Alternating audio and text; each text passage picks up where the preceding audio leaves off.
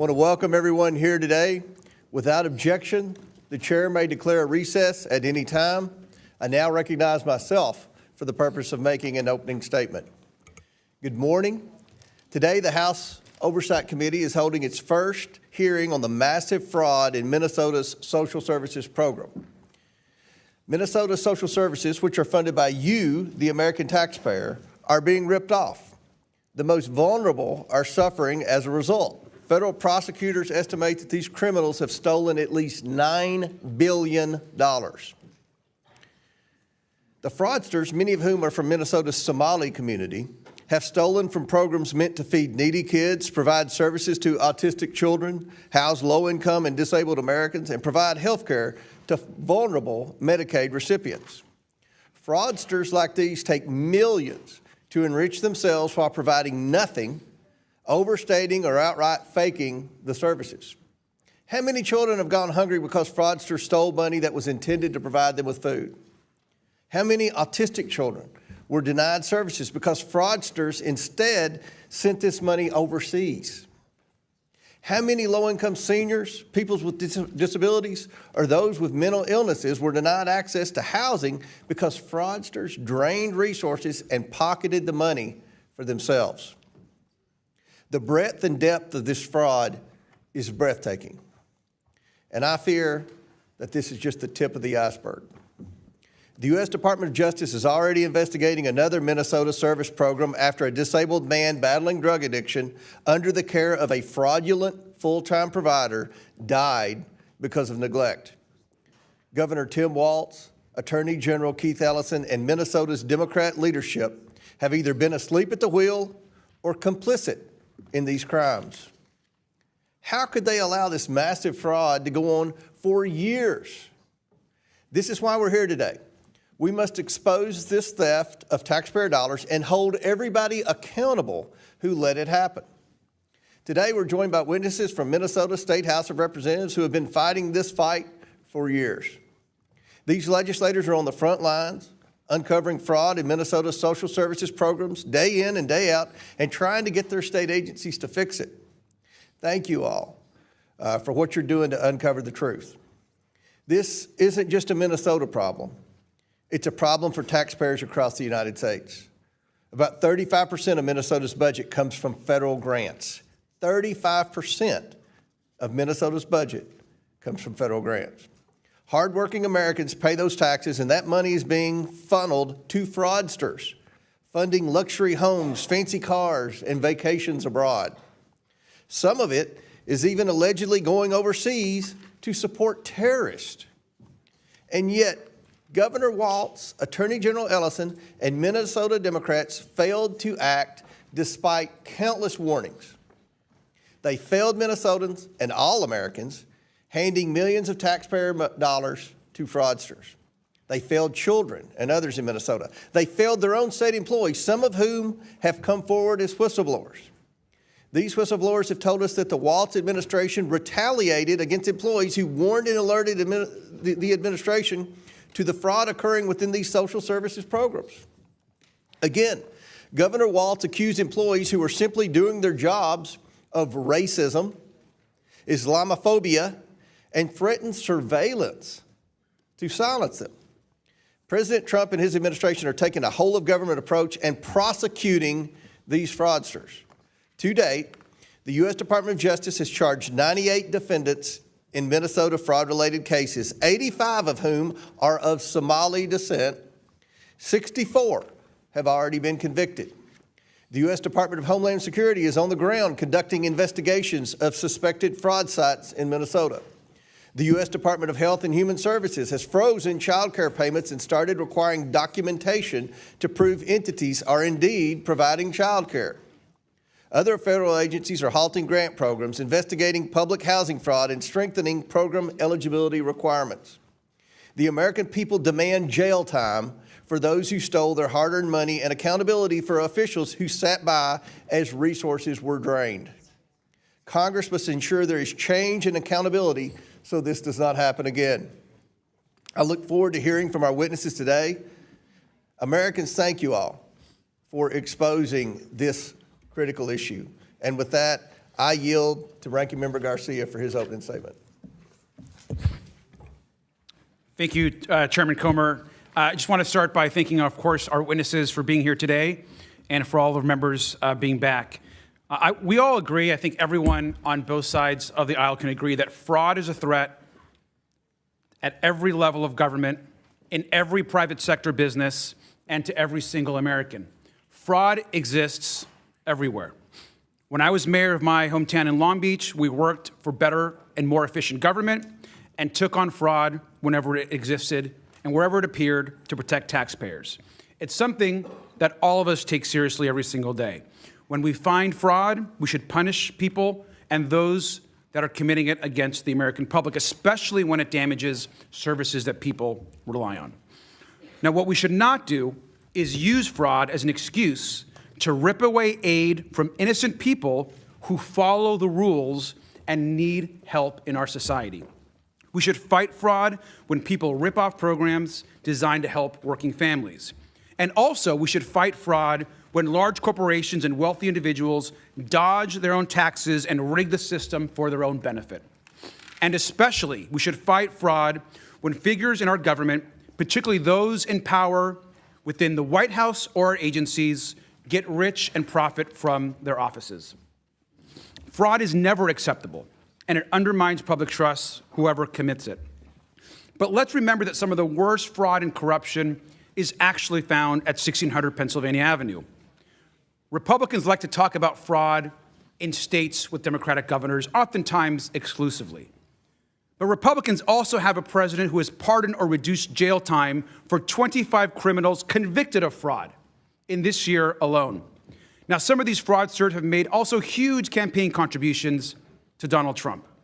And worst of all, Trump's pardons mean that these criminals can avoid paying back more than $1 billion, which they owe their victims, and dwarfs much of the fraud that the House majority wants to talk about today. This is actually the opposite of accountability. Instead, the House majority wants to excuse and cut programs, which they have done from the start. Now, Donald Trump's signature law cut money for health care and food programs. Medicaid and CHIP help almost half the kids in the United States see a doctor. And that, we lost, of course, $1 trillion in those programs. Over 10 million people could lose health care. Trump's law also cut 40 million people who use SNAP. And this includes, by the way, 1 out of every 5 kids. And this is happening not just in Minnesota. The president plans to freeze more than $10 billion for child care subsidies, social services, and cash support for low-income families in Minnesota, New York, Colorado, Illinois, and my home state of California. Of course, we know these states have Democratic governors that Donald Trump wants to punish. And we should look at those consequences if we want to talk about fraud. In Minnesota, which we're talking about today, Donald Trump is removing child care funding for the entire state. That frozen funding provides child care for over 18,000 kids. These kids didn't commit fraud. So I want to know why they should be punished. Last night, he said he's withholding all possibly Medicaid funds from Minnesota, which could harm 1 in 5 residents.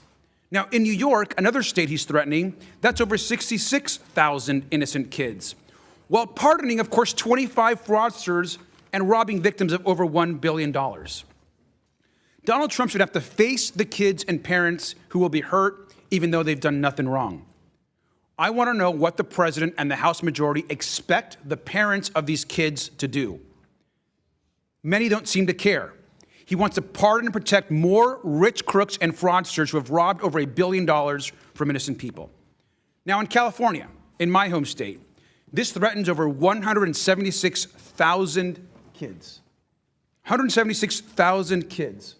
Well, he continues, of course, to pardon fraudsters and connected folks that have donated immense amounts of money to his campaign. Now, this hurts not just Democratic families, but Republican families.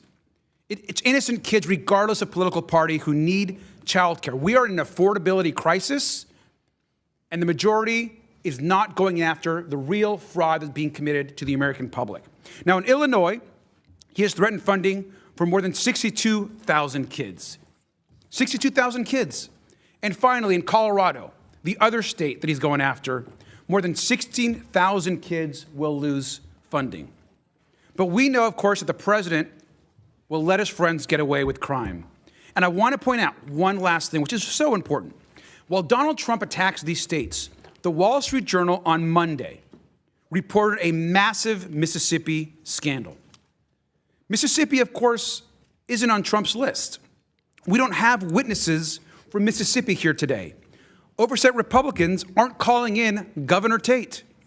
And I think the question is, why? We have real fraud happening, yet there's zero interest, apparently, in what's happening here in Mississippi and other places. Republicans want to cut benefits and attack states with Democratic governors. And what it's done, particularly in places like Minnesota, it has unleashed bigotry and hate. Minnesota child care centers have become the target of harassment and even vandalism and theft. Parents are afraid to drop their kids off in the morning and go to work. This is an opportunity, again, to attack for the House majority and smear innocent people without evidence. If we cared about fraud, we'd be starting at the very top.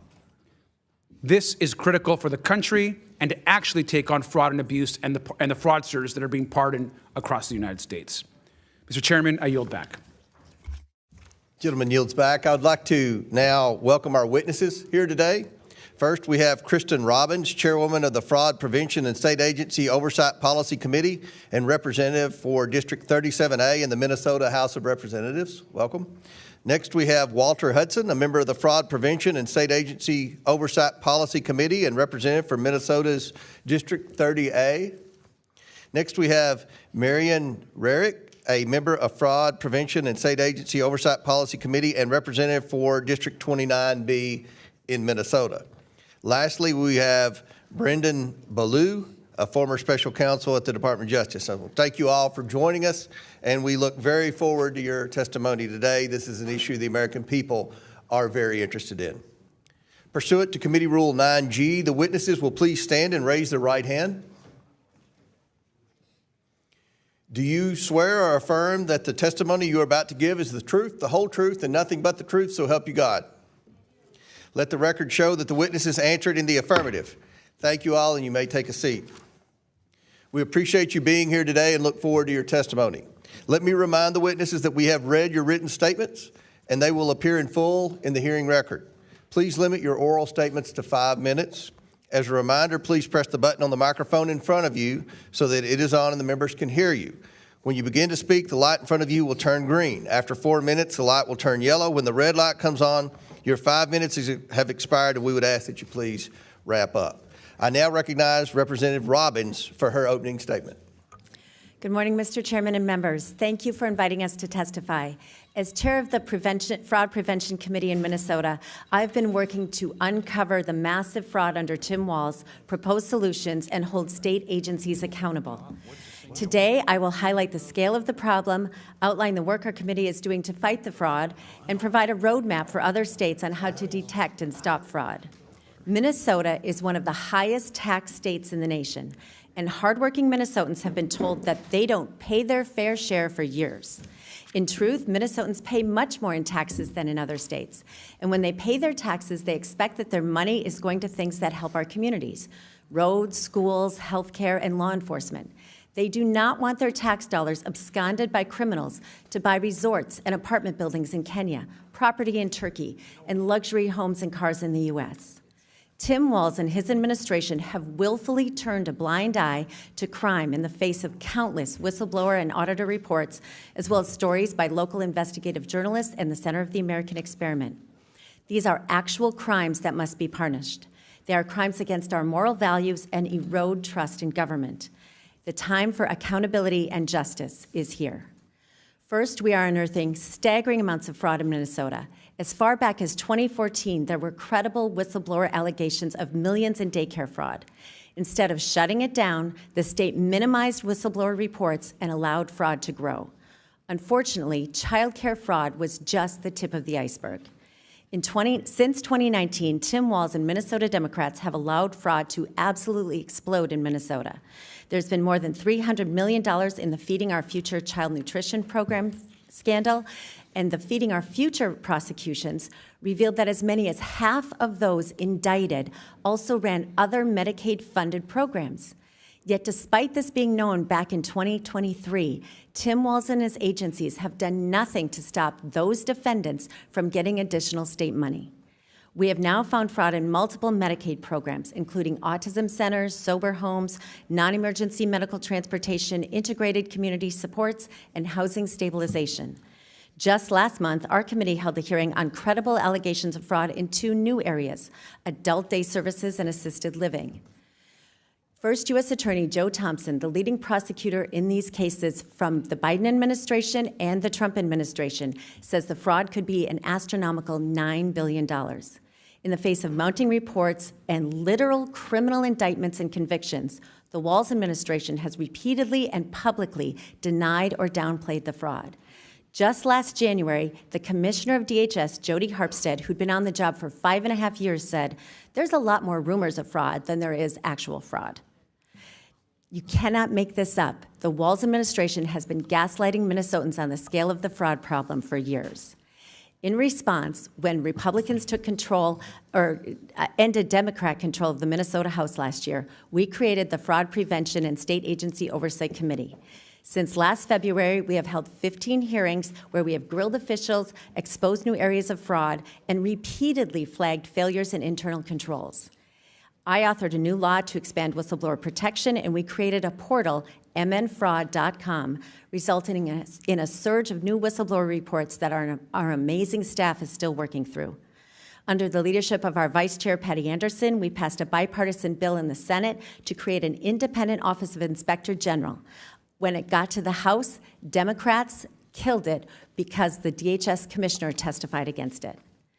The Tim Walz administration has utterly failed to protect Minnesota taxpayers and vulnerable citizens, ignoring years of credible reports and retaliating against those who spoke up, often by claiming they were racist or Islamophobic.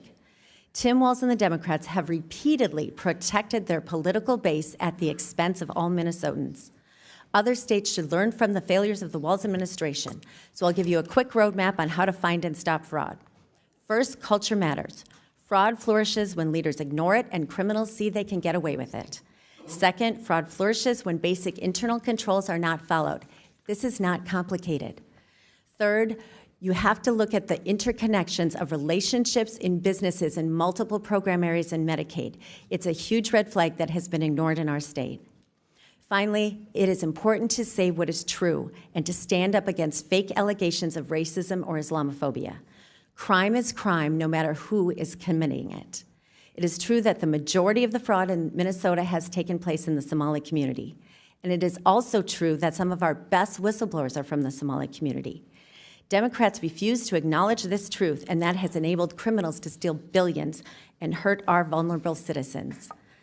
Mr. Chairman, thank you for the opportunity to share the lessons from Minnesota and for your help in investigating these crimes. The time for justice and accountability is now. I now recognize Representative Hudson for his opening statement. Chairman, ranking member, and members of the committee, thank you for the opportunity to testify today for the record. I am Minnesota State Representative Walter Hudson, a second-term member who sits on our House Fraud Prevention and State Agency Oversight Committee. The recent national conversation about fraud in Minnesota has been fraught with distractions, diverting from critical concerns regarding process, policy, and oversight to sideshow concerns about personalities and partisan politics. My role here today is to cut through all of that and provide you with a clear picture of a culture which has developed over many years around the several generous benefit programs which Minnesota provides to our residents. Well-documented oversight failures have led to a lack of program integrity, creating incentives for people to monetize programs beyond their legislative intent to turn benefits into business. Contrary to the claim just made by the ranking member that there is no evidence of this fraud, attached to my written testimony, you will find a document which collates several reports made over the past 15 years by Minnesota's nonpartisan Office of Legislative Auditor, along with transcripts of each of our hearings from the Fraud Committee, where we heard directly from staff and leaders within the state agencies which administer these programs. Here's what that record indicates. Within the state of Minnesota, government oversight has been unable to keep up with program expansion due to a combination of factors.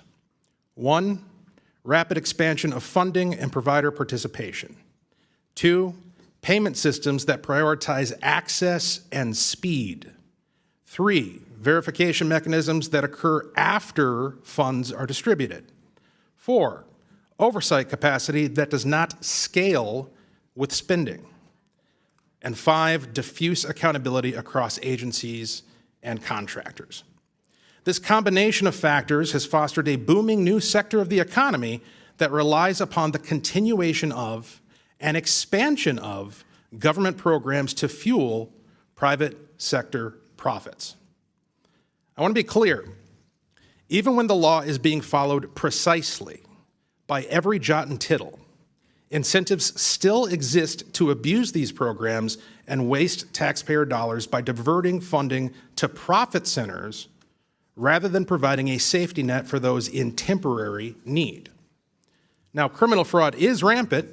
Deputy U.S. Attorney Joe Thompson, serving the District of Minnesota, has said that he could keep 1,000 prosecutors busy, but he's limited to a mere 25, only 5 of which are tasked with building fraud cases. He estimates that the total amount of criminal fraud over 5 years may reach $9 billion, which is fully 1/2 of the money that has been directed to these programs by the state. While Governor Tim Walz and other stakeholders dispute that assessment, the point I wish to emphasize is this. Whatever the actual number is, the full scope of the problem is not just criminal fraud, but a culture of profiting from government programs in perpetuity, not as a safety net, but as an industry. I have personally met and had discussions with folks who identify themselves as consultants for multiple entities accepting government benefits. They have made a career out of showing people how to leverage the gaps in government oversight to maximize benefit payments. Now, such conduct may not actually break the law, and that's the point.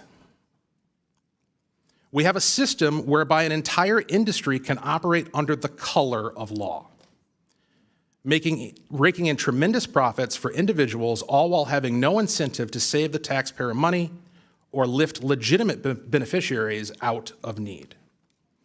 Instead, as the market for funneling benefits into businesses increases, so too does the perceived need for benevolent services.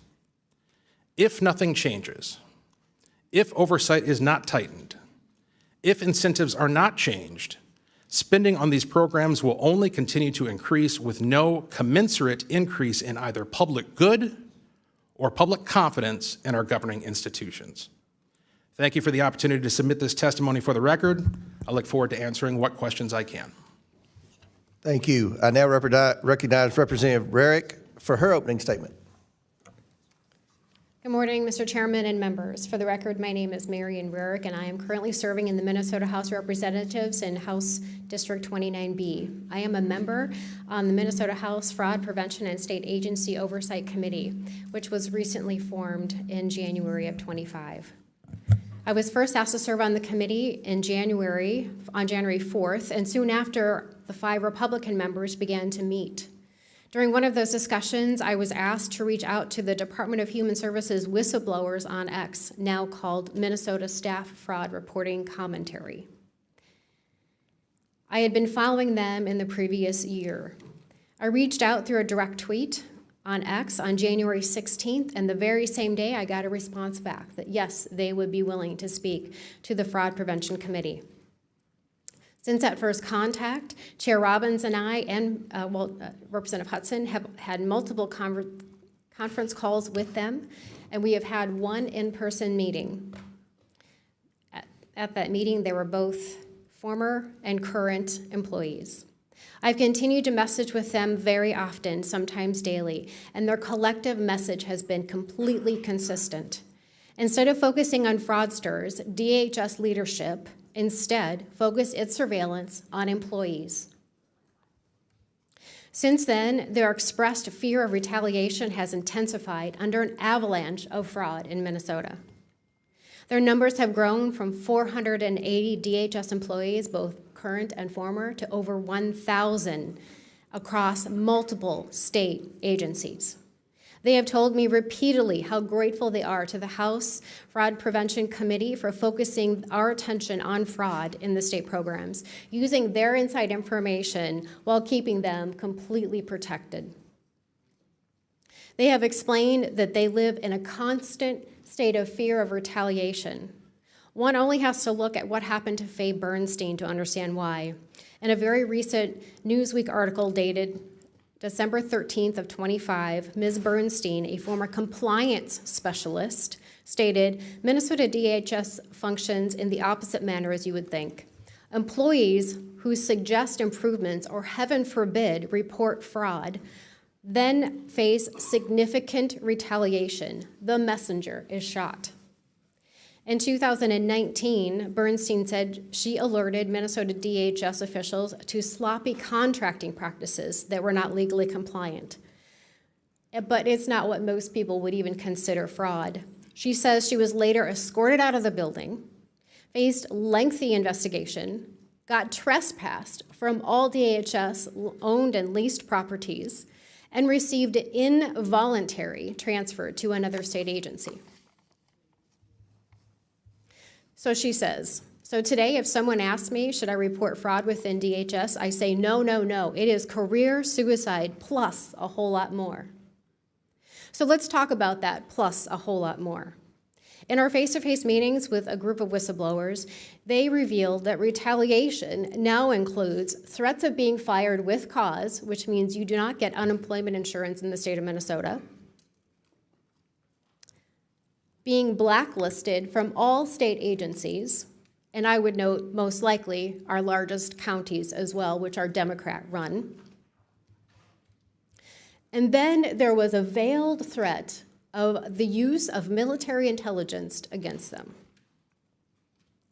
They later informed me that it was discovered that in some targeted employees or suspected whistleblowers' personnel files were pictures of their homes and their cars. They also described that supervisors asked them questions about their families that to them felt like a threat. One example was, we need to know where your kids go to school and where their bus stops are. I will also note that whistleblowers we spoke to described many times that DHS used surveillance programs to surveil employees' emails and chats and other communications, looking for keywords like fraud, double billing, underspending, and overpayments. One example that the whistleblowers let me know about Lieutenant Governor Flanagan. April 12th, 2024. Flanagan comes to a DHS Health and Human Services Equity Conference at the Heritage Center and Brooklyn Center. On stage, Flanagan acknowledges the X account and the fraud concerns it raised and publicly denounced the X users and called them weirdos and losers sitting in their mother's basement. This was in a public setting with hundreds of participants and elicited gasps among the crowd. Thank you, Mr. Chairman. Thank you. I now recognize Mr. Ballou for his opening statement. Thank you. My name is Brennan Ballou. I'm a former federal prosecutor and a native Minnesotan. Like all Minnesotans, like all Americans who have heard this story, I am deeply distressed by the fraud on the state's social service programs. Most notably, in 2022, the Department of Justice indicted 47 people for stealing an estimated $246 million in funds meant to feed children during the COVID-19 pandemic. As late as 2025, 78 people have been indicted as part of the scheme and 56 have pleaded guilty. More recently, the department has charged over a dozen people for stealing $14 million from a program meant for children with autism and millions more from a program meant to help disabled Minnesotans maintain stable housing. This is heartbreaking for several reasons. At the most basic level, money meant for the neediest among us, the hungry, the disabled, the destitute, was stolen. I fear that skepticism of Minnesota's social safety net, one of the things that makes the state great, will grow, and it will be harder to fund these programs in the future. And I fear that the actions of a few people will be used to demonize an entire population of Somali and East African Minnesotans who overwhelmingly have made the state more vibrant, more diverse, and more prosperous. I also feared the selective interest in fraud in America, because at the same time that these crimes are rightly being investigated by state and federal authorities, the larger infrastructure for prosecuting fraud and white-collar crime is being dismantled. Let me give you a few examples. In February 2025, the Department of Justice paused enforcement of the Foreign Corrupt Practices Act, which prohibits foreign bribery, and criminal violations of the Foreign Agents Registration Act, which, as the name suggests, prohibits acting as a secret agent of a foreign power.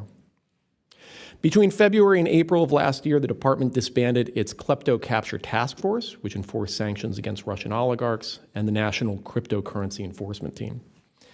And last year, the department forced out most of the lawyers of the Public Integrity Section, which prosecutes crimes by government officials, announced plans to dismantle the Tax Division, which prosecutes tax evasion, and shuttered the FBI task force that investigated congressional misconduct. More than just dismantling infrastructure for pursuing violations of the law, the government is, for favored defendants, appearing to enable it. In 2024, the Justice Department indicted Andrew Wiederhorn, the CEO of a casual fast food chain, for allegedly stealing $47 million from his own company. After his business donated $100,000 to the Trump inaugural committee, his case was dropped, and the line-level prosecutor on his case was fired. In 2021, the department sued Boeing for deceiving the government about the software that caused 2 plane crashes, killing 346 people. After donating $1 million to the inaugural committee, Boeing negotiated a favorable deferred prosecution agreement that the judge overseeing the case said, quote, fails to secure the necessary accountability to ensure the safety of the flying public. But he felt compelled by precedent to accept it nevertheless. The examples continue. Banks that contributed to the inaugural committee had litigations against them for violating consumer financial protection laws dropped, and so too did cryptocurrency companies that were investigated and sued by the Securities and Exchange Commission and who contributed to the inaugural committee. Crucially, those crypto companies that did not donate to the committee or other affiliated entities remain defendants of the government.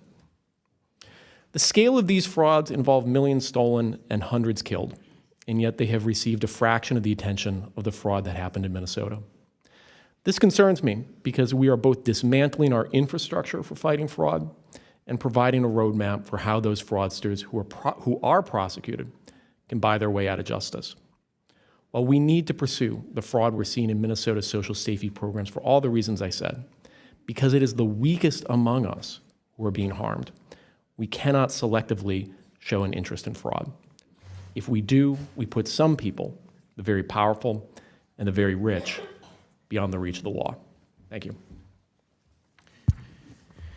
Thank you all for your opening statements. We'll now begin the questioning portion of the hearing, and our chair recognizes Mr. Gill from Texas for the first question.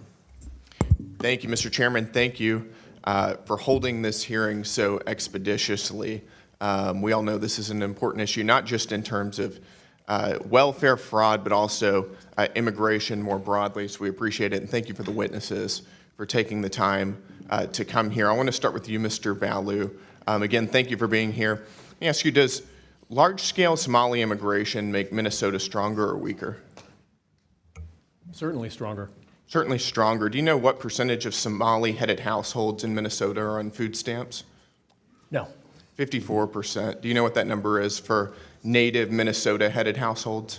Well, to be clear, a majority of the... It's 7%. There's a big difference between 54% and 7%, is there not? Excuse me, sir, could I answer the question? Let me move on. We've got a lot of questions here. What percentage of Somali-headed households in Minnesota are on Medicaid? I don't know. It's 73%. Do you know what that number is for Minnesota native households? Again, you're using the phrase Minnesota native households, but the majority... The number is 18%. That's quite an astounding difference. I think we would agree. Can I answer the question, please? Let me ask you one more, and then we can go on to that. What percentage of Somali-headed households are on welfare in general? I don't know. It's 81%. What about, let me just ask you, after 10 years of being in the United States, what percentage of Somali immigrant households continue to be on welfare? I don't know. The number is 78%.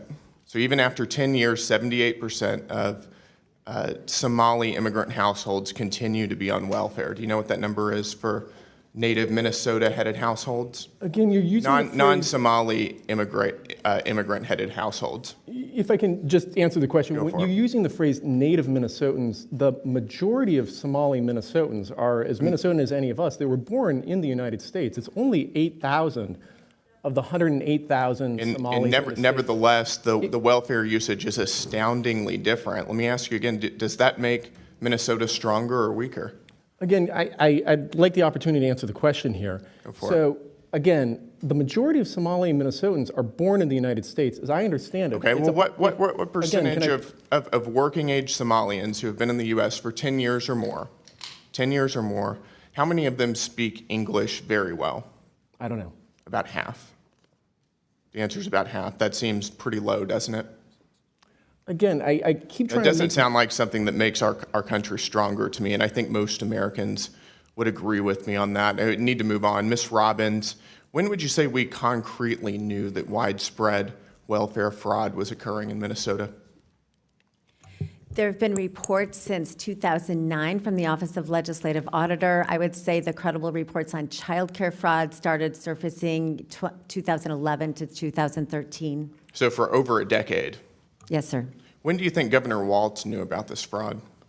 From the very beginning. He was running for governor in 2018 when there were prosecutions going on, when there was an OLA report, active cases in the news all the time. And what was the Walz administration's response? They actually did nothing when they got into office, and Lieutenant Governor Peggy Flanagan had been on the committee in the legislature that had hearings on child care fraud, and when they got into office, they did put $5 million into a little more money, but nothing changed. But nothing. And let me ask you, Mr. Hudson, thank you for being here. Did those who commit this fraud, do they typically vote for Republicans or Democrats, in your opinion? In my opinion, thank you for qualifying it like that, I would say they most definitely overwhelmingly vote for Democrats. Do they typically donate to Republicans or Democrats? Not to my knowledge. They In your they don't opinion? donate to Republicans, they donate to Democrats, in my opinion, yes. Got it. So would you say this is the Somali population is an important demographic for Democrats to win over politically? Unquestionably. Got it. And do you think it would have hurt Democrats' political standing with the Somali population to investigate this fraud? Very clearly. Got it. So in other words, you're saying that there was a political incentive to cover up widespread Somali fraud. Is that right? 100%. Got it. Let me ask all three of you. Did the Walz administration and Democrats intentionally, in your opinion, overlook this fraud while it was happening for political gain? I'll start with you, Ms. Robbins. Absolutely. We have credible whistleblower reports that the Department of Human Services administration up to the OIG and the commissioner met with a group called the Minnesota Minority Child Care Association multiple times, and that they were trying to weaken protections. We wanted, Right. we had several changes we wanted to do, and they opposed all of them. And Mr. Hudson and Ms. Rarick, and then my time is up. I would agree. Absolutely, the whistleblowers confirm it. Got it. Thank you. Chair now recognizes Ranking Member Garcia. Thank you. I just want to clarify one thing. I just want to just be very clear that a vast majority of those Somali Minnesotans are United States citizens, and Somali Americans have as much right to access those services, or any Somalis, as United States members of Congress. They have the same right to access services, and we're talking about U.S. citizens. Let me also just clarify, Mr. Hudson, you said in your opening remarks that I had said that no fraud exists, and I think you can feel free to run the tape. That's not exactly not what I said. What I have been talking about, what's important for us to remember, is that wherever fraud exists, we should take it on, and we should hold folks accountable. And when people commit fraud and people get hurt, there's going to be repercussions, as there should be. We can all agree to that. We want to hold fraudsters accountable. We want to protect the victims and innocent people, so that those that can access services can continue to access services across this country. That's how it should work. But we also know that's not how it should work according to President Trump. Now, let's actually talk about real fraud and some fraudsters. Now, we all know that recently, here in Florida, President Trump granted a get-out-of-jail-free pardon to Philip S. Forms. Now, Mr. S. Forms is a nursing home mogul convicted of schemes to defraud Medicare and Medicaid of $1.3 billion.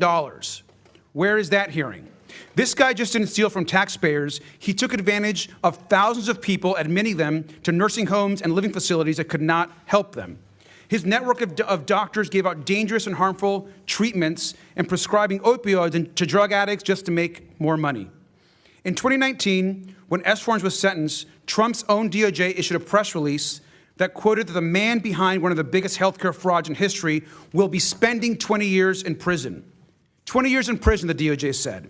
Just 14 months later, Donald Trump let him walk free with a pardon.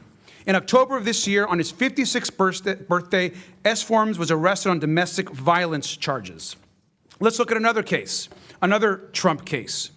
Joseph Schwartz, he was sentenced for taking advantage of nursing home residents and workers and defrauding the government of $38 million. Where is that hearing? Schwartz paid lobbyists almost $1 million to secure a pardon from the president, and it worked. In November of this last year, a full and unconditional pardon was granted by President Trump for this enormous amount of fraud. Now let's look at Paul Walczak, a tax cheat whose crimes cost taxpayers almost $1.1 billion, dwarfing what we're talking about today, as he made lavish purchases like a $1 million luxury yacht.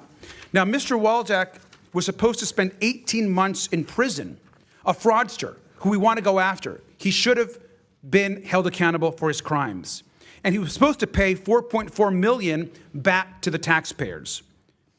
While this pardon application was pending, his mom was invited to a $1 million per person candlelight dinner at Mar-a-Lago with President Trump.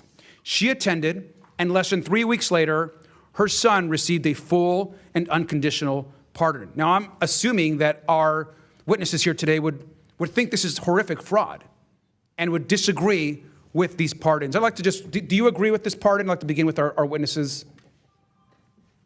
Sir, I've not looked at the facts of the case or the law, so I cannot make a statement on that. So you can't make a statement on these pardons. You haven't read anything about them in the news, apparently. These are pardons to criminals and fraudsters that our witnesses clearly have no interest in. Now, in Trump's America, rich people can rip innocent people off whenever they want and get a pardon. And the answer to fraud here is to cut off benefits to innocent people. Most of these folks are innocent people and kids who just need their services.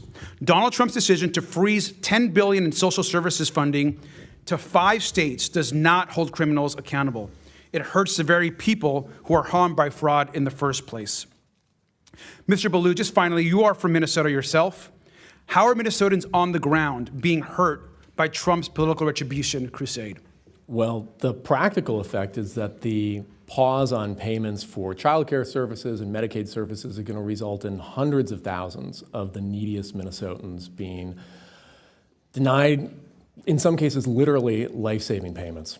And also, as we've been discussing here, there is a large, of course, immigrant community, and a community that makes Minnesota stronger. Can you tell us how innocent people in the Somali community are being directly harmed?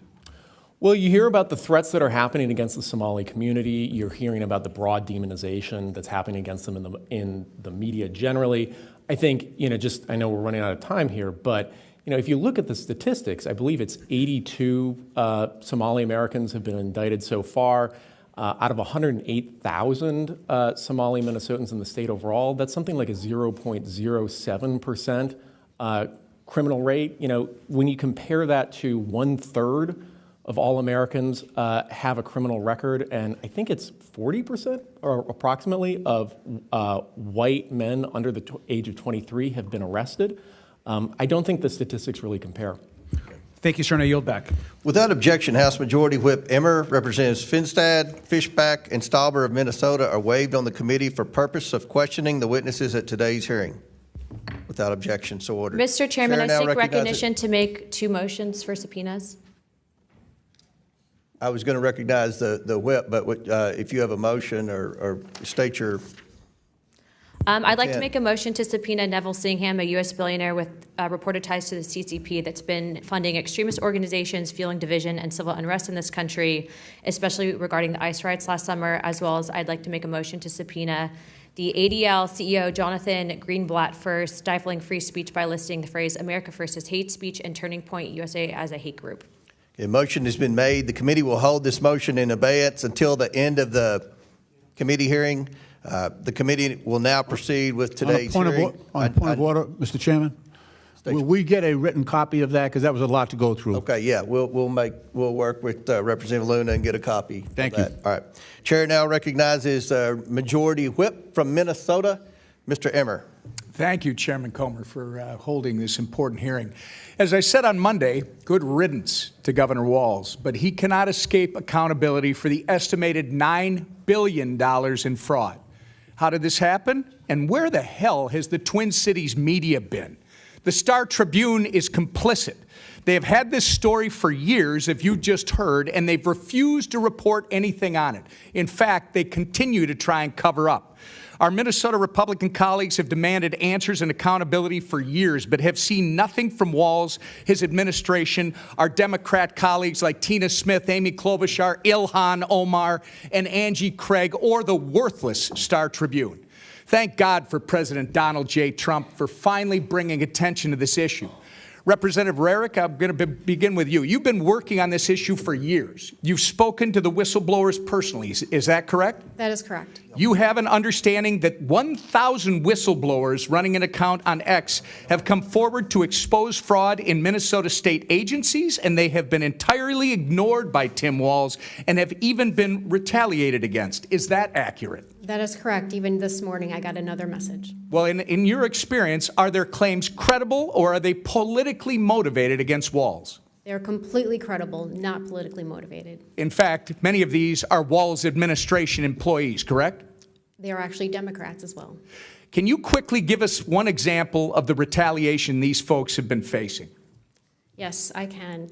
In my opening statement, I mentioned that the most severe ones was that they would be fired with cause, so they couldn't have unemployment insurance, that they would be blacklisted from all state agencies, and I bet that it's also Hennepin County and Ramsey County, as you know, those are Democrat-run, and much, much more. Based on what you've learned, Representative, over the last several years, do you have any doubt that Governor Tim Walz knew about this fraud as it was occurring? He absolutely knew that it was occurring. Thank you. The Housing Stability Services Program was estimated to cost about $2.6 million per year, but before it was shut down last October, it was on track to run about $122 million in 2025. In fact, I think they sucked $161 million out of it from the point it started in 2020 until it was finally shut down. Isn't that correct? That is correct, and Joe Thompson believes that 90% of that was fraud. Yeah. The Quality Leering Center, as uncovered by Nick Shirley, received almost $10 million in funding. Is that accurate? I believe it is. There are more than 80 autism centers in Minnesota under investigation. Is that true? I believe it is, yes. It's clear that someone is criminally complicit. You can't just let this amount of money get out of your administration over a period of 7 years without knowing. There was a hearing in the state regarding the fraudulent housing stabilization program, but before that hearing, Governor Walz fired the official who was slated to testify so that they could not testify and expose what was happening under Governor Walz's watch. Has Governor Walz or Attorney General Ellison fired anyone else to your knowledge, Representative? Not to my knowledge, and that was Eric Rumdahl, and his administration believes that he was not fired, but I say he was fired because it was too convenient. Right. Representative Hudson, is it true that 90% of the individuals charged, regardless of what your colleague on the panel just said with his facts and figures, 90% of the individuals charged or indicted with the $250 million Feeding Our Future COVID fraud are of Somali descent? I believe that to be correct. Are you aware that in a 2021 video, Mr. Ellison promised that he would obstruct his own agencies in their investigation of Somali fraud? I am very much aware of that.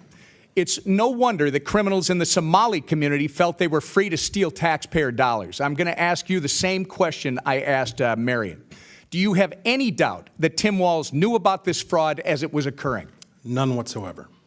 Walz and Ellison were protecting fraudsters instead of investigating them, and it was purposeful. And it's no coincidence that this is occurring largely in the Somali community. Walz made a sanctuary state, Minnesota, a sanctuary state. He gave free health care, free college, and free licenses to illegals. And Walz looked the other way when Somali immigrants were stealing. Representative Robbins, do you have any doubt that Tim Walz knew about this fraud as it was occurring? None whatsoever. So all three of you have no doubt in your minds that Tim Walz knew about the $9 billion of fraud during his tenure as governor and did nothing about it. It looks like my time is about to expire, and I do want to say to all of you, on behalf of Minnesota, thank you for being here, and justice will be served. Thank you, Mr. Chairman. Thank you, Mr. Whip. Chair now recognizes Ms. Norton from Washington, D.C. Thank you, Mr. Chair. Federal assistance programs are vital for keeping working families afloat and children healthy. Nearly 25% of adults and nearly 50% of children rely on federal assistance, including child care funding, Medicaid, and Children's Health Insurance Program, and the Supplemental Nutrition Assistance Program. Fraudsters targeting government programs have a uniquely harmful impact on Americans. They deprive taxpayers of efficient use of their funds, deprive intended recipients and sometimes the most vulnerable groups in our society of the services and assistance they are eligible for, and they reduce the public trust in government. But answers to fraud is not to freeze critical safety net programs and cause more suffering for Americans who are already struggling to afford everyday expenses. I have worked with my colleagues on the Government Operations Subcommittee on ways that federal agencies can identify and prevent fraud before payments are made. My Oversight Committee Democrat colleagues and I are also proud co-sponsors of Congressional Men's Taxpayer Funds Oversight Accountability Act.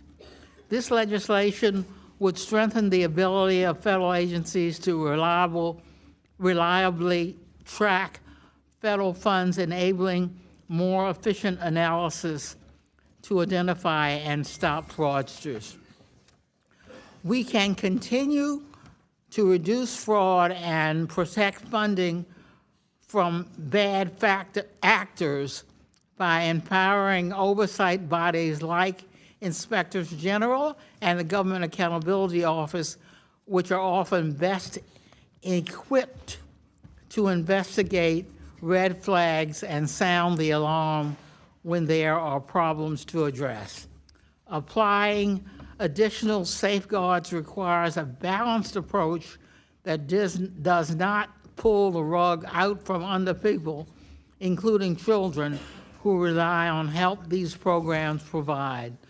Congress must not allow partisan actors to seize on the misdeeds of a few in order to gut the vital programs that provide access to federal health care and special health education services, keep American children fed, and keep American parents to work with the knowledge that their children are safe. And I yield back. Gentlelady yields back. Chair now recognizes Mr. Jordan from Ohio. Thank you, Mr. Chairman. Mr. Hudson, who is Salim Saeed and Amy Bach? I recognize those names as defendants in the Feeding Our Future trial. They ran Feeding Our Future, is that right? That's correct. And they've been indicted? That's correct. They've been convicted? That's correct. And they're in jail waiting sentences, is that right? As I understand it. Okay, I want to go back, because earlier with Mr. Gill, you said that they overlooked the fraud. I think it's worse than that. I think they helped it along. I'm going to go to this meeting that took place, or actually I want to go to March 30th, 2021. Is it true back in March of 2021, the Minnesota Department of Education suspended payments to Feeding Our Future, that program? Is that right? I believe that's correct. And then a month later, they resumed payments. That's correct. What caused them to change their mind? In my opinion, what caused them to change their mind was pushback from their constituency within the Somali community who accused the state agencies of being racist. But what caused them to stop it in the first place? Was it whistleblowers coming forward? Was it like this something's not right here? What happened? Apologize for the misunderstanding. The reason they stopped the funds in the first place is because they had credible allegations that there was fraud taking place. From whistleblowers and others. Correct. And just they're doing their job looking, this doesn't make sense. We got all these programs, no one's getting fed, and yet money's going out the door like crazy. So they suspended it. And then they started it back up, right? Was there any threat of a lawsuit from the Somali community and folks affiliated with Feeding Our Future?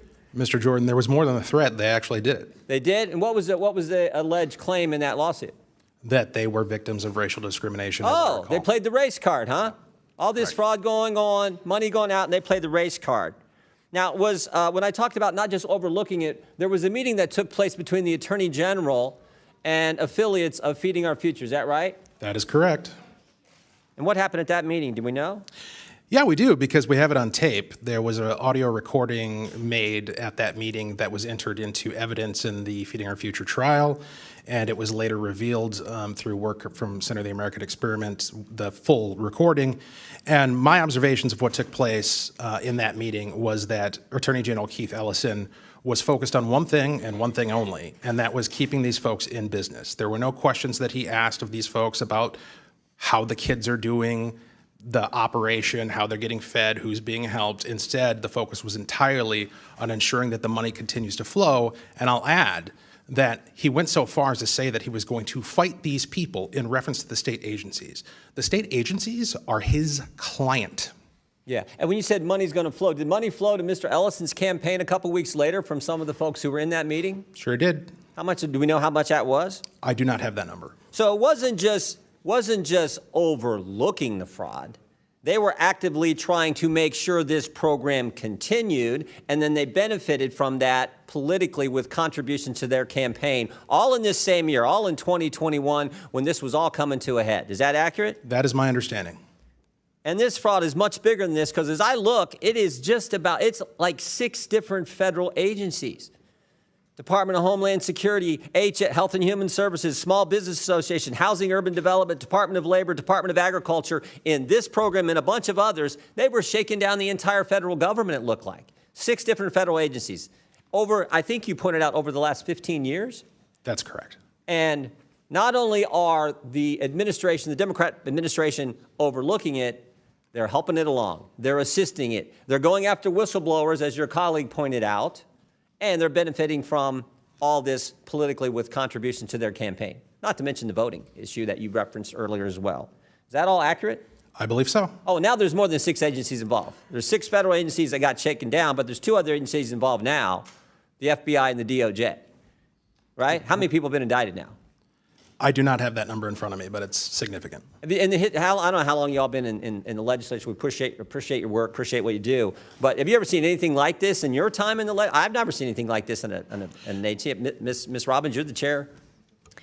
No, sir, we have never seen anything on this scale. It is unbelievable. As Joe Thompson said, it is breathtaking and cannot be overstated.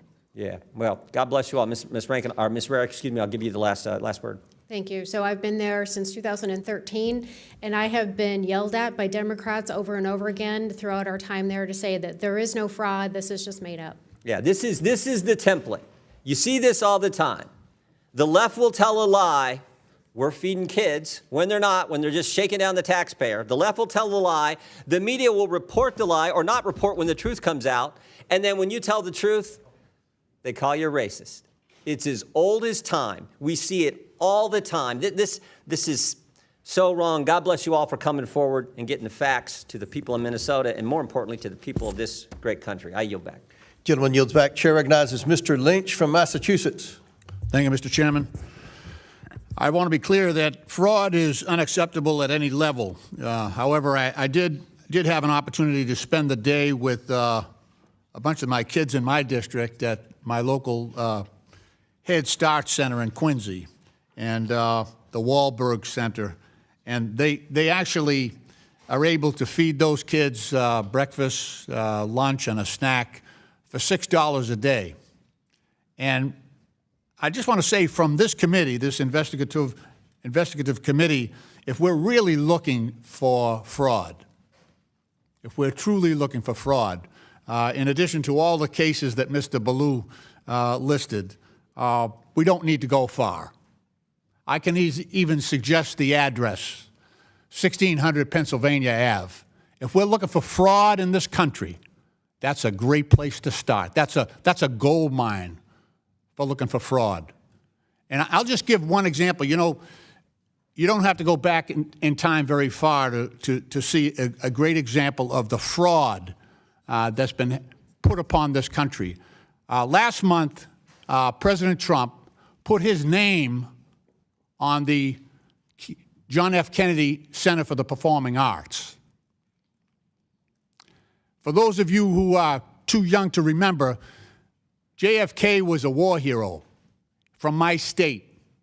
He was an Irish Catholic, first Catholic elected president. Fought a lot of bigotry during his time trying to become president. He actually stood up to the Russians. But he was a war hero, a decorated war hero. He's the only United States president who ever have received the Purple Heart. He also received the Medal of Valor from the Navy and the Marine Corps because during World War II, he was commanding a PT boat, PT 109. His vessel was struck by a destroyer in the South Pacific. And he actually risked his life to save his crew members. And after he was assassinated, LBJ, Lyndon Baines Johnson, his successor, and the United States Congress at that time recognized his service and sacrifice to this country by naming the Performing Arts Center after him. He had raised most of the money to build that center, he and Jacqueline Kennedy. And it is shameful. It is a case of stolen valor for this president to put his name above the name of John F. Kennedy. That is a fraud being perpetrated on this country right now. And if we're really interested in rooting out fraud, how about starting right there? I have legislation that will take Trump's name off that building and restore it.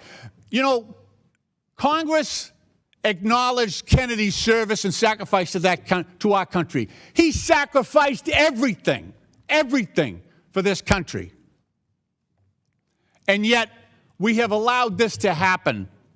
And we have allowed that fraud, that valor to be stolen from John F. Kennedy. It's wrong. It is wrong. And while I know Trump has his supporters and his minions, and there is no depth to the shame that they will stoop to, but we as Americans should defend the history, defend the goodness that has been done by previous leaders. It's ironic that Jacqueline Kennedy actually established the White House Historical Society, and she did so in a manner that she said we should honor every president within the White House, regardless of party, but because of the service and the sacrifice that they have made on behalf of our country. That's a much different sentiment that is held at the White House today when you see the shameful plaques that have been put up by this president denigrating previous presidents and their service to this country. So I hope my colleagues will join me in that legislation to restore the John F. Kennedy Center for the Performing Arts and eliminate this fraud, glaring fraud that's being perpetrated on the American people. Mr. Chairman, I yield back. Chair now recognizes Byron Donalds from the great state of Florida. Thank you, Chairman. Before we begin, I have a letter to submit for the record titled Collective Request for Congressional Oversight, Systematic Retaliation and Governance Failure at the Minnesota Department of Human Services. Chairman, this letter was written by the whistleblowers and has been provided to the committee. I want to submit that for the record. Without objection, so ordered. Ms. Rarick, first of all, thank you for your service to the state of Minnesota. I want to refer back to your commentary about a meeting where the Lieutenant Governor of the state of Minnesota, Lieutenant Governor Flanagan, came and admonished these whistleblowers. Can you go into more detail about what was said in this meeting? Thank you, Mr. Congressman. So I don't have any more detail other than what I read into the record. Unfortunately, it was obviously a public meeting, and there were hundreds of DHS employees, so Department of Human Services employees there. It was a story that's been reported multiple times on the X page, but I don't have any more details than that, other than the fact that that wasn't the only time that she retaliated. Do you think that the Lieutenant Governor was operating outside of the purview of Governor Walz? So it's interesting, the timing, and it was before he ran as the vice president, and so she was completely almost tied at the hip with Governor Walz at that time in history. I think it's important for people to understand that in virtually every state in the country, the Lieutenant Governor is essentially chosen by the governor.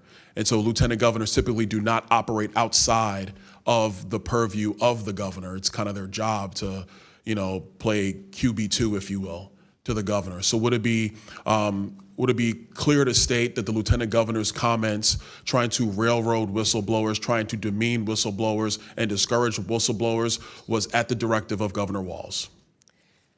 You can definitely assume that because, like I said, at that moment in time, up until the point where the governor ran for VP, she was seen at literally every press conference. She was in all the meetings. They were tied at the hip. They were always together. So if she was saying it, he had approved it. I'm certain of it. Well, I guess you could say she's kind of a knucklehead, too. Moving on, the list of programs in the fraud in Minnesota are rampant. You have the Child Care Assistance Program. You have the Feeding Our Future. You have the Housing Stabilization Services. You have the Early Intensive Development and Behavioral Intervention. You have Integrated Community Supports. Ms. Robbins, you're the chair of the investigative committee. The depth of fraud that you have seen, were there controls in place in the state of Minnesota that could have prevented this fraud? And were these controls ignored by the Walz administration and by the Department of Human Services? Absolutely. So we have many whistleblower reports talking about how DHS undermined ability to strengthen internal controls. So, for example, there was an effort for the Child Care Assistance Program. They have a clear and convincing evidence standard to disqualify someone from being a provider, where all the other programs are a lower standard, preponderance of the evidence. There was an effort to make this a lower standard so it was easier to disqualify people to preponderance. And the Minnesota Minority Child Care Association, which was run by a group of Somali providers, opposed it, and DHS went along with their recommendation. And in a similar vein, we were trying to reduce the number of child care employees with children that could work in these child care centers, because that was one of the vectors of fraud, right. And they opposed that. So you had the Somali community who on purpose was petitioning the state of Minnesota to lower the standards to be able to make sure that fraud could not be caught. Is that correct? Well, they wanted to keep the standard clear and convincing, which makes it harder to disqualify people. So it makes it harder for them to be disqualified from wasting taxpayer funds. Is that Absolutely. correct? Okay. Ms. Robbins, I want to stay with you. I want to talk about use of funds. You've talked about some of these funds were used to buy property in Kenya. Yes, sir. Property in Turkey. Do I have that correct? Yes. Remittances back to Somalia. Yes. I think it's important for the committee to understand that these remittances in part are used in what's called the Hawala. I want to make sure I have the terminology right. The Hawala network. Ms. Robbins, can you speak to what the Hawala network is? Yes. So it's an informal network where someone goes to a Hawala place in Minneapolis, which is like a money exchange or a money sending site, and they say, I want to send X amount of dollars, and then there's a receiving site in Somalia, and they put take the cash out. So money doesn't cross the border. It's an order for money here that gets transmitted to Somalia.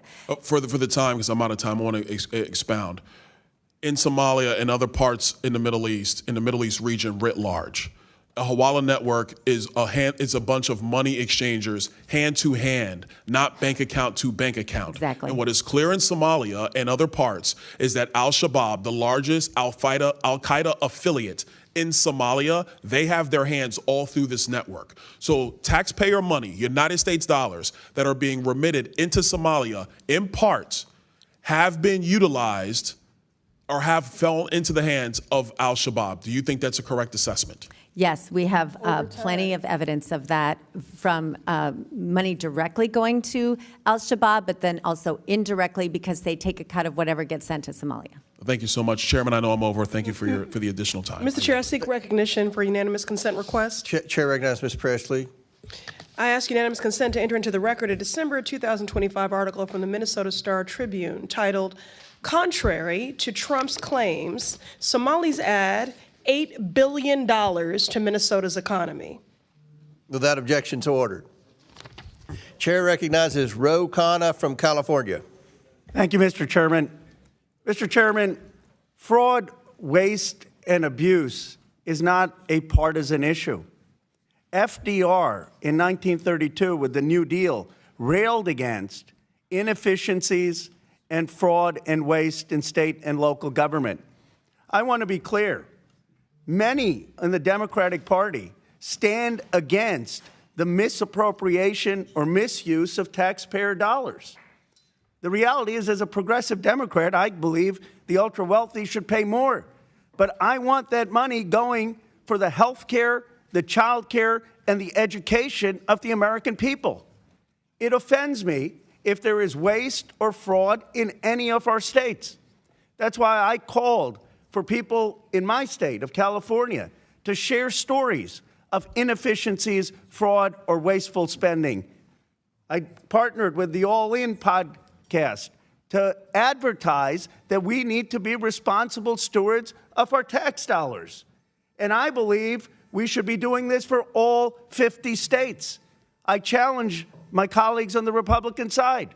Let's have an audit of all 50 states to make sure that government money is being spent wisely. We don't need to make these partisan hearings. Every American has a stake in making sure that they have a receipt for where their tax dollars are going. Every American has a stake, if we're going to ask them to pay tax, to make sure that that money isn't being wasted. And I'd like to see this committee work together to stand up for basic fairness of the American taxpayers. I certainly am going to do that in the state of California, and we should be doing that in all 50 states. Thank you, Mr. Chairman. Thank you, Representative Khanna. And I believe you're sincere, and we want to work with you on fraud in any state. If it's a Republican state, Democratic state, we don't care. The mission of this committee is to root out waste, fraud, abuse, and mismanagement, and we would gladly work with you. Thank you, Mr. Chairman. Yes, sir. Mr. Chairman. Mr. Chairman. Chair recognizes Mr. Biggs from Arizona. I have a UC request. Proceed. Thank you. First one is Arizona has recovered just 5% of taxpayer dollars lost in a $2.5 billion Medicaid fraud scheme. Without objection, so ordered. And I'll save the rest for the future. No, I've got a bunch more, but not right now, Mr. Chairman. Okay. All right. Thank you. Chair recognizes myself for 5 minutes of questioning. Yesterday, Minnesota's Office of the Legislative Auditor published an audit of the state's Department of Human Services Behavioral Health Administration grants. I'd like to enter that report and its cover letter into the record. Without objection, so ordered. The cover letter of this report states, quote, however, during the course of our audit, we identified a number of documents that the Behavioral Health Administration either backdated or created after our audit happened, end quote. It sounds like Governor Tim Walz's Department of Human Services may have been fabricating evidence by creating documentation after the fact to mislead voters, to mislead auditors. This new report noted that one grantee who received nearly $680,000 from this agency for 1 month's work, but could not provide any documentation or proof that any work was actually completed. What's more, and this is the kicker, the report notes that the grant manager who approved this money left the agency within days of approving the grant to take a job with the very same grantee that they approved money for. So very quickly, Representative Roberts Have you ever seen anything like this in your time as a member of the Minnesota's Fraud Prevention and State Agency Oversight Policy Committee? We have heard whistleblower reports of backdating and falsification before, and we also have a record of earlier in the CCAP, the child care fraud, where they would allow the providers to submit records far after the investigation and accept them as true. So clearly this has been a pattern at the agency, and it's unacceptable. Unbelievable. And we want to work with you. We want to work with these whistleblowers. We're serious about this. The Trump administration's on the ground. We want to catch these people, and we want to put them behind bars, and we want to hold any politician that participated in these schemes accountable. Representative Hudson, who's to blame for this dysfunction? Well, the blame can go around quite a bit, but as Tim Walz himself said, the buck stops with him. Representative Robbins, do you have any examples of how the Walz administration blocked investigators from moving forward with high-priority fraud investigations? Yes, we do, Mr. Chairman. I've met with whistleblowers and gotten documents from them about how after the original CCAP whistleblower report came out in March and April of 2019, subsequent to that, there was an Office of Inspector General within DHS that had investigative authority to do surveillance, warrants, and seize electronics, and they were shut down. They were told they could no longer do criminal investigations. They were told they could no longer meet with the Bureau of Criminal Apprehension agents that were assigned to them without supervisor's approval. And instead, when they found one of the other members talked about how they changed the language. They went from calling it fraud to calling it overbilling. And they created an overbilling committee to all the investigative agents now couldn't do criminal investigations, and they had to flag issues of overbilling, and then a committee would decide if any of that overbilling would be recouped. Committee appointed by Walz? No, appointed within DHS. Oh, appointed by the own bureaucracy. Yes, so they shut down criminal investigations. They created a committee to call it overbilling and decide if overbilling investigations would even try to recoup the money. This is evidence that Tim Walz interfered with investigators who knew there was fraud. The rumors of fraud have been taking place. I've been hearing them for a decade, and yet he interfered to try to obstruct their investigation of fraud. Yes, his agencies shut down criminal investigations. Representative Hudson, we didn't get $9 billion stolen overnight. How did the fraud in Minnesota become so widespread? Well, listen, let me give the maximum benefit of the doubt that these programs were designed for a beneficial legislative intent. Of course. The way that it happened was by when people recognized that the system wasn't working and they raised those concerns were ignored, and a culture suppressing raising those concerns was fostered by the Walz administration. So obviously there was a lack of oversight by the Walz administration. Why would Governor Walz let $9 billion in fraud occur?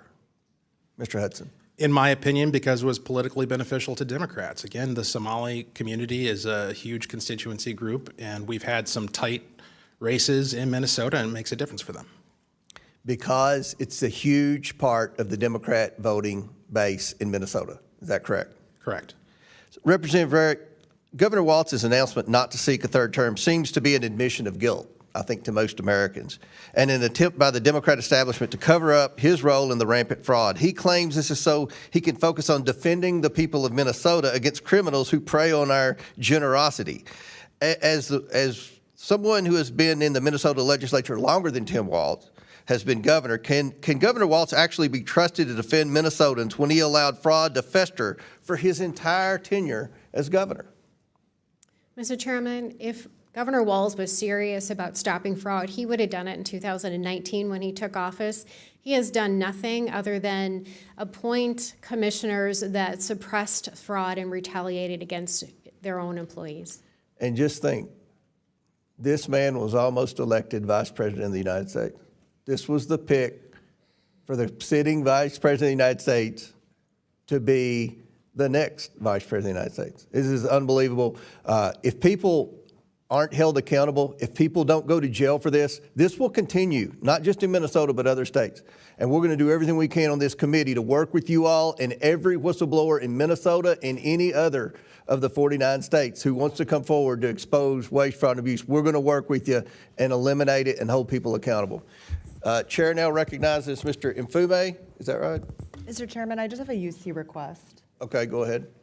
First one is from the American Immigration Council. Immigrants contribute billions to federal and state taxes each year, as well as immigrants do not commit more crimes in the U.S. despite fear-mongering. Without objection, so ordered.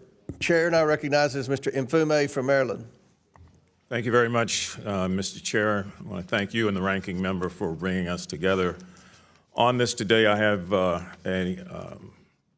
request for unanimous consent to enter into the record a letter from James Clark, the Inspector General of the Minnesota Department of Human Services, directed to the Fraud Prevention and State Agency Oversight Committee of the House of Representatives in Minnesota, requesting information on the alleged 700 tips that have been received. I'd like to enter that with unanimous consent, Mr. Without objection, so ordered. Mr. Chair, I know we're up against the clock. Many of us are trying to get to the special briefings on the action that has taken place in Venezuela, and so we are leaving one by one. I do want to try to get a couple of things in before I have to depart also. I want to thank you again. As ranking member of this committee's subcommittee on government operations, it has been my focus to combat waste, fraud, and abuse within the federal government for the last 3.5 years. Regardless of what side you're on, what side of the aisle, or what you believe, as has been stated, everybody should be against fraud. It requires our collective attention to address the issue and to minimize the consequences that we are seeing that are taking place. Not minimize the consequences to the perpetrators, but minimize the hurt to taxpayers in this country. As ranking member of that committee, we have committed ourselves to fight this full and necessary issue over and over again. And I believe that from most of the people I've heard, we all are in concurrence that stealing from taxpayers is the wrong thing, period. Now, the distinguished gentleman from Texas, Mr. Sessions, and I, who is the chairman of that subcommittee, have been working together on a bipartisan basis to create a congressional scorecard to assess the progress of key government spending programs in reducing fraud and improper payments, both through the federal government and through states. Additionally, through the American Rescue Act plan, Congress has provided funding for PRAC, as well as the Pandemic Analytics Center of Excellence to deter, detect, and prevent fraud across multiple state agencies and multiple federal agencies. I've also co-led several bills here in the House that address that type of fraud. Congress should defend these programs that seek to find a way to root out this problem, and we need to do that in a bipartisan, nonpartisan way. The Council of Inspector Generals for Integrity and Efficiency, in their report a year and a half ago to the Congress and to the President, found that every dollar spent on the Office of Inspectors General, as a result, $26 was saved for every one that was spent. Now, that's a return on investment that taxpayers deserve, and unfortunately, the Trump administration illegally defunded CIGIE last year, and I've joined with my colleagues, several of whom on this committee, in leading several letters to oppose that unlawful set of firings of inspector generals. I urge this administration again and my colleagues to restore the congressionally designated funding to CIGIE and the offices of inspectors general so that we might be able to continue the work necessary to combat waste, fraud, and abuse. Before I yield, I want to thank Mr. O'Connor for his comments that this issue should be nonpartisan, that when we make it something other than that, we take away from our ability to bring about change, and we in some sort of way chip away at the sort of belief that the public has that we are really serious about doing something here. So it was concerning to me also to have heard some of the xenophobia that began earlier in this hearing, Mr. Chairman. Differences versus similarities. And when we do that, we create the problems that we always are trying to do away with. Asking witnesses to give their opinion of Somalis as a general group of Americans. Asking witnesses their opinion. Do you think they vote for Democrats? Do you think they just give money to Democrats, asking their opinion. What is your opinion of Somalians? We might as well say, what is your opinion of Jews? What is your opinion of black people? What is your opinion of Latinos? That sort of thing, although it may sound good and play to the issue, creates a slippery slope.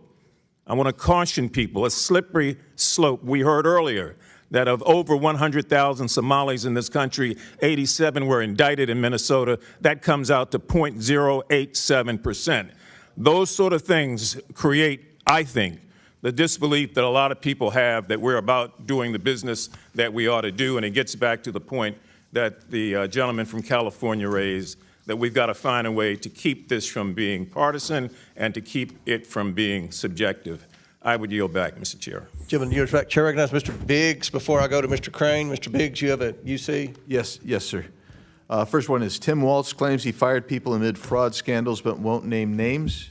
Next one, Waltz appointees failed to stop rampant Minnesota fraud. Next one, exclusive DHS insider claims systemic issues in addressing fraud.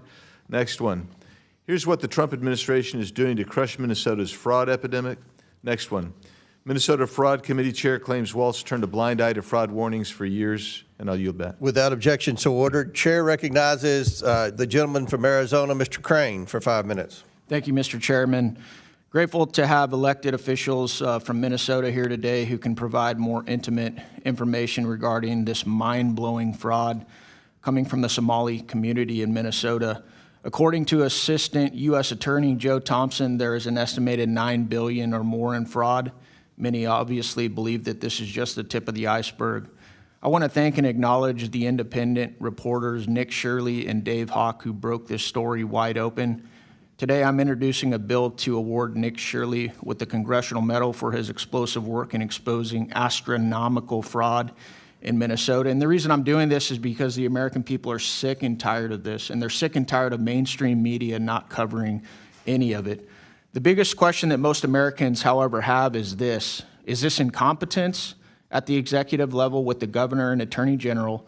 Are they involved and complicit? I'm going to start with you, Ms. Robbins. Thank you, sir. My understanding is that they were certainly aware of the fraud and they did nothing to stop it. And there were plenty of opportunities. And their commissioners and their agencies also undermined efforts to tighten internal controls. And according to Ms. Rarick, I believe you said that they were actually going after whistleblowers to suppress the expose of this fraud. Is that correct? That is what the whistleblowers have said repeatedly. Thank you. One thing that is so alarming is the reporting that many of these fraudulent companies are then donating the stolen money back to the same Democrats that are protecting them and advocate for these very programs. Is that correct, Mr. Hudson? I would agree with that statement. Well, we just had one of my Democrat colleagues said these are just opinions. Do you know, are these guys donating money back to Democrats? Yes, they are. I'd like to enter into the record, Mr. Chairman, an article from Breitbart News saying, with the title being Database Searches Show Somali Fraudsters Funding Democrat Politicians. So these aren't opinions. Without objection. There's actually reporting on this. Are you guys aware? You guys are elected officials in Minnesota, right? Are you guys aware of the reporting that some of the stolen money is getting funneled back to the Islamic terror group Al-Shabaab in Somalia? Mr. Robbins. Yes, sir. And we have evidence of it going back as far as 2012, where a man was convicted of sending $21,000 to Al-Shabaab. In 2011, 2 Minnesota women were convicted of sending money to different groups. Someone else, we have multiple references of how the Al-Shabaab takes a cut when the money gets to Somalia through the Hawala network. So I think there's ample evidence on this and federal convictions. Yeah, that's outrageous. Obviously, one of the biggest reasons so many Americans are outraged by this massive exposure is because we generously and often foolishly allow immigrants and people into our country, and then they rob the American people blind while our debt skyrockets and the American people struggle to make ends meet. Are you guys hearing from your constituents the same outrage that I'm hearing from mine about this issue? Minnesotans are fed up. Everywhere I go in the state, Minnesotans are so frustrated. As I said in my opening remarks, we are a highly taxed state, and they are angry that this much of their money, $9 billion, is being absconded by criminals. Mr. Hudson, are you just hearing from Republicans on this, or are Democrat constituents like, oh my God, I'm struggling to put my kids in school, struggling to make ends meet, and my tax dollars are being robbed by people, and then they're sending it all over the place, and this is complete fraud. What is going on, and why hasn't anything been done about it? I'll give you a personal example. So my family, my in-laws in particular, are politically diverse. A lot of them vote for Democrats, and they're fairly apolitical. They're not like me, all plugged in. And so I kind of use them as a bellwether for what the people are thinking. Across the board, everybody is upset about this fraud.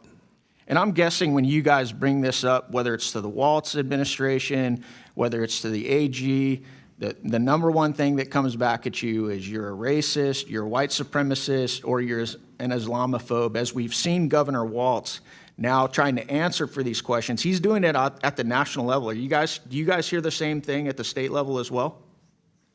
Yes, absolutely. They always pivot to the divisive. As I stated in my opening statement, it's diversion, right? We're going to talk about personalities. We're going to talk about partisan politics.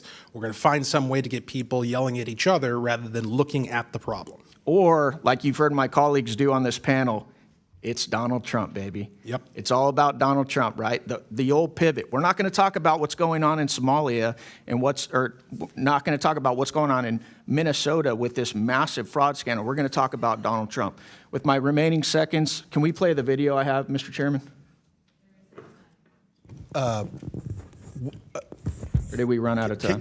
We did run out of time, but can we put that in the record with that? Can we?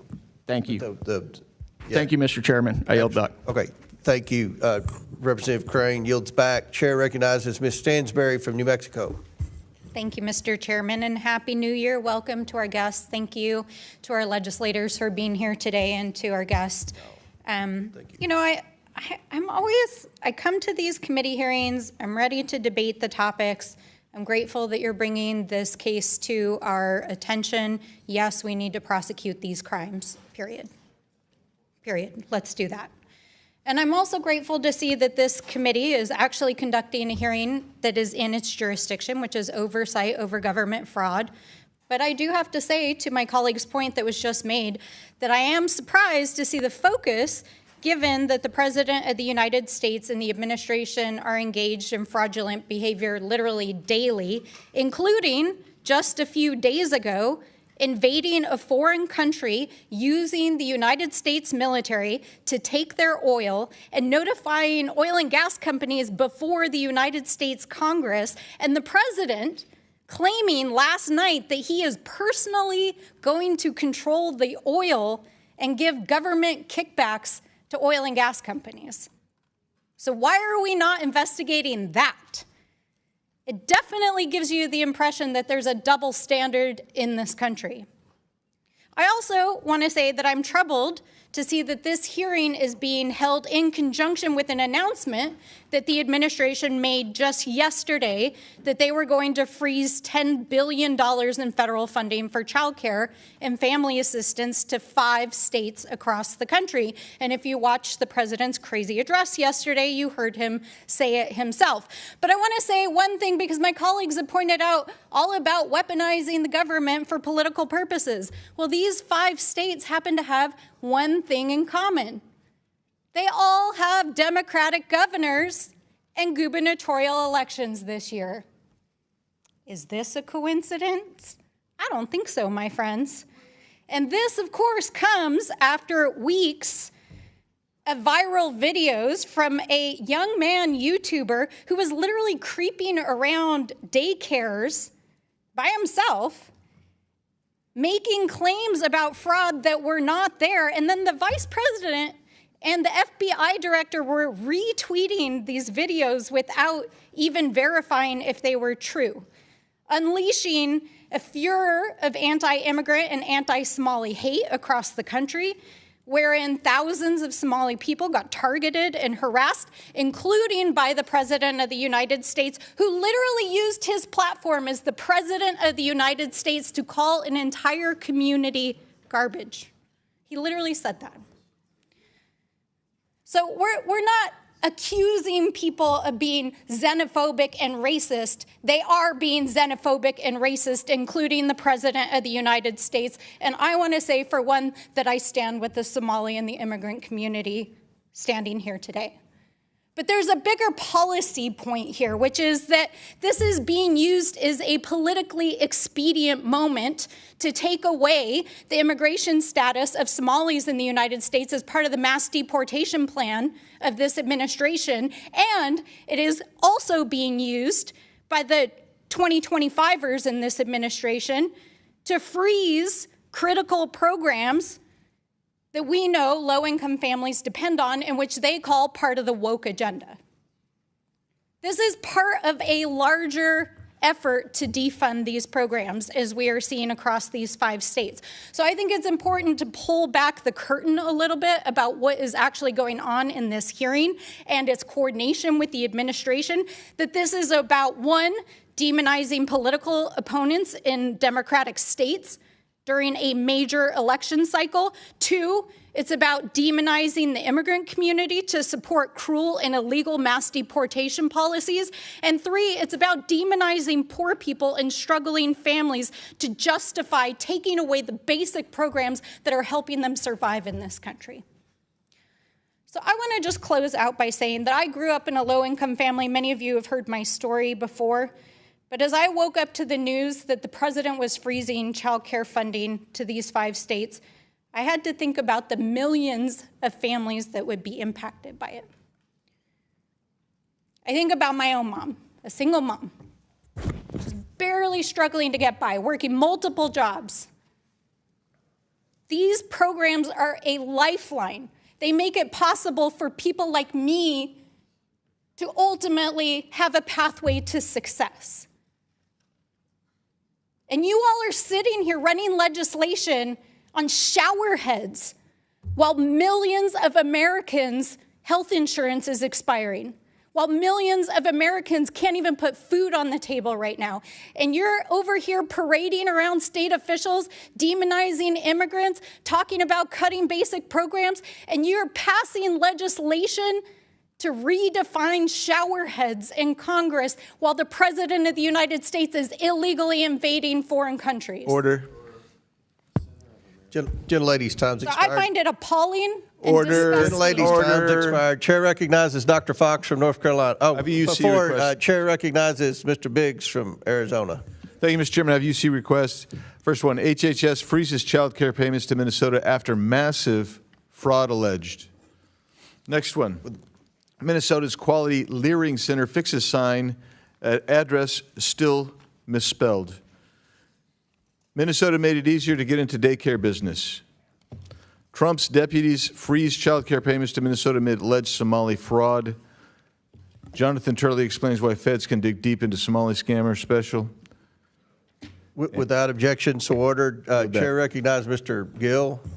Got another UC request, an article from City Journal, quote, the largest funder of al-Shabaab is the Minnesota taxpayer. Without objection, so ordered. And I believe, Mr. Fallon, you have a request? Yes, Mr. Chairman, I'd like to enter into the record an article by the Center of American Experiment, Feeding Our Future, Keith Ellison, caught on tape. Without objection, so ordered. Chair now recognizes Dr. Fox from North Carolina. Thank you, Mr. Chairman, and I thank our witnesses for being here today. Representative Robbins, when Governor Walz testified before this committee last June, I reminded him that the fraud involving the nonprofit Feeding Our Future established Minnesota as ground zero for the largest COVID-19 fraud scheme in the nation. Feeding Our Future took $250 million in federal funds out of the mouths of hungry children, which amounts to $1,600 per child living in poverty in Minnesota. According to the FBI, the $250 million in federal taxpayer money was funneled, quote, into luxury homes, cars, and lavish lifestyles while families struggled, end quote. The FBI stated it, quote, will not allow criminals to rob federal programs and walk away unscathed. We'll expose their schemes, dismantle their networks, and ensure they face the full weight of justice, end quote. Last June, Governor Walz assured me that he, quote, wholeheartedly, end quote, supported the federal government's efforts to bring to justice those who stole federal taxpayer money at the expense of hungry children. If he had been true to his word, we would not be sitting here today.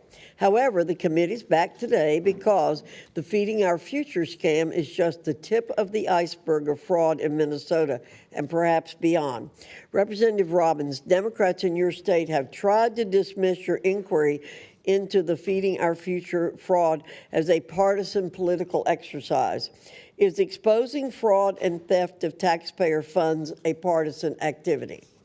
No, ma'am. As I said in our first committee hearing, it is nonpartisan. Everyone should want to protect taxpayers and vulnerable citizens.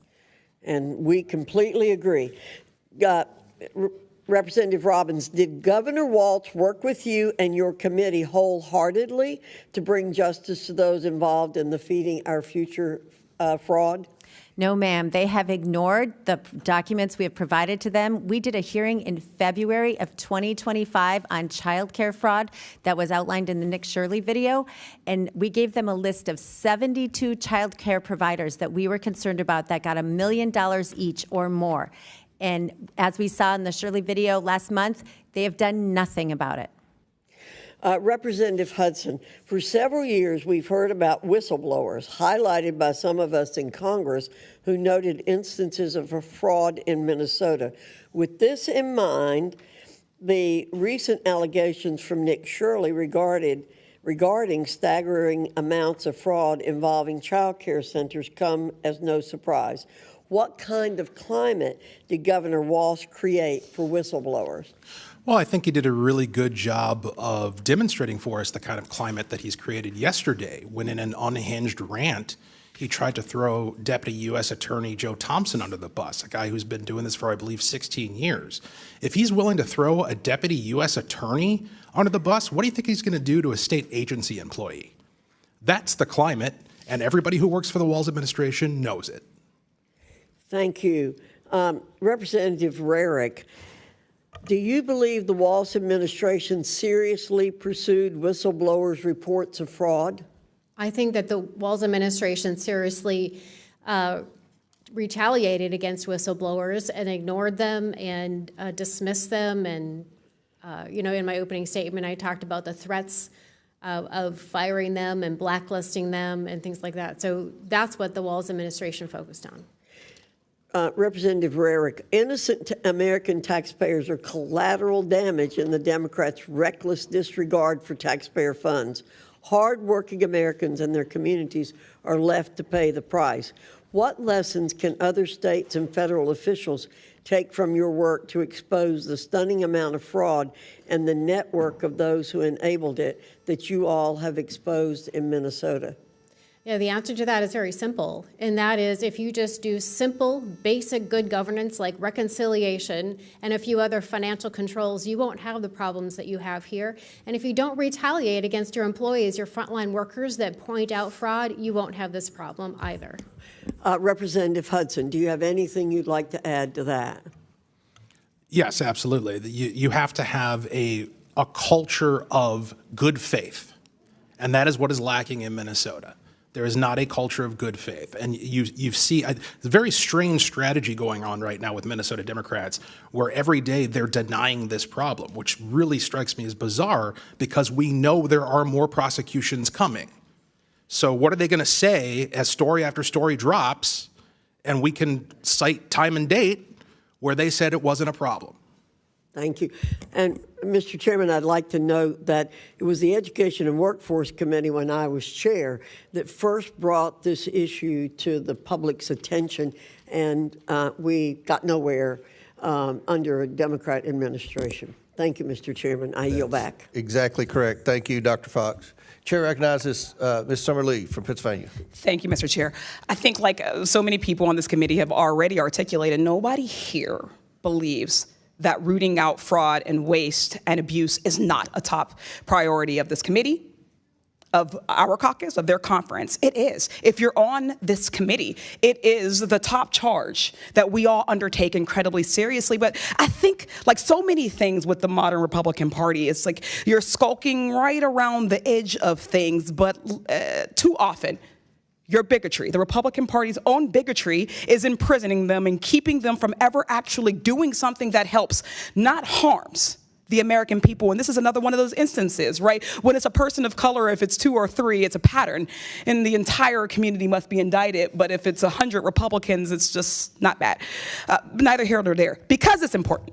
That's why we have routinely held hearings where we actually go over with the Government Accountability Office their high-risk list. We take it seriously. But the tone of this hearing seems to be a hypocritical witch hunt. It's hard to take it as anything but that, rather than an actual oversight effort. Our federal government currently has the tools to catch and prevent waste, fraud, and abuse. It's how the alleged fraud in Minnesota was caught by the Biden administration in the first place. Mr. Blue, as a former federal prosecutor, you're familiar with some of the tools that we have, correct? Yes. Just briefly, could you please verify the following tools for me? Yes or no? Does the Government Accountability Office work to reduce waste, fraud, and abuse? Yes. Do inspectors generals work towards these goals? Absolutely. What about the Council of the Inspectors General on integrity and efficiency? Yes. Are whistleblowers important to rooting out waste, fraud, and abuse? Absolutely. Has the Trump administration helped or hurt these tools? Certainly hurt it by disbanding the Council for Inspectors General and then ultimately firing 19 IGs. Thank you. That's right. Again and again, Trump has attacked the oversight mechanisms within the federal government. He illegally fired 17 inspectors general and other key personnel. He goes after whistleblowers and he tries to roll back their protections. He routinely ignores the rampant corruption within his own administration. Republicans have turned a blind eye to all of this. They have held no hearings on these actions. And this hearing today isn't even about fraud generally within the federal benefits system, which we would welcome. Republicans have cherry-picked a blue state and an immigrant population, vulnerable, to demonize. To be clear, Minnesota is not the only state with a fraud problem. To truly tackle waste, fraud, and abuse, we need to approach the issue with a scalpel, not a mallet. Discovering that people are committing fraud in the federal program does not mean we should smash the whole thing and end it. It means its oversight mechanisms need to be improved. That's why it's so disappointing to see that the Minnesota House Fraud Prevention Committee that our witness, the Honorable Kristen Robbins, chairs, has issued no reports on these uncovered schemes. It hasn't advanced any legislation to address the issue or even shared whistleblower reports with their Democratic colleagues. They've just held a bunch of hearings and generated headlines, something our committee is all too familiar with. This hearing is not an effort by Republicans to improve social service programs. It's an excuse to end them and to punish Democratic-led states. This has always been the plan. It's why Republicans' so-called big, beautiful bill is estimated to cut more than $1 trillion from Medicaid and CHIP benefits and cut SNAP for 40 million people, the very children or folks with disabilities who were mentioned in the opening statements. Trump has also already taken advantage of the situation in Minnesota. After a YouTuber harassed and posted unsubstantiated claims of fraud against child care centers, HHS froze child care funding to Minnesota, which would affect more than 23,000 children. Just yesterday, Trump also froze approximately $10 billion in funding for programs supporting child care, social services, grants, and cash assistance in not only Minnesota, but in other Democratic-led states of California, Colorado, New York, and Illinois. No matter what party we're elected to, we represent the people of our district, Democrat or Republican. We represent as the federal government all people of all states, irrespective of how they voted. That's the charge that I took, and I would like and hope that you all would do the same. When so many of these social service programs are being gutted and defunded, fraud becomes even more harmful, as that means even less money is going to people who need it. People need these programs. This situation should be an opportunity to take a deep look at the programs and improve their oversight abilities, not an excuse to cut them entirely. If we care about the most vulnerable, if we care about the most marginalized, this is an opportunity to do so, and I welcome us to actually do that one day. Thanks, I yield back. Ms. Lee, the IGs are hired to identify fraud. They haven't identified fraud. The IGs have failed. But anyway. You all have failed. No, you all continue to fail. Have We've failed. done nothing. You've had the gavel, Mr. Comer. We barely do hearings on anything that actually affects change. Failed. You want to spend have more power money, here, more money, and more yet money. you don't do anything. Yes, he actually initiated this, sir, but thank you so much for your opinion. You have failed. I yield it back. Chair recognizes Mr. Perry from Pennsylvania for 5 minutes.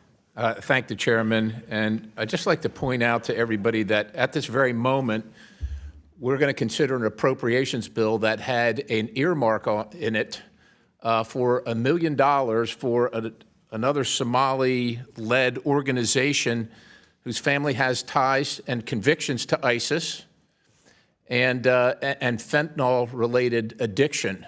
And I think it's very difficult to just, for all of us to determine what's legitimate and what's not. But I would just ask if the committee will play the video that Mr. Crane had referred to for me at this time.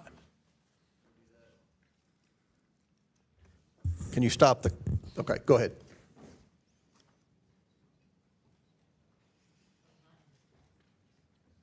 We get the sound turned up. You can see the subtitles there.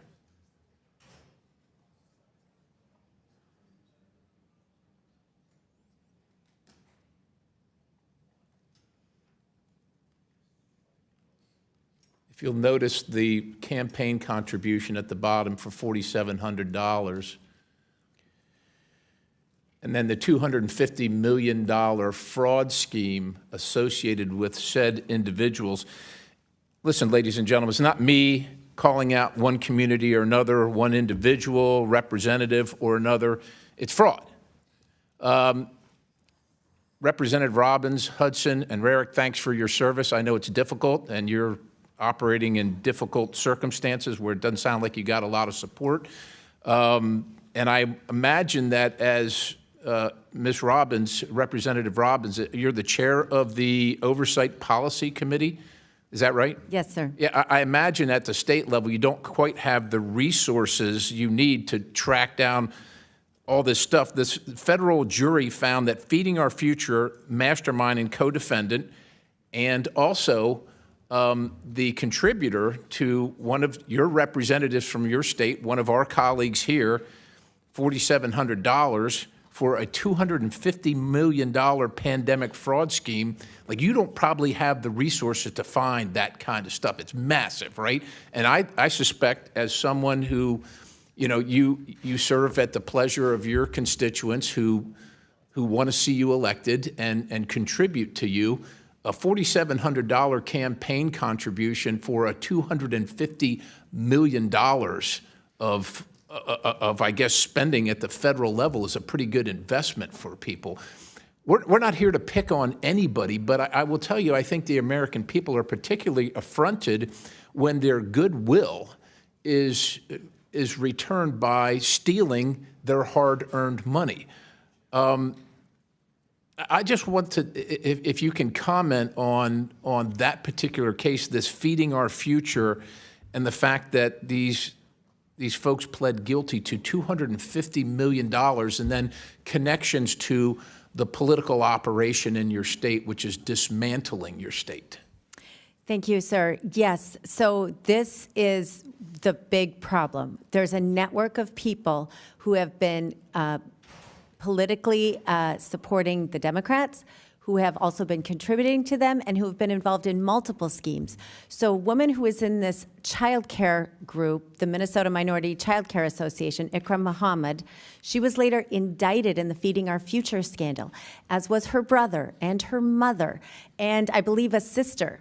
And so it's a network that functions in our state that we have to get a handle on. And then one of the people indicted in that case for Feeding Our Future for money laundering $1.1 million, then they used that same company, shell company they did the money laundering with, to buy property for an assisted living facility after they were indicted.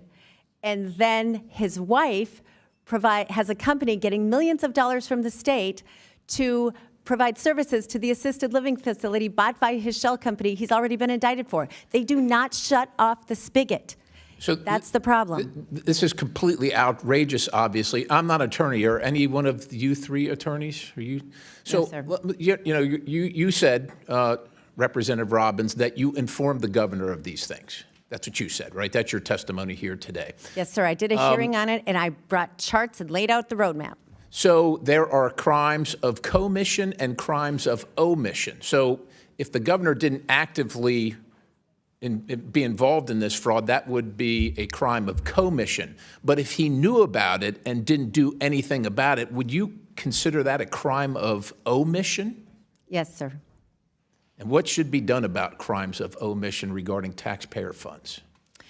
So they should be prosecuted. And as you said, we don't have a lot of resources on our committee. As legislators, we don't have access to bank records, health records, the state payment system. So when we get credible allegations of fraud, we bring it to the U.S. Attorney and the Office of Legislative Auditor because they can get access to those records and then bring the prosecutions criminally.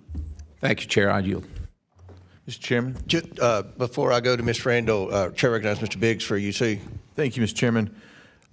Number one, Washington Post calls for welfare reform after Minnesota fraud scandal. Exclusive. Treasury and House panel launch probes into Tim Walz's handling of $1 billion of food aid fraud. Additionally, referring to the earmark that Mr. Perry just referred to. Additionally, the Somali fraud scandal gave Trump a kill switch. What happens if he doesn't use it? Resurfaced video shows how Somali scammers use daycare centers to scam the state. Scrutinizing SNAP will help ensure the neediest get food stamps. Masterclass. A.G. Hamilton School's WAPO hack playing race card to defend Somali fraud ring in Minnesota. Tim Walz was brought down by a scandal hiding in plain sight. Unearthed surveillance video shows parents allegedly helping with fraud. I yield back, Mr. Chairman. Gentleman yields back without objection, so ordered. Gentleman yields back. Ms. Randall, a couple of our witnesses have requested bathroom breaks. I told them, the ranking member and I agreed, they can go and come back. We're going to keep the hearing going. If your questions were pertaining to one of them, we'll skip to someone else. If that, do you want to go ahead? All right, Chair recognizes you for 5 minutes. Thank you, Mr. Chair. I have prepared some remarks that I definitely want to get to about the importance of child care funding for all of us in all of our districts. I think we all recognize that we are in a child care crisis. We have lost so many parents, especially women, from the workforce because they just cannot find adequate child care. But I have to start by addressing some of what we have heard in this committee so far today. I didn't get myself together to ask any of my colleagues to yield to for a question. So I'll ask you, and if you don't know the answer, it's okay, I do.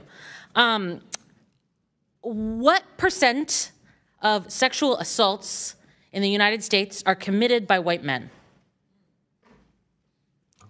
I do not know. 57%. Of the January 6 insurrectionists who were pardoned, do you know how many have been charged and convicted and arrested of additional crimes, including child sexual assault, kidnapping, production of child pornography, rape, conspiracy to murder an FBI agent, domestic violence by strangulation? I do not have that information. No, 33 since their pardons. Of the 21,504 murder offenders in the United States in 2023, do you know how many were white? No. 8,842, which is 41%. Following the domestic extremist tracker that GW compiles, since 2015, there have been 643 individuals charged, 447% found guilty. Do you know how many are men? You tell me. 95%. We can trot out all of the data that we want to create the sense that there is a bad guy. There is a bad group of people. There are folks who are not among us. There are folks who are other.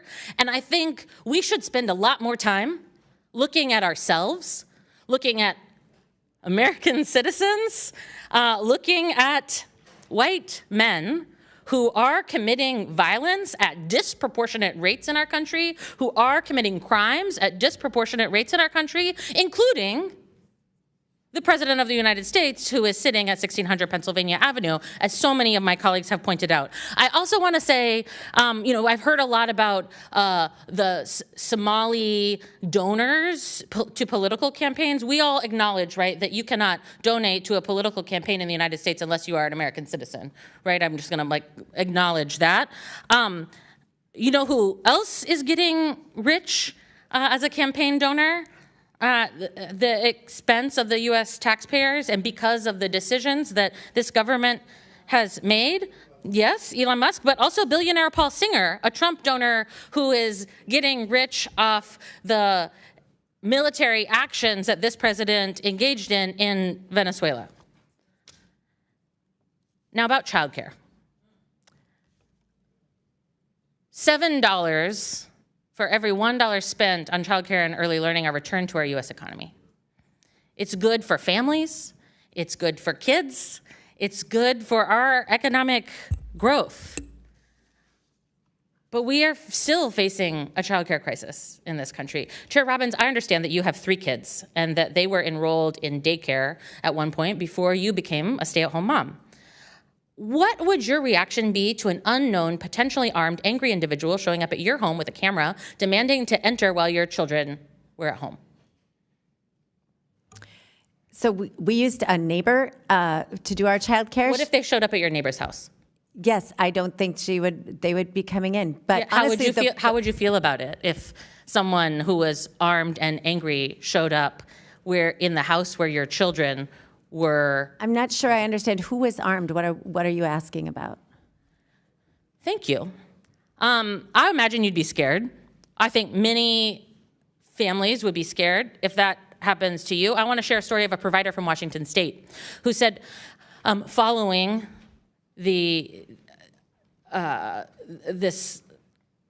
fraud claims and the demonization of Somali Americans and childcare providers, 3 adults came into her home and banged on her door, startling the children in her care. The children were frightened and confused. She's been receiving repeated death threats by phone and voicemail. Individuals have returned multiple times, sometimes 2 or 3 times a day, parking outside the home and monitoring activity. They recorded families arriving and leaving. As a result, families felt unsafe and some withdrew their children from care. A nearby provider closed their program entirely due to fear. Another provider shared that she was approached by a man with a gun outside her home who interrogated her about her childcare program, and she is now too scared to step outside. Providers aren't answering the phone anymore because of all the threats, which means that parents aren't able to get in touch with staff regarding their children's care. Mr. Chairman, order. Gentlelady's time's expired. You went 30 seconds over. Thank you. Thank you for your lenience, Mr. Chair. Chair recognizes Mr. Gosar from Arizona. Thank you, Mr. Chairman, and thanks to the witnesses for traveling. Now, Ms. Robbins, the Minnesota legislature, led by your committee, sounded the alarm on the fraud for years, but it's been ignored by Governor Walz. Did Keith Ellison, the Attorney General, was he aware of this?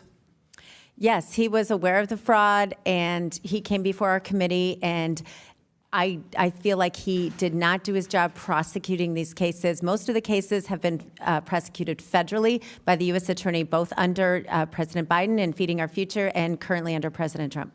So he's, in your state, is the top attorney for the public, right? Yes. For the public. That's kind of, I find it very interesting. Well, maybe it has to do with something with campaign contributions. Attorney General Ellison and his son received from members of the leading Feeding Our Future, an organization now under investigation. The same group whose members allegedly tried to bribe jurors, but I'm sure that's just a coincidence. Nothing to see here. Sounds very familiar. Sounds very Biden crime syndicated-esque. Now, when you were talking about the tools that you could use, would any NGO that takes federal funding be of value to you, that they would have to disclose all their federal funding or all their funding mechanisms if they took 1 penny from the federal government? Yes, one of the things we've seen in Minnesota is that some of these nonprofits have had their federal 501c3 status revoked, but the state continues to fund it. It's interesting you say that because, you know, the IRS actually does this study, actually has those numbers. But when we order it, It's blanked out. It's redacted. All of it's redacted. I wonder if there's some interesting aspects to that, follow the money trail. Now, Representative Hudson, the head of Feeding Our Futures was sentenced in November for his role in the largest COVID fraud scheme in U.S. history, according to the DOJ. This is a predictable result of the massive COVID spending with little or no oversight. In fact, we spent between $4.3 and $7.5 trillion during COVID, and we don't have a single receipt, not one, okay? Now, this is a predictable outcome from the massive spending. Whether it's expanded COVID tax credits under the so-called Affordable Care Act or the programs like the massive or Minnesota HHS initiative with a no enrollment cap. Unfortunately, there are plenty of similar federal programs right here in Washington, D.C. My question for you is, in your experience, what failures make government funding streams particularly susceptible to fraud? Well, as I outlined in my opening statement and my written testimony, basically we're spending far more money than we have the operational capacity to monitor. Like they're just, now Deputy U.S. Attorney, he was U.S. Attorney at the time, Joe Thompson, said, we can't prosecute our way out of this. That's another way of saying it. We have to have controls on the front end. Well, and with the massive amounts like I just talked to you about in COVID, it actually gives the environment for fraud. It just builds on it, right? Correct. Well, Ms. Rarick, what concrete actions did the Walz administration take to intimidate whistleblowers into silence? So I think the first thing he did was he put in place commissioners. Right now we have a deputy commissioner over the Department of Human Services that is known to whistleblowers as being like the queen of retaliation. So when you put somebody in charge that is known to retaliate, that's a problem. I would also note on your previous question about the COVID money, and we discovered in our committee that the auditor, so there was a bid for auditing the COVID money, and the auditor was known to be our Minnesota State Auditor, Blaha. So that's another Democrat within the whole fold of the Democrats in Walz as well. Would it surprise you that we spent $13 trillion from Bill Clinton to Donald Trump in that span of time? $13 trillion with not a single receipt. That is absolutely shocking. I used to do accounting, and that's deplorable. That's something that you should be in prison for that. Yeah, absolutely. So, the United States has no obligation to tolerate guests who break our laws. And in this case, there seems like there's a whole bunch of them. And unfortunately, they were targeting one general area. And it's sad to me that we are always being screamed at about xenophobia, all this different type of phobias, and racist, and yet the facts still stand. So, Mr. Chairman, I find it very interesting today's hearing, and I applaud you for doing it. Thank you. I yield back. Thank you. Gentleman now, our chair now recognizes the lady from Texas, Ms. Jasmine Crockett. Mr. Chairman, ma'am, I'm sorry, Ms. Crockett. Chair recognizes Mr. Biggs. I apologize for that. That's right. There's some more you see. Senator John Kennedy brings Somali fraud to the Senate floor. Viral videos, David says he filed complaint against Walz over fraud allegations. Minnesota adds Medicaid fraud verification amid alleged $9 billion loss. Minnesota's Somali fraudsters paid for rich lifestyles with stolen money. What investigators still haven't asked about Minnesota's fraud, I hope to ask that. Trump deploys 2,000 federal agents to Minnesota. Venezuela's been dealt with. Somali scammers should be next. Beyond parody, Craigslist ad from a daycare center in Minneapolis seeks to hire 20 child actors. Dr. Oz orders full-scale federal audit of Minnesota Medicaid. Did you miss the story about alleged Medicaid fraud from a Somali-run health services provider in Maine? A YouTuber's follow-up video on Minnesota fraud is just as wild. HHS to close Biden-era loophole that lets states pay child care providers without counting attendance. Yield back. Without objection, so ordered. Chair now recognizes Ms. Jasmine Crockett from Texas. Thank you so much, Mr. Chair, and for every witness that is here, thank you so much for your time and your attention.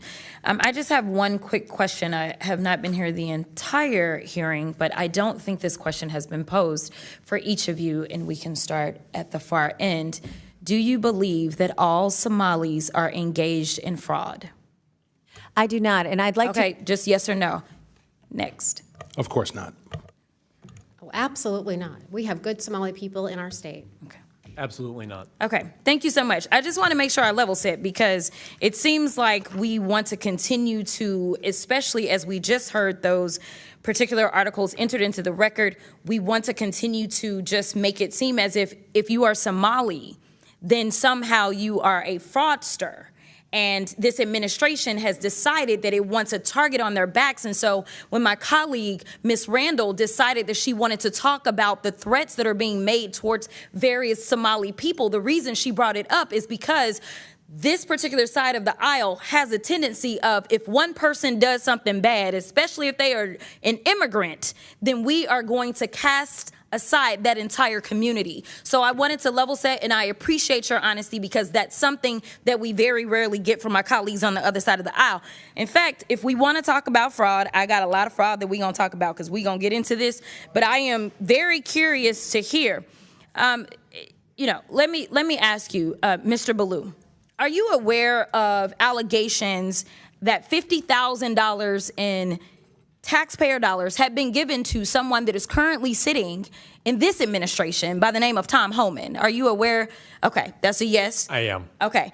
And last I checked, and correct me if I'm wrong if you have different information, but he was given that $50,000 in exchange for being able to provide contracts and kickbacks to people as soon as Trump was going to get into office. The DOJ was actually investigating this, but as soon as Trump got into office, last I checked, he actually said, go ahead and throw away that case. So it was a Department of Justice investigation, and he accepted the money from an undercover FBI agent in cash. Are you aware as to whether or not we ever got that $50,000 back? I'm not. Oh, okay. Are you aware as to whether or not this committee has decided to investigate that? I'm not. Are you aware as to whether or not any committee in Congress has decided to investigate the fact that we know that he took $50,000 from an undercover officer, and yet we still don't have that money, nor does he have any charges? I'm not. Oh, okay. All right. So let's get into it. We're living through the most corrupt presidential administration in American history, a $300 million ballroom, a $230 million payout from the Department of Justice because the president got his feelings hurt because he had to be investigated for being a criminal. Hundreds of thousands of taxpayer dollars spent at Trump-owned properties around the country, Trump-branded wine being sold at the Coast Guard exchanges, American taxpayer dollars being spent on DHS propaganda ads on Truth Social, awarding federal contracts to corporations in exchange for campaign contributions. Kash Patel flew his girlfriend around the country on a multi-million-dollar jet that taxpayers paid for. Kristi Noem gave companies she's affiliated with hundreds of millions of tax dollars, then went out and spent another $200 million on 2 private jets for her travel. For 12 months, this administration has been taking billions of taxpayer dollars from American people and have been giving it away to their own companies in the form of tax cuts, government contracts, or other government funded subsidies. So Congress has a role in getting rid of fraud, I will admit that, in any federally funded government program. However, I think the fraud that the American people are concerned about is that the Republicans are taking away Americans' health care so that ultra billionaires can get more tax cuts. The real fraud is the dehumanization and demonization of the working class Americans and immigrants to distract folks away from corporate socialism that's happening because of the Republicans. So this is truly the definition of throwing away the baby with the bathwater. The Republican philosophy is that if the cost of living for the average American increases, they're on their own. But if the cost of doing business increases for the wealthiest people on earth, well, then it's the government job to bail them out. But I want to get to my last question because, Mr. Ballou, I got to give you a chance. He's been issuing pardons for numerous people who have defrauded the American people. And Republicans on this committee, yeah, just as quiet as the room just got, right? So, Mr. Ballou, talk to me about how the Trump administration has welcomed fraud across government by purging DOJ attorneys and shuttering ethics office across the federal government. Well, you know, one of the things that's been a common theme in this discussion so far is potential government employee involvement in some of these schemes. That hasn't been proven yet, but it does seem to be alleged. The concern that I have is the office that would prosecute that in the Department of Justice, the Public Integrity Section, has been largely defunded and decimated.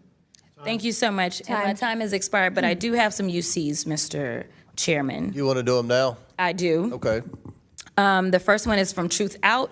Trump grants clemency to executive who led $205 million Medicare fraud scheme. Without objection, so ordered. The next one is Trump commutes sentence of Dr. Solomon Melgen, eye doctor, found guilty of Medicare fraud. Without objection, so ordered. The next one, healthcare fraudster Philip Esfermaze is latest Trump clemency recipient to be arrested. He defrauded more than $1 billion from Medicare. Without objection, so ordered. Trump pardons nursing home owner and supporter convicted of $7 million in tax evasion. Without objection, so ordered. Trump and pardons- we'll want all that stuff to put in the record. So, I will. I got you. Trump pardons cost victims and taxpayers $1.3 billion, House Judiciary Committee Democrats review says. All right, without objection, so ordered. Chair now recognizes Mr. Big. Mr. Chairman. Yes, Chair Mr. recognizes Chairman. Ms. Mace. Chair recognizes I have a request to be recognized to make a motion. I'm sorry? I have a request to be recognized to make a motion. Yes, go ahead. I move that the committee issue a subpoena to the Department of Homeland Security and the U.S. Citizenship and Immigration Services for all records related to the immigration and naturalization of or any immigration benefit received by Ilhan Omar of Minnesota, Ahmed Abdi Salan Irsi, also known as Ahmed Aden, Ahmed Nur Saeed Elmi, and any members of Ilhan Omar's family. Okay, another motion is made. The committee will hold this motion in abeyance until the end of today's hearing. The committee will now proceed with today's hearing. Thank you, Ms. Mace. Chair recognizes Mr. Biggs from Arizona. Thank you, Mr. Chairman. A report that came out yesterday indicates that on average, almost $1 million a day in cash is being sent from Minnesota out of the country by a small group of Somali carriers. Are any of you familiar with that on the panel? I'm not familiar with that particular story, but that story has been in Minnesota for a long time, where millions of dollars has gone out of MSTP, our airport, in cash to Somalia. Mr. Chairman, I ask that this be admitted as part of Without objection, so ordered. Thank you. The Biden administration required states to pay health care and daycare providers before verifying any attendance at a daycare and before care was delivered. That's fine. Would you say that policy facilitated the funneling of funds or defrauding of government funds? We'll start with, we'll go down the panel. We'll start with Representative Robbins, please. My understanding is that there weren't ever enough internal controls, but under Medicaid rules, the Walz administration already had the opportunity to stop payment when there were credible allegations of fraud. They had the opportunity to do prepayment review. They could do all of those things, and they did not use those tools.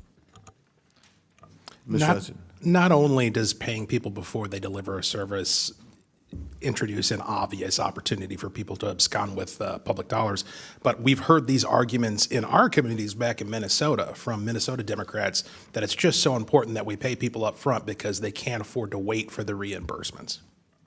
Yeah, Ms. Rarick. Yeah, this is absolutely counter to good accounting and good accountability. So I would definitely say that you should be providing the service and getting paid after. Mr. Ballou, what do you think? I can't speak to that policy only because I'm learning about it just now. But I will say, you know, So then the question then is, do you think it's a good idea to pay for the service up front before it's delivered and without accounting? You know, I can only speak to the criminal side of things, not the administrative side. But my concern here, again, is to the extent that there would be violations because of that change, the office responsible for prosecuting those crimes. Okay, so that's largely... so you didn't want to answer the question. You want to filibuster. Thanks, brother. Appreciate it.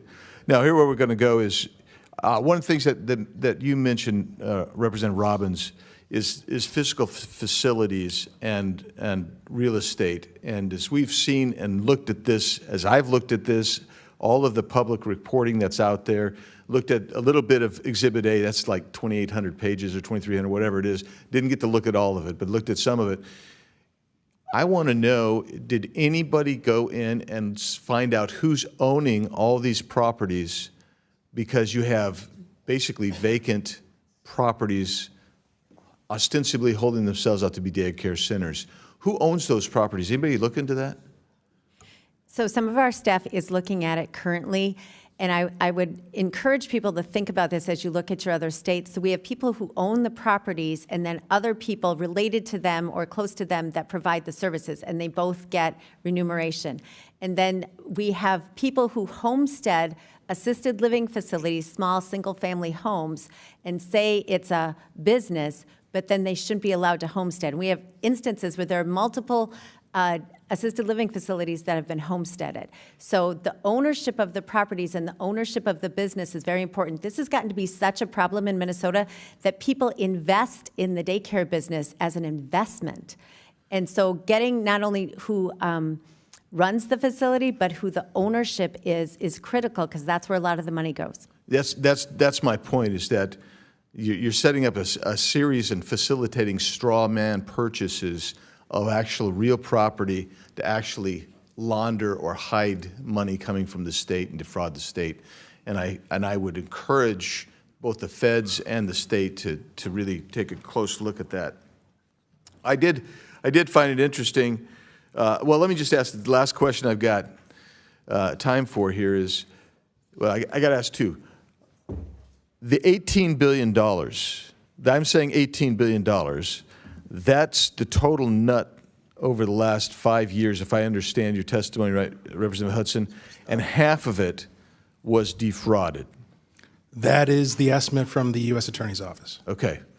Has the Walz administration put into place any new procedures since this has come to a very viral head in the last, 6 weeks? They've appointed a couple of guys and shifted around a couple of chairs on the deck, but it's the equivalent of throwing a glass of water at a stove that's on fire. Thank you. Mr. Chairman, I have a few more UCs, if I may.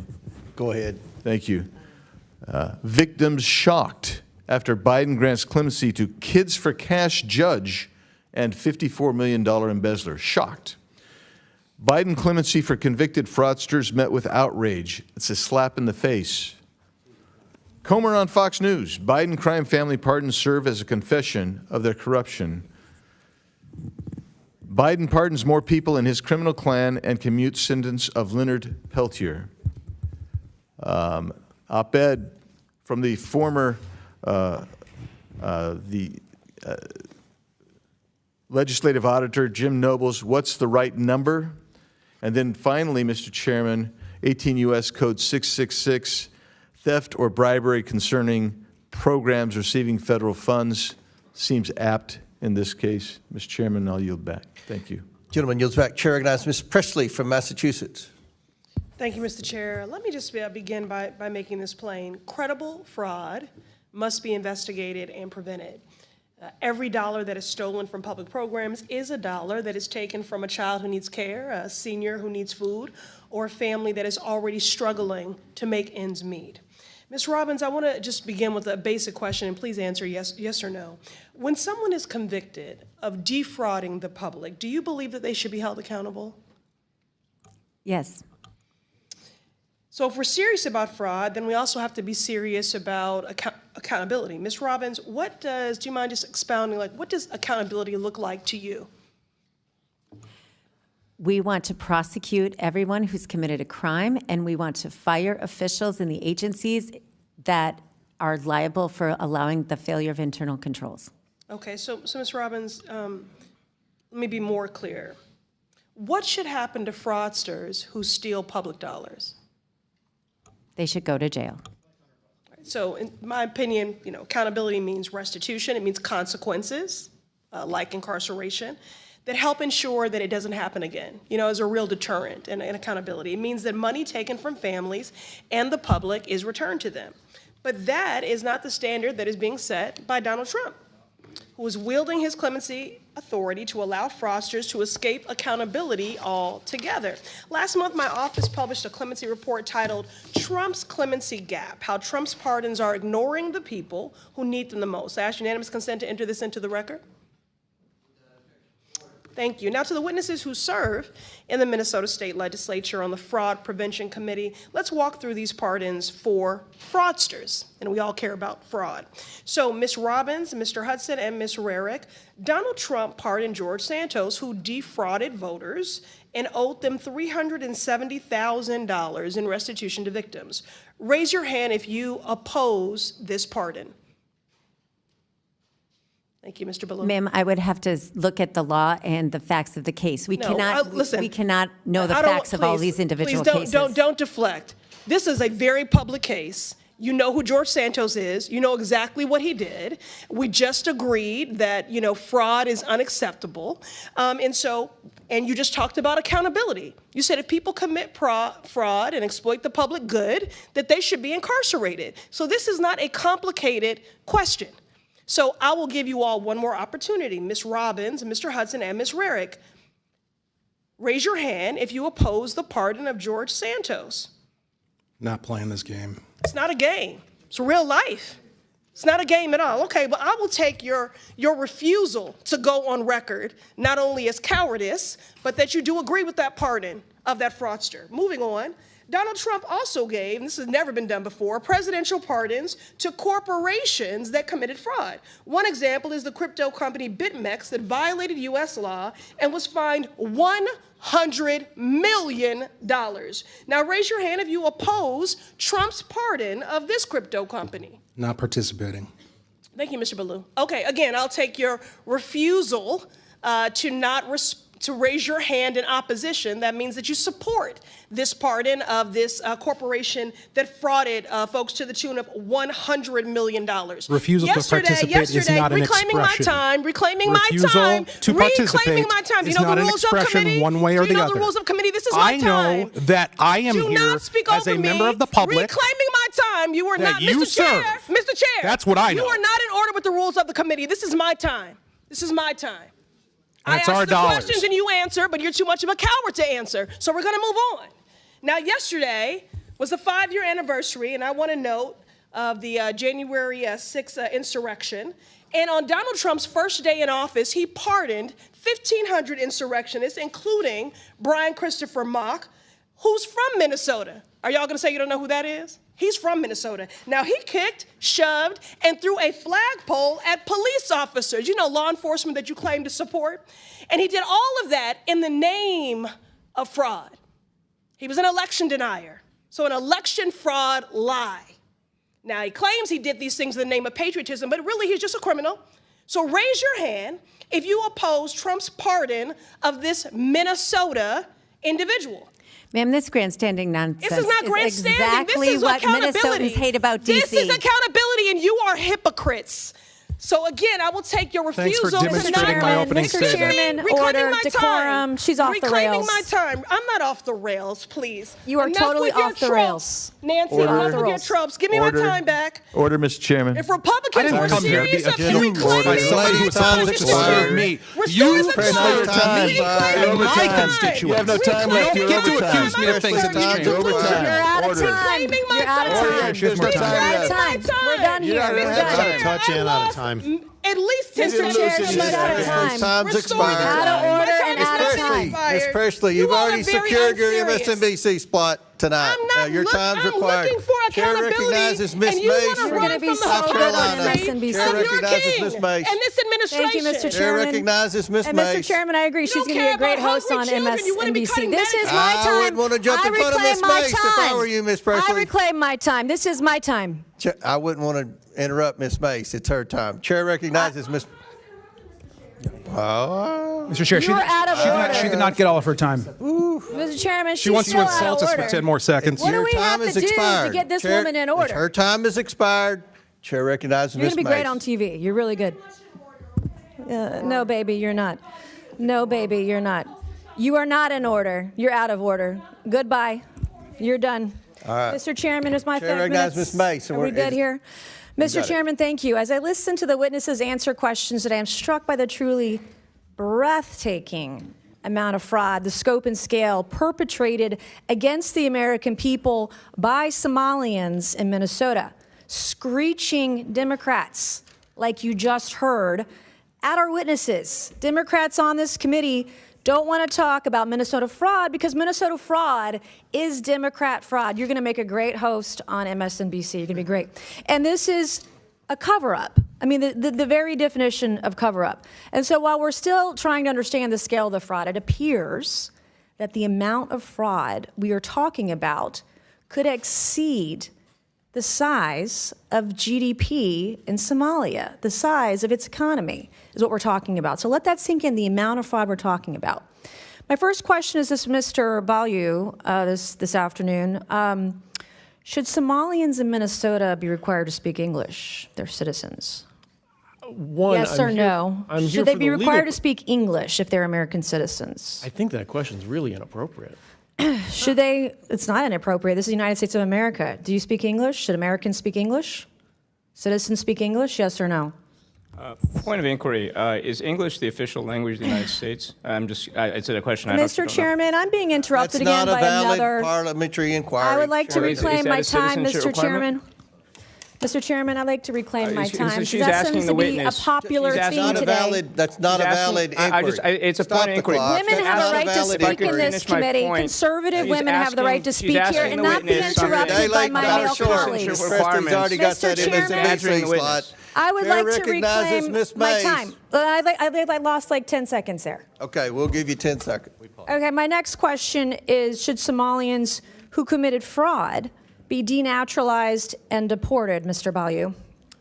Again, Yes I'm not or sure no? that's an appropriate question because the majority of Somali So if you Minnesotans commit are fraud in citizens. this country and you are here from Somalia, you don't believe they should be denaturalized and deported. How Again, much fraud would it take for you to want to denaturalize and deport someone who committed fraud in this country? How much? Again, A Ms. billion? Mays, 9 billion? 19 billion? What would it take for you? most Somali Minnesotans are citizens. Right. And the ones that committed fraud, the question was, if you understand English, should be those who committed fraud, should they be denaturalized and deported? The Somalians who are here, the ones that can't speak English. Yeah, so under U.S. law. Okay, my next question for you Can I please finish the is, question? no, you can't because you're not answering the question. My next question is, this is yes or no. If you marry your brother and you commit immigration fraud, should you be denaturalized and deported? If you commit immigration fraud, yes or no? Again, that question seems really inappropriate. And if I can get Well, you back to your can't answer my question, so that's probably more inappropriate. Can you name one significant contribution to Minnesota from a Somali immigrant who can't speak English? Absolutely, yes. But again, this is... You didn't name one. All right, so my next questions are going to be for the Honorable Ms. Robbins. Good afternoon. Thank you all for being here today. I heard some discussion earlier about al-Shabaab. And the discovery that you believe some of this money that was defrauded the U.S. government went to al-Shabaab. Is that correct? Did I hear that right? Yes, it's been proven. How much money are we talking about? You know, we don't have an amount. So there's been specific cases where it's been charged where we have an amount, but then of the millions that go to Somali over the years in remittances, a portion of that we understand is taken as sort of a tax or corruption by al-Shabaab when it enters the country. Can you explain to us who al-Shabaab is? It's a terrorist organization in Somalia. And they're affiliated with al-Qaeda, is that right? My understanding is they are. I am on the DNI website where it tells me that since 2014, al-Shabaab has killed more U.S. citizens than any other al-Qaeda affiliate. And as of 2025, al-Shabaab, this group is al-Qaeda's wealthiest component. Can you believe that? Yes. And that American tax dollars through Minnesota, through Governor Tim Walz, who shamefully had to resign from his reelection the other day. Thank you to the young YouTuber Nick Shirley. This is the kind of thing that was happening in Minnesota. So I praise the Republicans who are here today from the Minnesota State Legislature exposing this fraud. And then, Ms. Robbins, when do you think Tim Walz became aware of the fraud? I think he's been aware of it since the beginning. This was a huge issue in our state in the year he ran for governor, and the OLA reports came out, first identifying the child care fraud in March and April of 2019 when he was in the first months of his term. Was Keith Ellison in on it too, knowledgeable, the Catholic turned Muslim guy in Minnesota? Yes, they were all newly in office, and this was very public knowledge in Minnesota. What role do you think Tim Walz and Keith Ellison played, his administration, in delaying investigations into the fraud? So I've outlined several things where they stopped our ability to strengthen internal controls, and they also shut down the criminal investigations by the OIG and DHS. Thank you, Mr. Chairman. I yield back. I do have two articles, Mr. Chairman, that I would like to ask unanimous consent. This one on foxnews.com, Minnesota fraud probe will expand to other states. And then on house.gov, legislators blast DHS for revelations it had contracts with feeding our future fraudsters. Without objection to Thank you, order, Mr. Chairman. Somebody else seek recognition. Chair recognizes Ms. Ansari. Mr. Chair, I'd like to start with the UC request, an article from the Washington Post titled, "Trump Amplifies Conspiracy Theories on Killing of Minnesota Lawmaker." As we know, the president shared a video. Without objection to order. Thank you. So I want to start with this question for the lawmakers here from Minnesota. As you know, Donald Trump has been posting these conspiracy theories about the linking Governor Walz to the killing of your former speaker and insinuating that Governor Walz had something to do with it. Can you please raise your hand if you think this is an appropriate action by the President of the United States? Raise your hand, please. I'm not doing a raise your hand. I'm happy to comment on it. Sure, is it appropriate for the president to do that? So the person who murdered our colleague, Speaker Melissa Hortman, and her husband, Mark, answer the had question. Do you think it's appropriate for the president of the United States evidence saying to cause he violence against a Tim sitting Walz governor was ordering him to do it? I know the facts will come out in the case, and we need to be respectful of the Hortman family, and we need to let this play out in the courts. That is unacceptable. It is inappropriate to the highest degree for the President of the United States to be sharing conspiracy theories that are obviously going to lead to violence directed at Governor Tim Walz. Now, moving on to the issue here today, we all care deeply about combating waste, fraud, preventing corruption, and holding bad actors accountable. Unfortunately, this country has seen an unprecedented avalanche of such abuse in the past year, all stemming from the Trump administration, the most corrupt and the most wasteful administration in American history. It is truly amazing that the majority moved so quickly to hold basically an emergency hearing on the situation in Minnesota without ever one time having held a hearing on the national crisis that is the Trump criminal enterprise being run out of the White House. I don't even know where to begin. Maybe the Republican majority would be interested in holding a hearing on the $50,000 cash bribe that Borders' Tom Homan received from FBI undercover agents in a kava bag. Or how about a hearing on the $400 million bribe that Donald Trump presented by multi-billion-dollar companies in the form of the White House ballroom that Donald Trump seems most obsessed with? Do Republicans have any interest in holding a hearing on that corruption scandal? Or the fraudsters and the criminals that Donald Trump has pardoned? He freed George Santos, convicted of theft of public funds. He pardoned Paul Walzak, convicted of millions of dollars in tax fraud after Walzak's mother raised money for Trump's campaign. He released the former president of Honduras, sentenced to 45 years for flooding the United States with oceans of cocaine. And these are just a few examples. I haven't even brought up Doge and Elon Musk corruptions, Trump's firing of inspectors general who are in place to root out fraud, and career U.S. attorneys who are doing the bidding of Donald Trump in prosecuting his personal and political enemies. Is there any interest in holding an oversight hearing on any of those issues?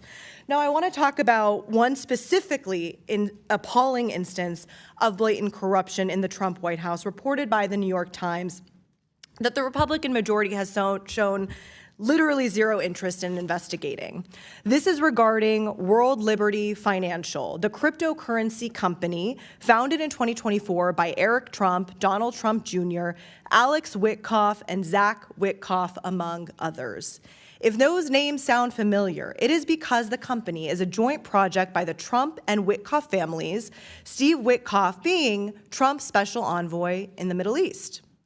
You may think that the president's financial interest in a secretive cryptocurrency exchange may be bad enough, but it gets so much worse than that. Emirati investment firm MGX invested $2 billion in the Trump-Witkoff crypto business, personally enriching the sitting president of the United States, his family, and Witkoff as a White House employee. This is at the same time that Witkoff is an envoy to the Middle East. He's the one negotiating with the Emiratis as an official representative of the United States government. While Witkoff and his sons were negotiating this private crypto deal, Steve Witkoff was also in charge of negotiating with the very same officials as a U.S. official to give the Emiratis something they desperately wanted from us: highly advanced and specialized computer chips. To make the corruption even more explicit, just after the crypto deal went through, Donald Trump gave his go-ahead for the transfer of hundreds of thousands of advanced chips to the Emiratis, despite the extremely concerning national security implications. It's perhaps one of the largest and most obvious corruption schemes in U.S. history, implicating a foreign government paying off the President of the United States and the White House to the tune of literally billions of dollars in exchange for sensitive U.S. technologies. So please let the Republicans spare us with their feigned concerns about waste, fraud, and corruption. I yield back. Gentlelady yields back. Chair recognizes Mr. Fallon from Texas. Mr. Chairman, thank you. We're here today in this hearing because there exists damning Thank you. Mr. Chairman, thank you. We're here today in this hearing because there exists damning and overwhelming evidence of massive industrial-scale fraud occurring in Minnesota right now, and it's been going on for years. This is a huge story, and while many want to ignore it, deflect from it, or be masters of obfuscation, which we have seen here today, this should be a page one, front and center, above-the-fold headline for media outlets across the country. But it's not, and I think it's very interesting. ABC, NBC, CBS, you can find 74 stories today run before you even get a hint of this scandal. This should be a headline, and unfortunately, it's a back page fine print. Still, as bad as the network's coverage, albeit it's ludicrously abysmal, it's better than CNN. This very morning, CNN ran 51 stories on its website, including such riveting breaking news articles such as dogs that are trained to sniff mold, a flock of gay sheep, K-pop's newest release entitled Demon Hunters, inside glimpse of P. Diddy Combs' prison cell, and Chinese robots playing soccer, but nary a mention of the tens of billions of dollars of American taxpayer money that's been stolen from honest folks in America by scumbag thieves. This is the Oversight Committee. We should have one overriding emotion, whether it's Republican or Democrat. We should all be outraged that crooks and thieves and dirtbags are robbing the American people.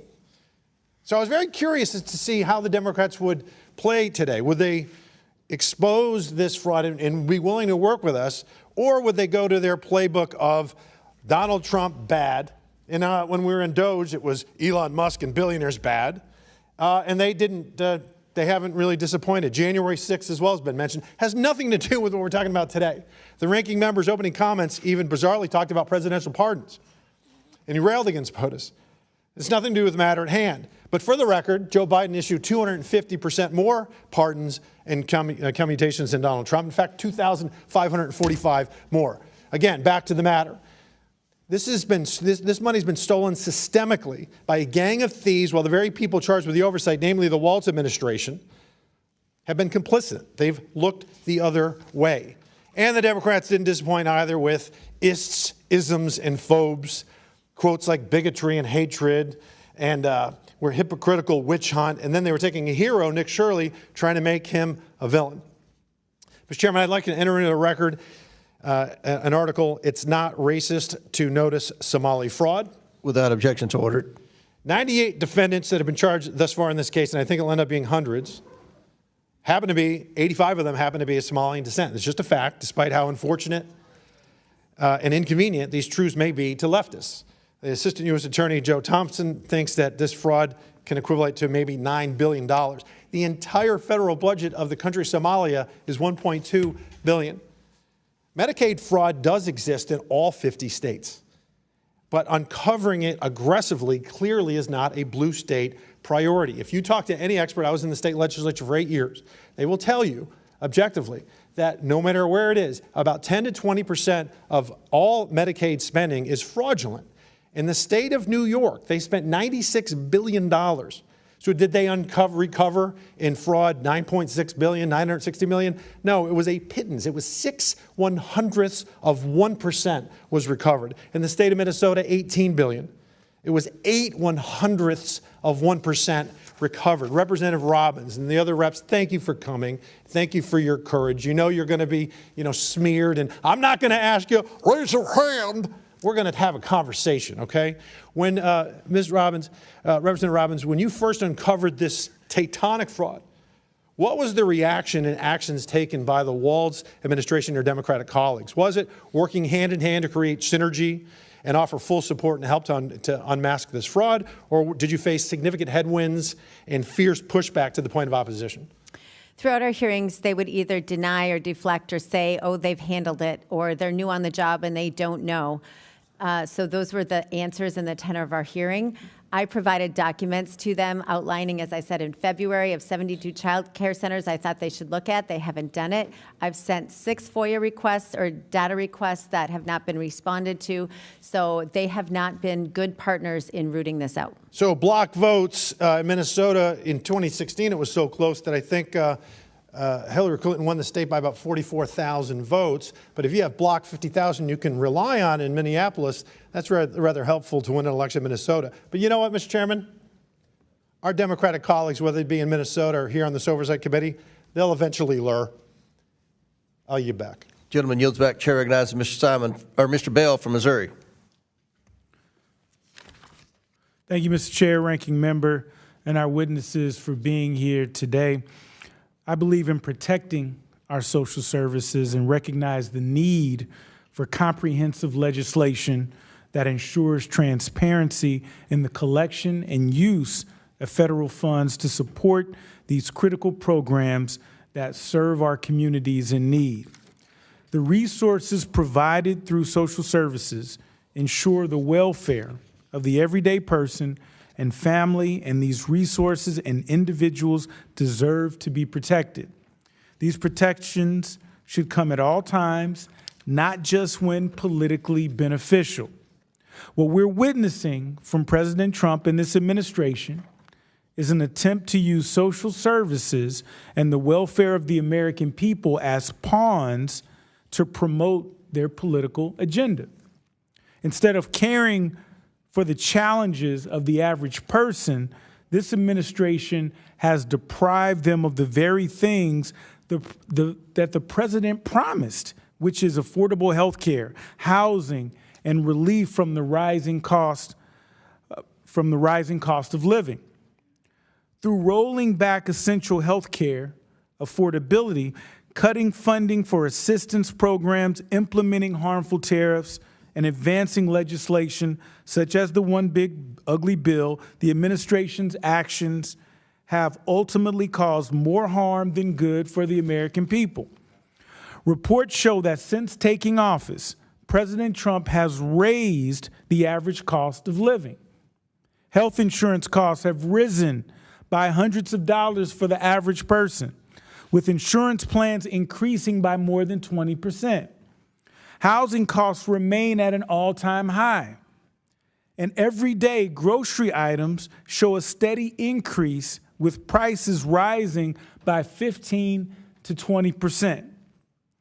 We cannot pick and choose when to care for the American people. The actions of this administration show a pattern. They first target our most vulnerable communities and then gut the very resources to help them.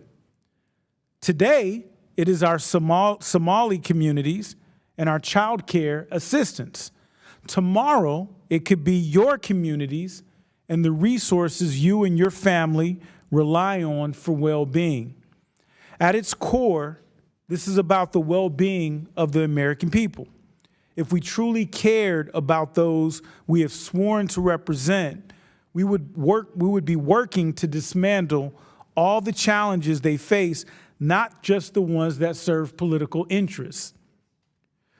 Mr. Balu, President Trump has recently made comments on efforts to freeze child care funding in California, Colorado, Illinois, and New York. Would these actions benefit or harm children and families? Oh, of course they're going to harm it.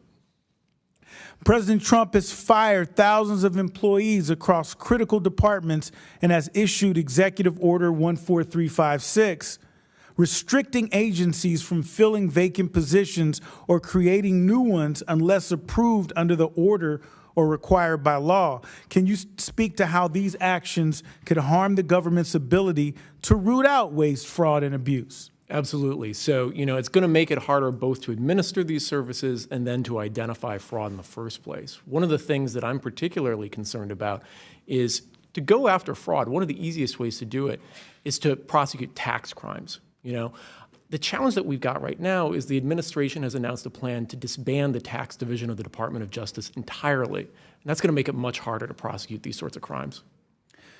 And can you speak from your work as a federal prosecutor on how President Trump's actions have contradicted his promises to the American people? Well, to the extent that this administration says that it cares about waste, fraud, and abuse, it seems like that is a selective care. You can look at cases like Paul Walzak, who was convicted of fraud and withheld $10 million to his own employees in nursing homes. His mother attended a $1 million plate fundraiser with the president, and Mr. Walzak was quickly pardoned. This has happened literally dozens of times where favored defendants either had their prosecutions dropped or were pardoned entirely. Okay. Thank you. I yield back. Gentleman yields back. Chair recognizes Mr. Grofman from Wisconsin. Sure. I'm sorry we had another briefing in the building, so I don't want to go over past things. But during your initial testimony, Ms. Rarick, you talked about people being threatened who are whistleblowers. Do you know who those people were? Were they like people who made money off of this, political operatives? Could you elaborate on that a little? Yes, thank you. So the people that were doing the threatening were the supervisors and directors within the state agencies. So state employees were physically threatening whistleblowers. They were saying things like, what happens if you lose your home, right? Because if you lose your job, you lose your home. They had pictures in their personnel files of their own homes and their cars. They asked where their children went to school and where their bus stop was. So there was direct threats and indirect threats.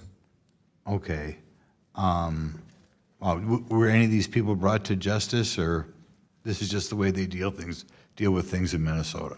It's an interesting thing within the Walz administration.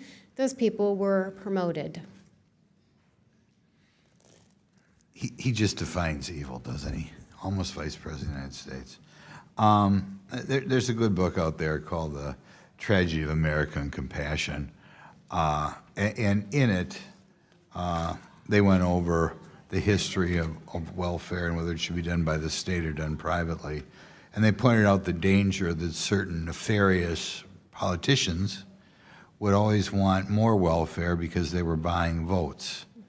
Do you, either one of you, in the political realm of things, feel that perhaps a motive for all the crookedness is, given the size of government today, the important who wins elections? Were they motivated a little bit by getting votes of groups of people? Is this a danger to we're not a democracy, of course, but is it a danger to our form of government? So I'll answer really quickly, and then I'll pass it over to Representative Hudson. Just really quickly, the caveat to this, which is so bizarre in Minnesota, is the fact that state employees, by and large, are Democrats, and they vote Democrat.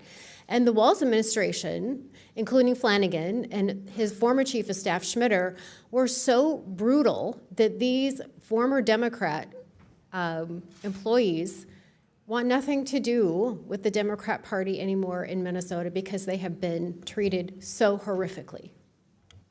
What's so sinister about this is that you're right, that it absolutely is for electoral benefit and political benefit, but it's sold to one half of the population to the independents and to the conservatives as we're giving people a hand up. We're going to help people who are in need. We're going to give them a temporary way back into working life. But they've set up an industry that's perpetual where people just stay where they're at. Right. So there's really an electoral incentive to make sure people don't get out of poverty. I'll give you another question. I used to be in the state legislature myself in Wisconsin. And I know that when we put together your budget, you have Fed funds, unlike money that, Wisconsin was getting in through our own income or sales tax. Insofar as the legislature is playing with Fed funds, you're not exactly as maybe careful with every dollar that's flowing through. And I'm trying to think what we can do to prevent this, because you're always going to have given political parties who think they can benefit from government largesse. And I think government by its nature is sometimes a little sloppy. Do you think the Minnesota government would be a little bit more careful here if on the various programs, and they varies from program to program, but if the state had to pick up 10 or 15 or 20 or 30% of the program so that they had skin in the game? Thank you, sir. Yes, in a lot of these programs, the state does have skin in the game. So many of them, Minnesota roughly has a 50-50 Medicaid match. So many of them, it's federal tax dollars, but it's also state tax dollars. So we are paying for it twice, for our state tax dollars and then when we pay our federal. I know, I think Wisconsin, when I was there, it was about a 60-40 match with the feds picking up 60. And that came into play. But I gather there's some programs on here that maybe the state match is 0. Is that accurate? I would have to look at each program. I don't know for sure. Okay. I'll ask you, just as state legislators, and different state legislators look at this question differently. Do you think as a country on some of these programs, we should be asking some of the programs that are 100% Fed funded now, we'd be better off if they were maybe 70% Fed funded or 75% Fed funded, so the states that have a little bit more of a skin in the game, I'll put it that way. And a concern I would have, insofar as there are programs in which the state is picking up nothing, really the incentive is to have more graft because you just bring in Fed funds for the state. Yes, sir. So we need to make sure the states have skin in the game so that they administer the programs properly, because otherwise their incentive is to draw down more federal money to take the burden off state taxpayers. But we're all taxpayers, so somebody's paying. There's no such thing as a free lunch. Right, and not just no such thing as a free lunch. It encourages state legislators to look the other way because you're just bringing that money into the state. Okay. I kind of felt that way about Medicaid, but thanks.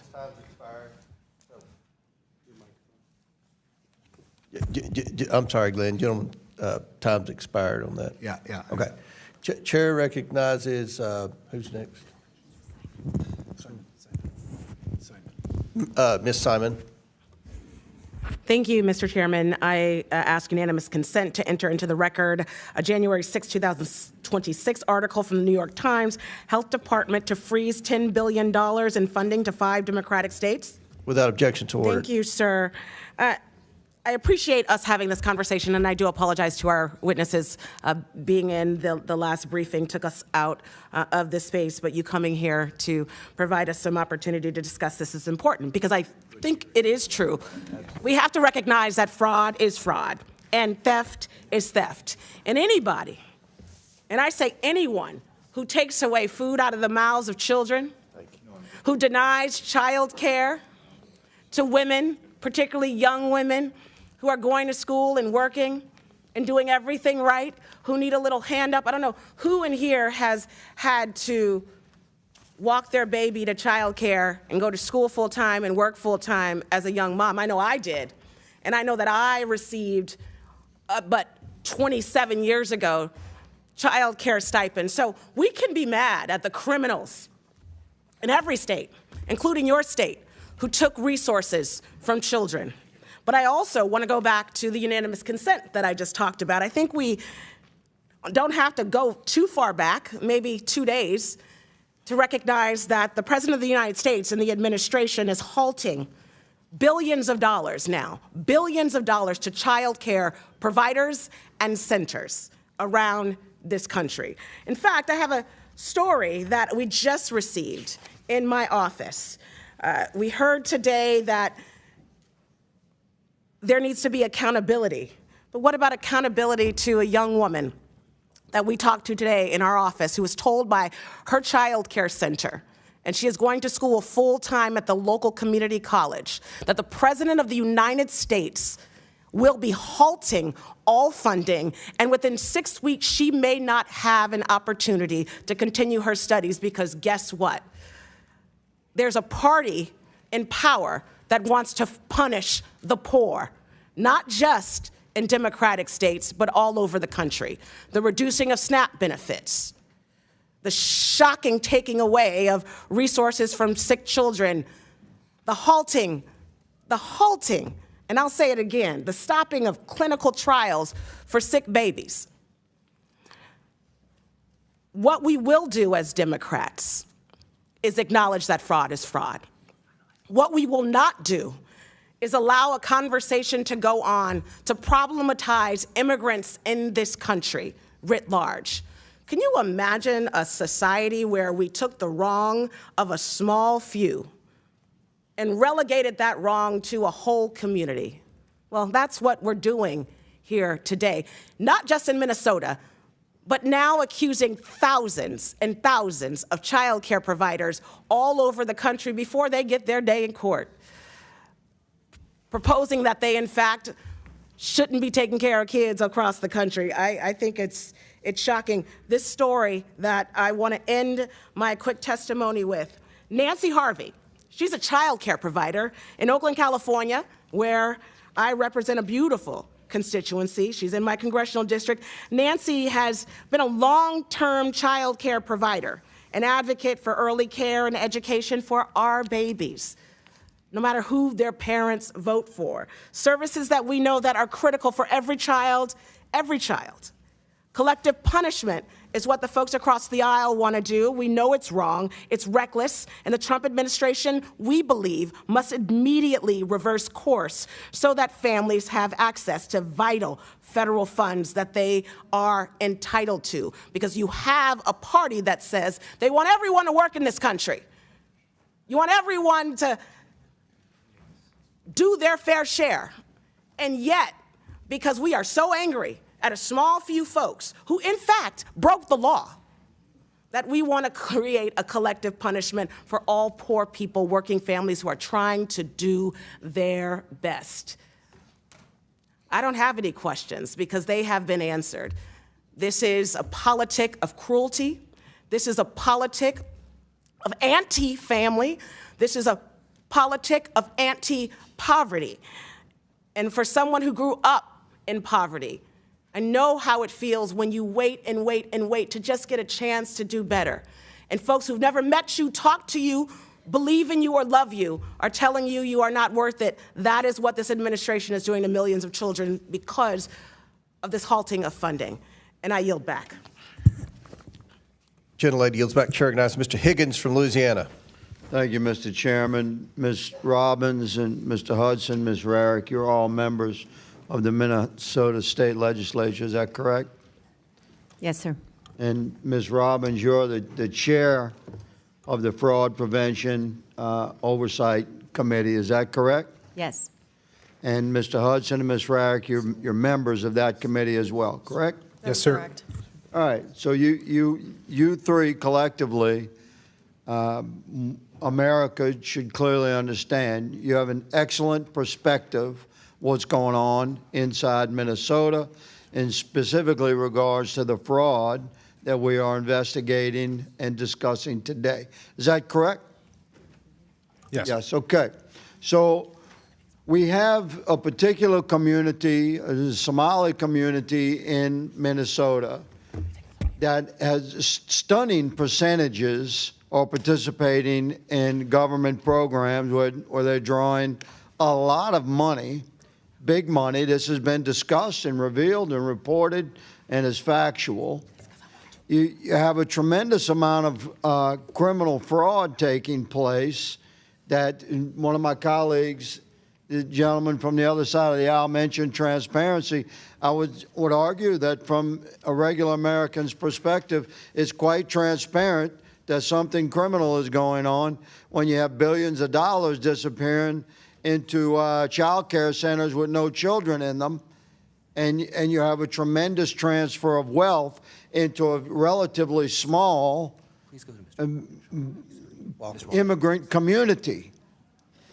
You have $9 billion, that's $9,000 million missing in the last few years. It's alleged to be fraudulently stolen. You have they're sending money, the Somali community in Minnesota sending money, big money, overseas. They're contributing money, big money, to Democrat candidates and elected officials. The Democratic political machine in Minnesota has benefited from this criminal network of Somali immigrants who have systematically stolen billions of dollars of federal charitable money, essentially. The good lady, my colleague, clarified this is money designed for poor folk that need a hand up. And we generally want that to happen in America in an effective manner. So this is the scenario that we are looking into today. Have I summed it up fairly well, Ms. Robbins? Yes, sir. And I would just like to add... Before you add, Mr. Hudson, is this an effective summary, sir? Yes, sir, it is. Thank you, Ms. Rarick. Yes. Thank you. So from the perspective of members of the Fraud Investigative Committee of the Minnesota State Legislature, we have a large criminal network with high percentages of participation in that criminal network from the Somali community in Minnesota. That community has tremendous influence within the political arena, specifically within the Democrat political arena in Minnesota. The Democrat political machine has been covering for this criminal network, and here we go to Governor Walz's involvement here, which is shocking to me, quite frankly, because I've been friendly with Governor Walz for many years. I served with him here. But can you discuss for me the governor's administration's involvement in intimidation and oppression and retaliation against whistleblowers? Ms. Robbins, have you had conversations with whistleblowers who have been treated like that by the Walz administration? Yes, I have. And can you tell us about that? Without naming the person or revealing stuff that's secret, tell us how that retaliation would happen. So it happens in a variety of ways. They are demoted or reassigned, or they are told that they could lose their job and then their house or their pension or their retirement benefits or not qualify for unemployment. So it's... Well, that's very serious. That's very serious allegation. I would say that's criminal retaliation. Mr. Hudson and Ms. Rarick, have you seen similar? I would defer to Representative Rarick. Yes. So Representative Robbins and once in a while Representative Hudson have had multiple conversations with whistleblowers, and that is exactly what they said to us, especially in a face-to-face meeting in St. Paul. That is exactly unbelievable. What they said. Mr. Chairman, my time has expired, but this leans into the criminal spectrum, sir. I yield. Gentleman yields back. Chair recognizes Mr. Walkinshaw from Virginia. I think I was here first. They told me Walkinshaw. And then I'm happy to Walkinshaw. defer. Yeah. thank you. And Mr. Min? I'm just doing what the Democrat staff says. Walkinshaw's next. All right, thank you, Mr. Chairman. Let me just start with something simple. I think we're all agreed upon today. Fraud is real, fraud is wrong, and fraud should be prosecuted, period. And those who stole taxpayer dollars in Minnesota or anywhere else should face the full force of the law. But what we're seeing today, and the premise of this hearing, is selective outrage about fraud. Because if my Republican colleagues actually cared about stopping fraud, they would not be defending the one president in modern history who is systematically tearing down the institutions designed to prevent it. The one president in history who has pardoned fraudster after fraudster after fraudster. But Donald Trump didn't just pardon those convicted of fraud. He's gone after the people whose job it is to find fraud.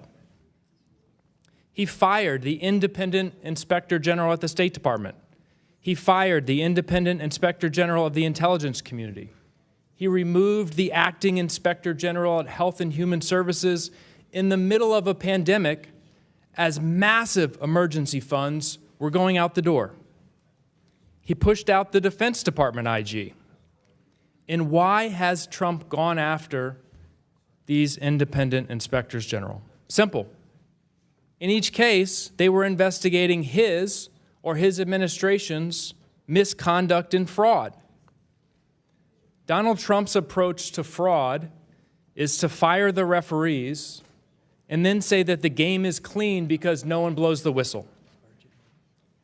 And he hasn't stopped with IGs. He's repeatedly attacked prosecutors, law enforcement, and career public servants who investigated misconduct that was politically inconvenient for him.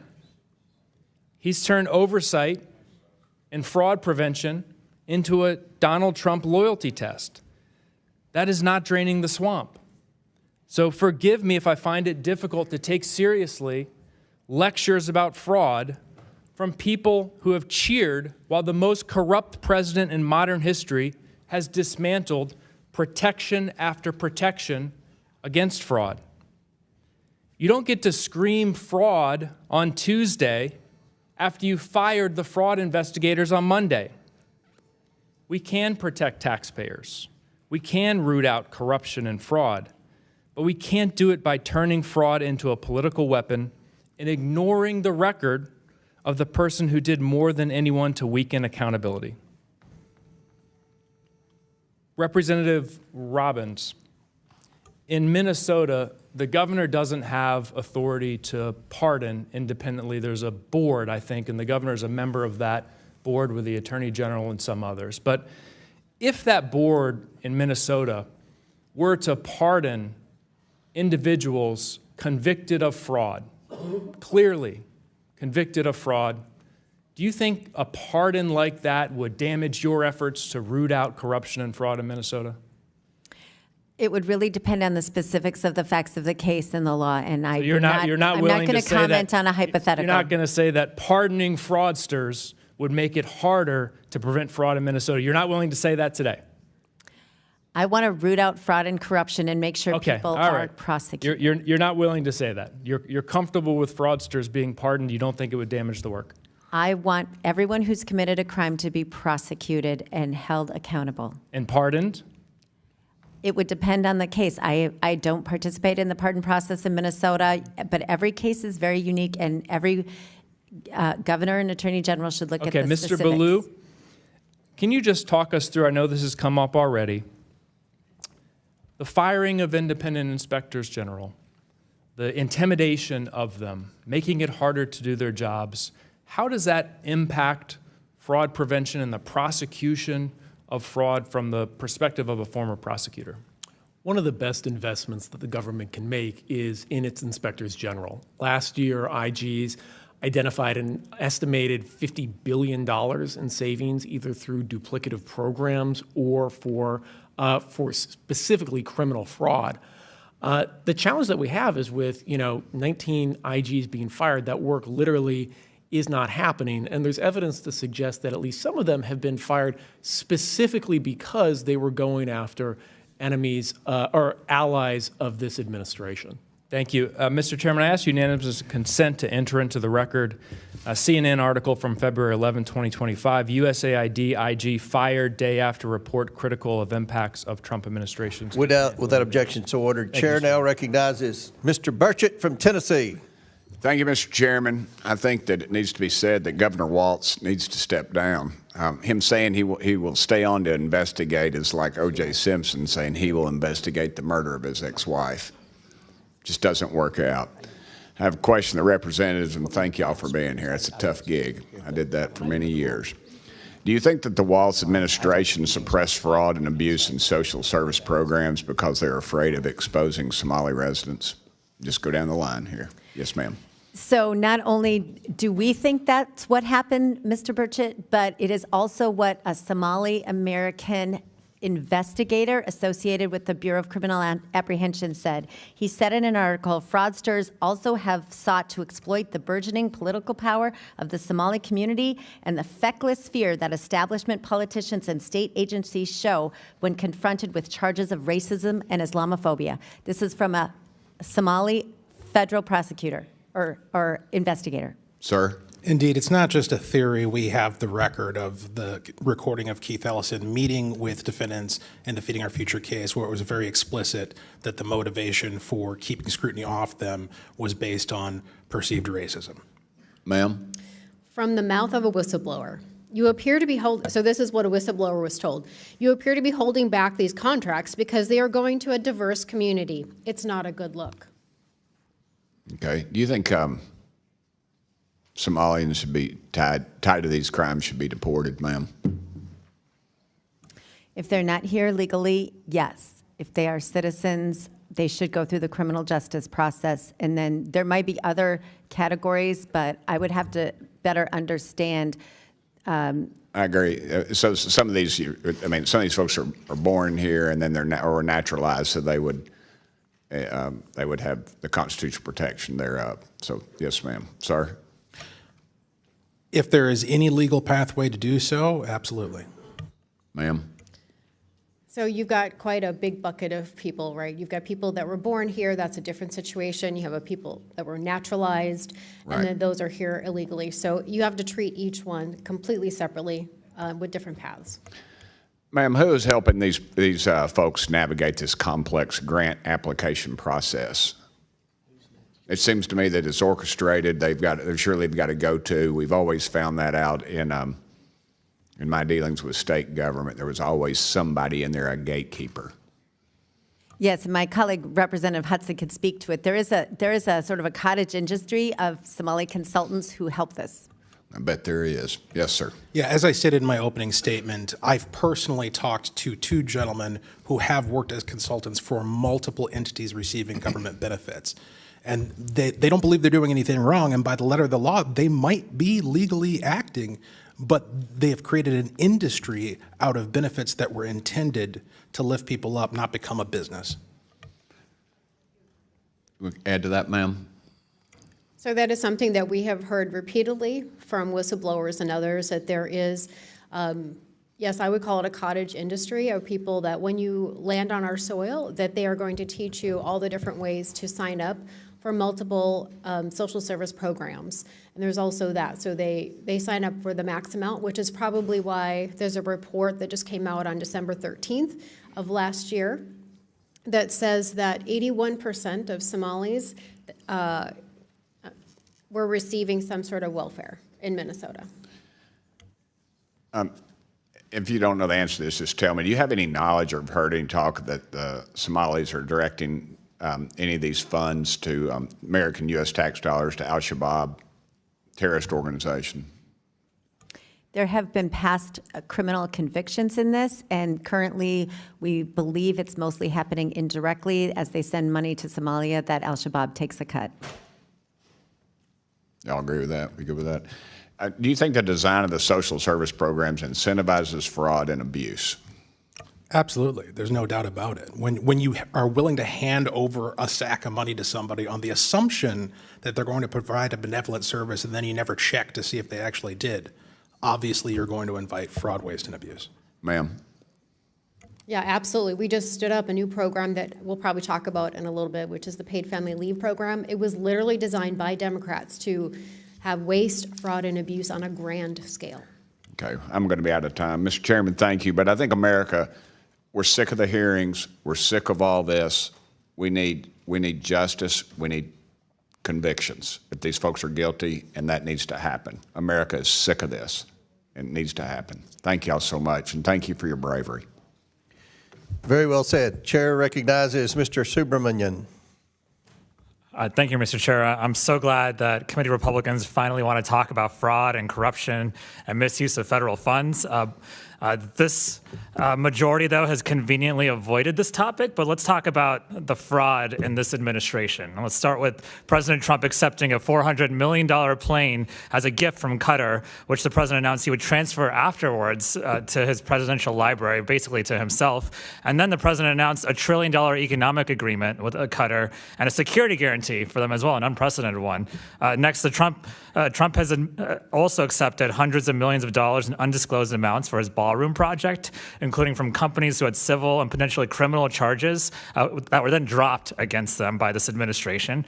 And it's not just President Trump. Secretary Kristi Noem has paid more than $200 million in DHS ad contracts last fall and bypassed the normal competitive bidding process to award some of the funds to a firm with deep ties to herself. And then Secretary Noem also spent $170 million of taxpayer dollars on new jets, including one for her own private travel.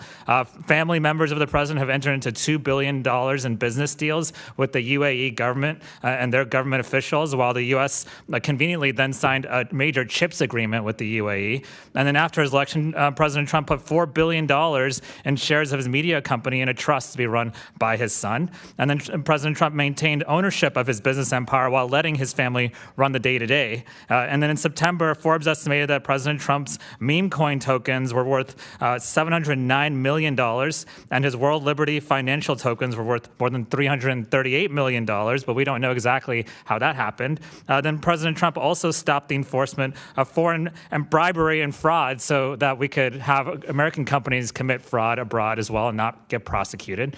President Trump also has made hundreds of visits to his own properties using taxpayer dollars, a lot of golfing included, and used his presidency for personal profit to those properties. And in 2019, the GAO reported a trip to Mar-a-Lago costs over $3 million. And so if you add that up, that's a lot of taxpayer money being misused and a lot of fraud.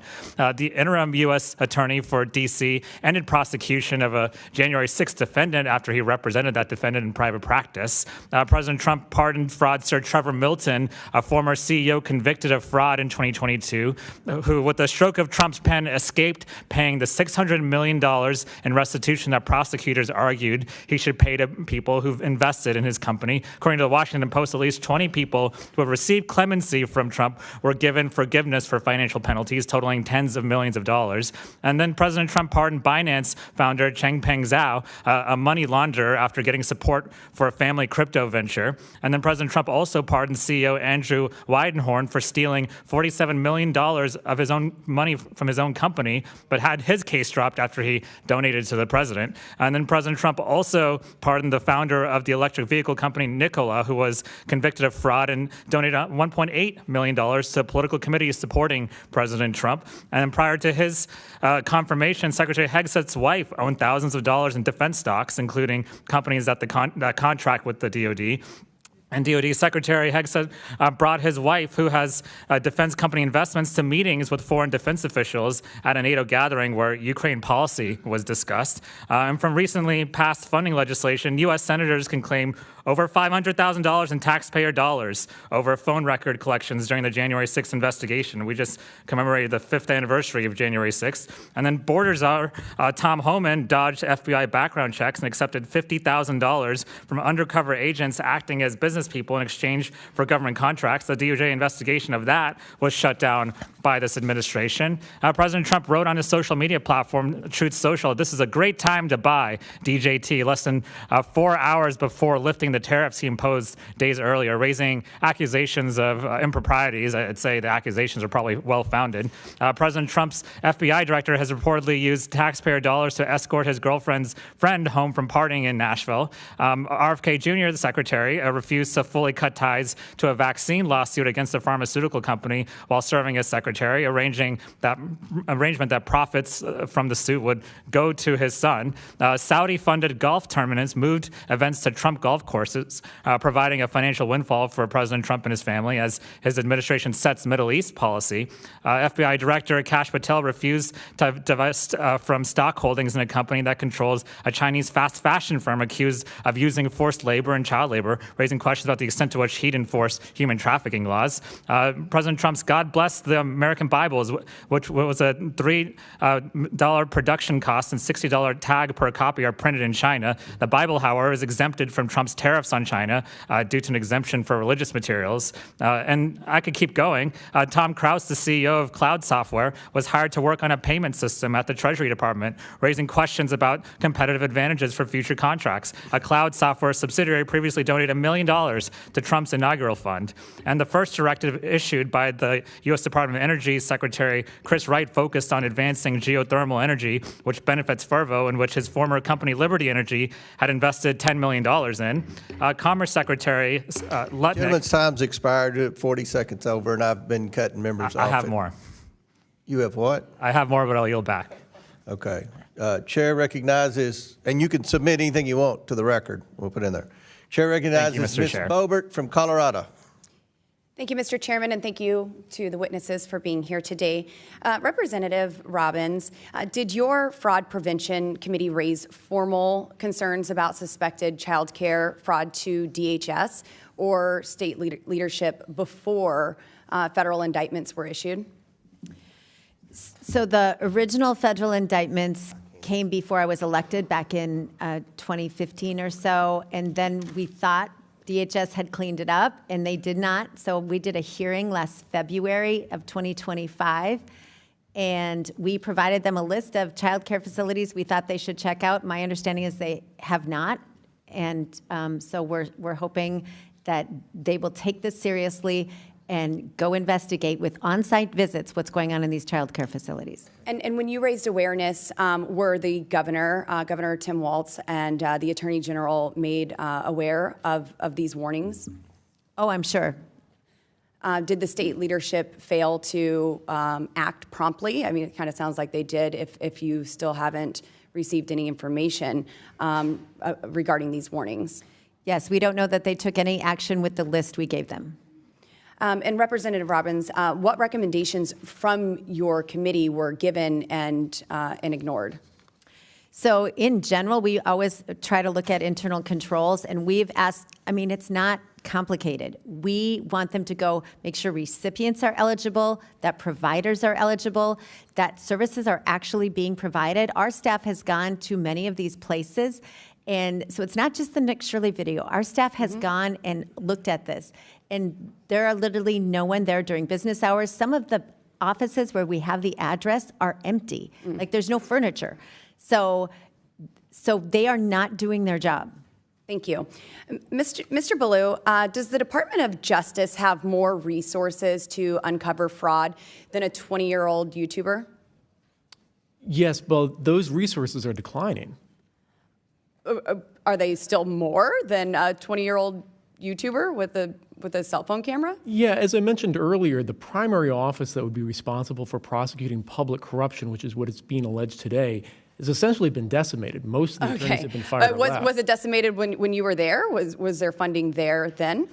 Yeah, so it was there then. So why did the Department of Justice under the Biden administration ignore repeated attempts to uncover this massive fraudulent misuse of taxpayer dollars?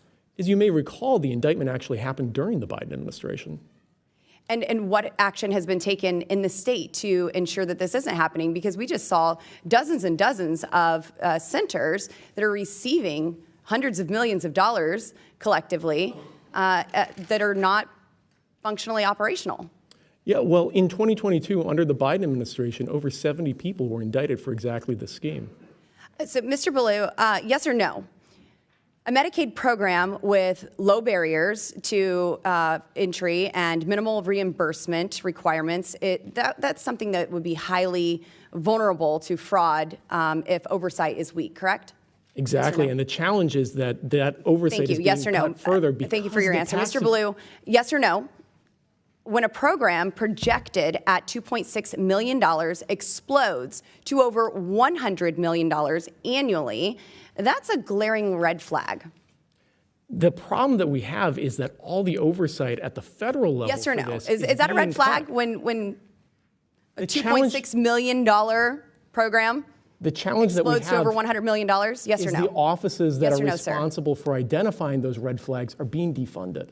Mr. Blue, yes or no, when the same individuals or networks bill multiple Medicaid programs, that indicates organized fraud. And the challenge that we have is yes that or no, does that indicate fraud when you're getting the same individuals and networks that are billing multiple Medicaid programs? Precisely the offices that would identify that are being defunded. As they should be. Mr. Blue, yes or no, did the Biden administration cover this up for political reasons? Because uncovering fraud on this massive scale would have hurt the 2024 Democrat vice presidential candidate. Just so I understand, are you saying that the offices that uncover fraud should be defunded? I'm saying that these programs and the fraud that is taking place should be defunded. My understanding is what you were just saying is that the fraud programs So no, we need to uncover these, but they're and the challenge these that actual we have programs is that those that are offices ballooning to $100 million. And if you could get back to the question I just asked, was this covered up because you thought it would hurt the 2024 Democrat vice presidential candidate? The office Governor that would Tim investigate Walz. that kind Yes or of no? alleged public Yes or integrity no? fraud has been defunded. In 2024, it was not defunded. And was this covered up to protect a vice presidential candidate? Yes or no, Mr. Blue? Prior to 2024, over 70 indictments were brought under the Biden Mr. Blue, was this covered up to protect a political candidate? Once again, that office has been defunded, and there are Thank you, Mr. Blue. I'm sorry that you're not answering questions before this committee correctly. Thank you. And who's next? Okay. Thank you. Chair now recognizes Ms. Tlaib from Michigan. Thank you so much, Mr. Chairman. Thank you all so much for being here. I think as someone who served in the State House, I know how important it is, no matter if there's a D or R next to any name of anybody that's in charge, to make sure we root out any sort of fraud, scams, because we know it hurts everyone. But as a Muslim American, I got to ask you all as a public servant, because, Representative Robbins, Hudson, Rarick, do you believe every Somali in Minnesota is engaged in fraud right now? Yes or no? You can start. No. No. Absolutely not. Do you believe that Muslims are demons? No. No. Absolutely not. That's a ridiculous thing to even say. I hope nobody says that. Yeah. Well, I just think it's really important, as you all do the job that you need to do, to also root out hate and divisive language that put, you can't imagine a child listening to that. You know what I mean? And they're seeing that. And I'm telling you, as somebody that grew up Muslim in America, sometimes you're just listening to that and you feel othered. You feel like you're less than, that maybe the things that are being said are true. And so, Mr. Chair, I have to submit for the record, I know this is not your only source. I heard you. But, unnamed source in a viral Minnesota Somali fraud video is a right-wing lobbyist who called Muslim demons. But why this is more disturbing, and I don't know if any of you shared it, but I want you to know that who shared it, despite this, and all the falsehoods that my colleagues have already highlighted in a very, very shameful way, that this video has been shared widely and proudly by Attorney General Pam Bondi, by FBI Director Kash Patel, by Vice President J.D. Vance, who actually called the video, quote, far more useful journalism than any of our winners of the 2024 Pulitzer Prizes. The video creators, Nick Shirley, has built this career, right, but on a lot of Islamophobia and dehumanization, that I just feel as public servants, as you root out fraud, and you have to, that you don't make it out that it's about the Somali community. It's about maybe not having the checks and balances, and maybe, again, wanting to do that. But I urge you all, because this is the same person that also talked about the community I represent in the city of Dearborn. And again, there are children watching. And I say this, that racist rhetoric, no matter faith or ethnicity, against any of our neighbors is not going to prevent fraud. Doing this will not prevent fraud. We already saw Trump administration using this story to pretext of sending 2,000 federal agents to target and harass Somali American community. I mean, do you agree with that? Sending troops in. I don't think ICE agents are troops, and ICE agents should be able to do their job anywhere in America. I meant federal agents. You're right. I meant federal agents, ma'am. Do you believe federal agents should come in, and 2,000 federal agents should come into your state? I think ICE agents should be doing their job anywhere in America. It's their jurisdiction, and if there are But that's the criminals, response of the president. So if there are criminals who need to be Yes, I deported, they should be deported. But that's not what's going to happen. Representative Hudson? I absolutely welcome immigration enforcement in the state of Minnesota. But do you think it's really immigration enforcement? Because they're racially profiling. They're going to just stop people that look Somali or look Muslim or ethnic and just harass them. And I'm telling you as somebody that for the first time ever, my mother in 50 years being here, and the sweetest woman, she'd feed anybody. She doesn't care if you're a Republican, Democrat. She would make sure you're not hungry and fed. And she's carrying a passport for the first time in her life here because she knows because she wears a hijab, she might be stopped by an ICE agent. Is that the kind of militarization? I know you won't get stopped, but somebody like my mother and somebody like your Somali American neighbors in Minnesota will be stopped in a way that is dehumanizing. They do it in front of kids. They don't care. And I'm saying this to you and asking all of you, do your job, but don't allow your job and what you're doing to be utilized as a racist trope that all Somali Americans are criminals, that Muslims are demons. It's incredibly dangerous. And so, Representative Robbins, Hudson, one of the things that the collective punishment, right? I mean, the fact that now I'm seeing the Trump administration say, okay, we're going to cut child care and social services to California, Illinois, New York, Minnesota, Colorado. Like, is that really the answer? Is that going to prevent fraud? Do you believe cutting 23,000 kids from child care, do you think that's going to prevent fraud? So my understanding, it's not being cut. If they can document that the actual children are there and that they have attendance records, they will get the funding. So this is a misnomer saying it's all going to be cut. It's not true. We'll see. Representative Hudson? I tend not to blame firemen for water damage when they put out a fire. Okay. And that's what's going on. So you're good with them cut. Okay. How about you? I believe in the due process of law. And so back to your comment about your dear mother, because she wears a hijab and she has to carry her passport.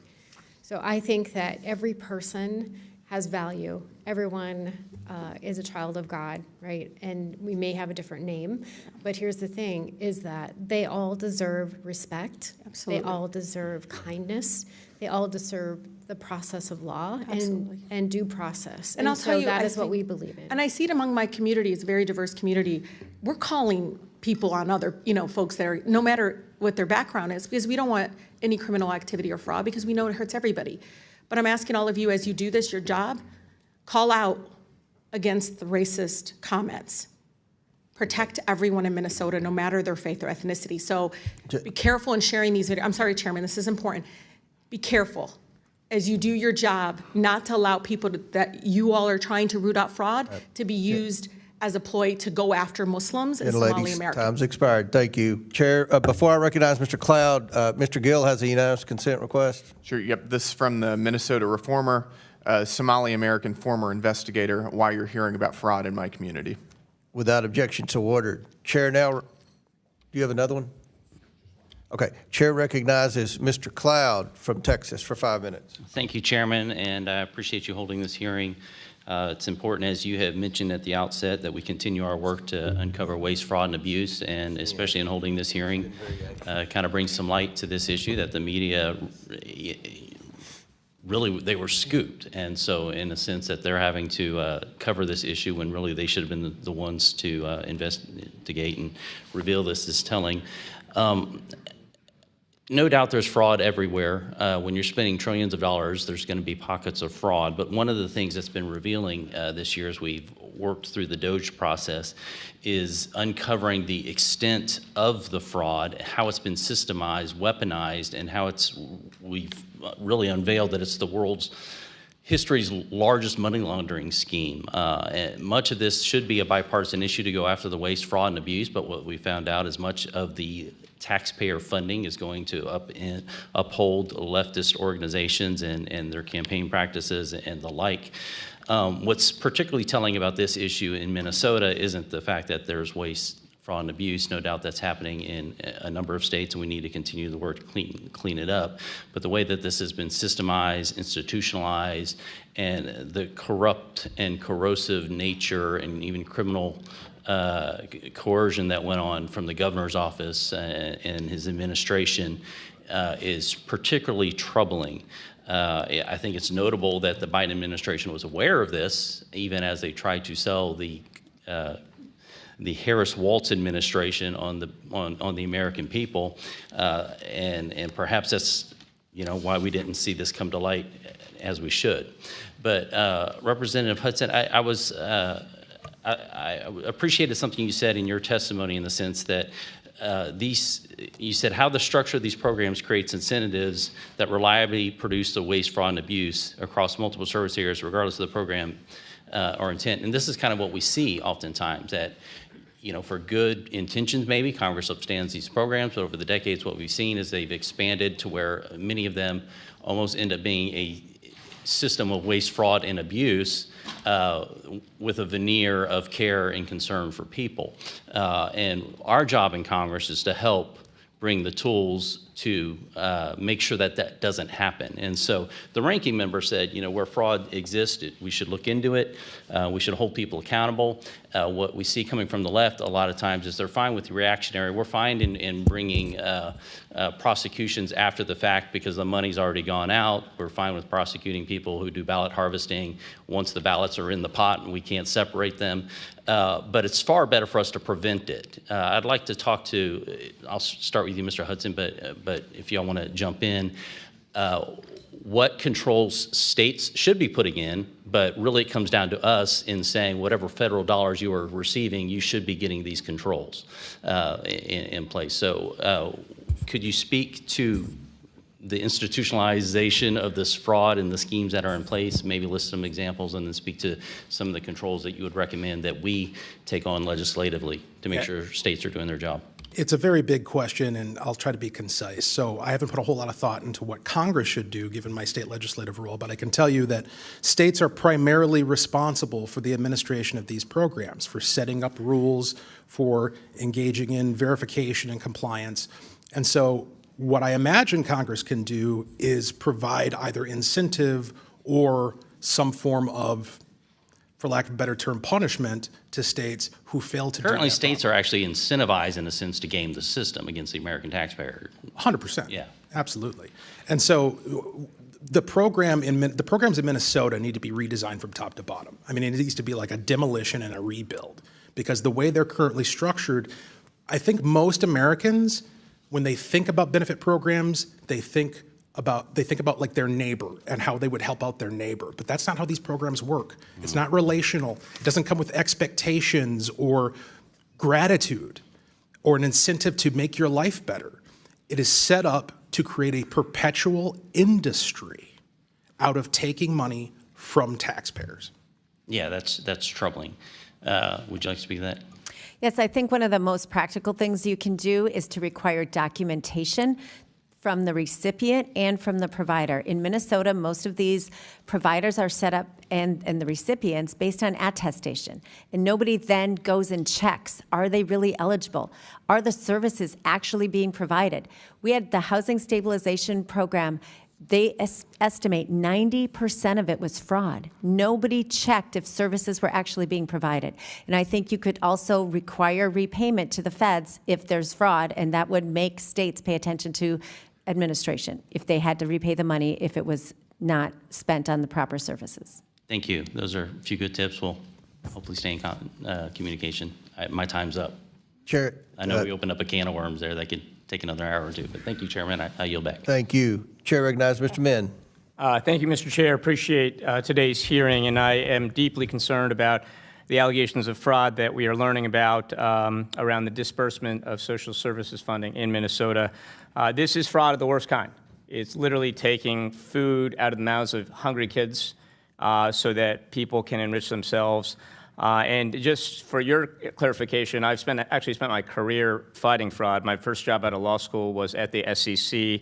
This was in the aftermath of another major set of frauds, the Enron and WorldCom accounting scandals, which, of course, from the private sector, not the public sector.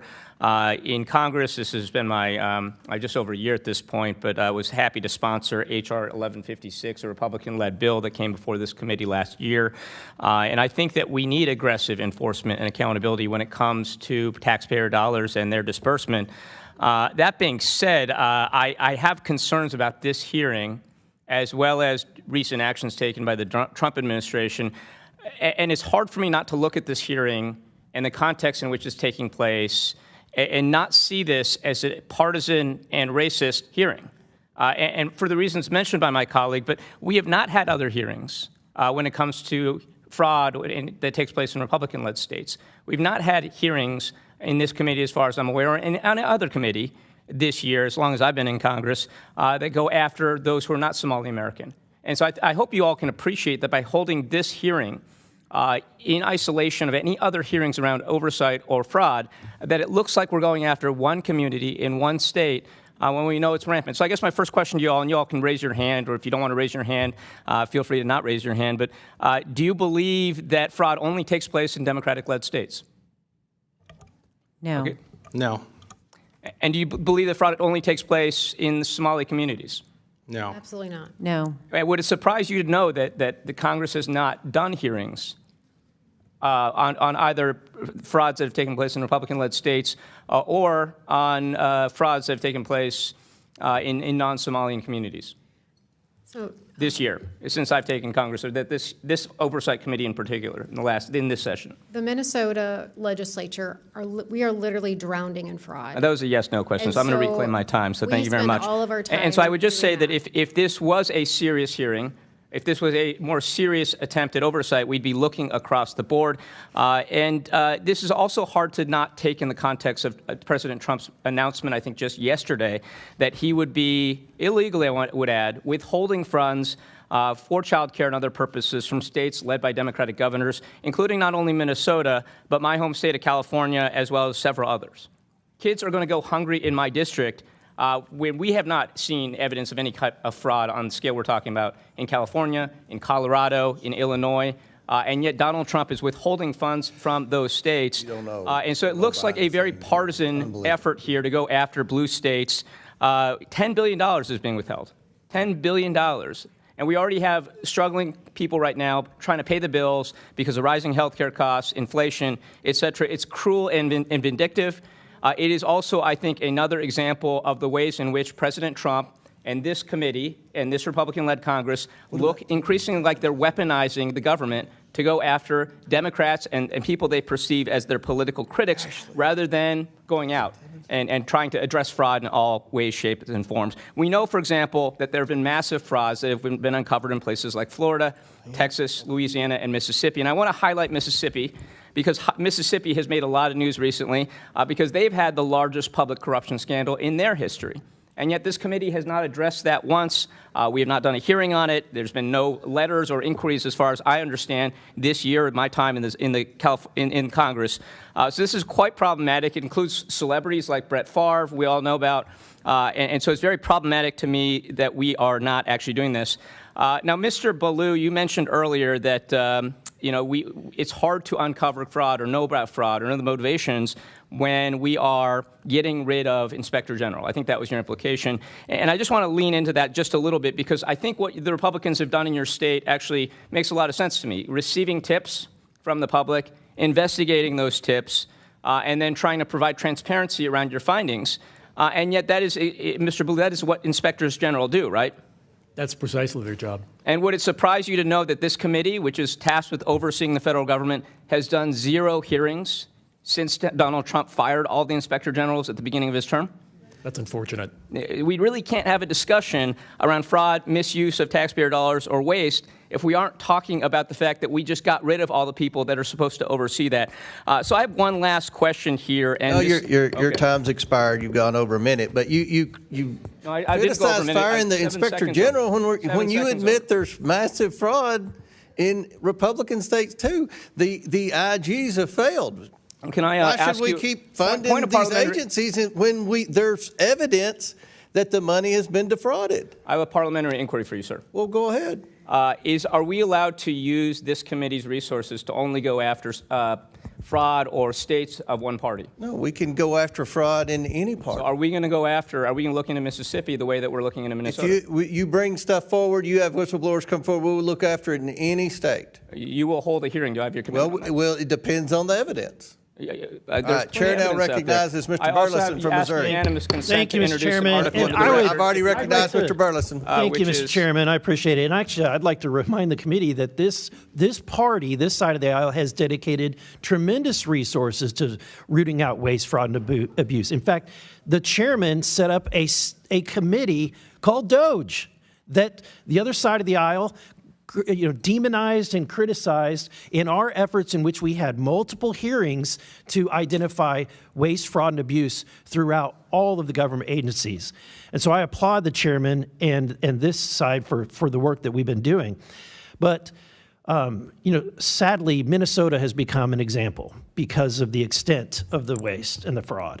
I have to ask, it must be embarrassing for the citizens of Minnesota, Chairwoman Robbins. So I'm not embarrassed to be from Minnesota, but I am frustrated and angry about the theft of taxpayer money. I have a family that live in Minnesota. It's a wonderful state, and I know that they are angry, that they're very frustrated. So I think that we talk about the amount of money that's being wasted, $9 billion. That seems like an abstract amount, but let's break that down. $9 billion stolen from less than 6 million citizens of Minnesota, correct? That's per individual. Imagine, right? Every citizen of Minnesota, your bank account, suddenly someone took $1,500 out of your bank account. Every taxpayer, there's around 3 million citizens or taxpayers in Minnesota. Every taxpayer just had $3,000 stolen from their bank account. How does that feel to a citizen of Minnesota?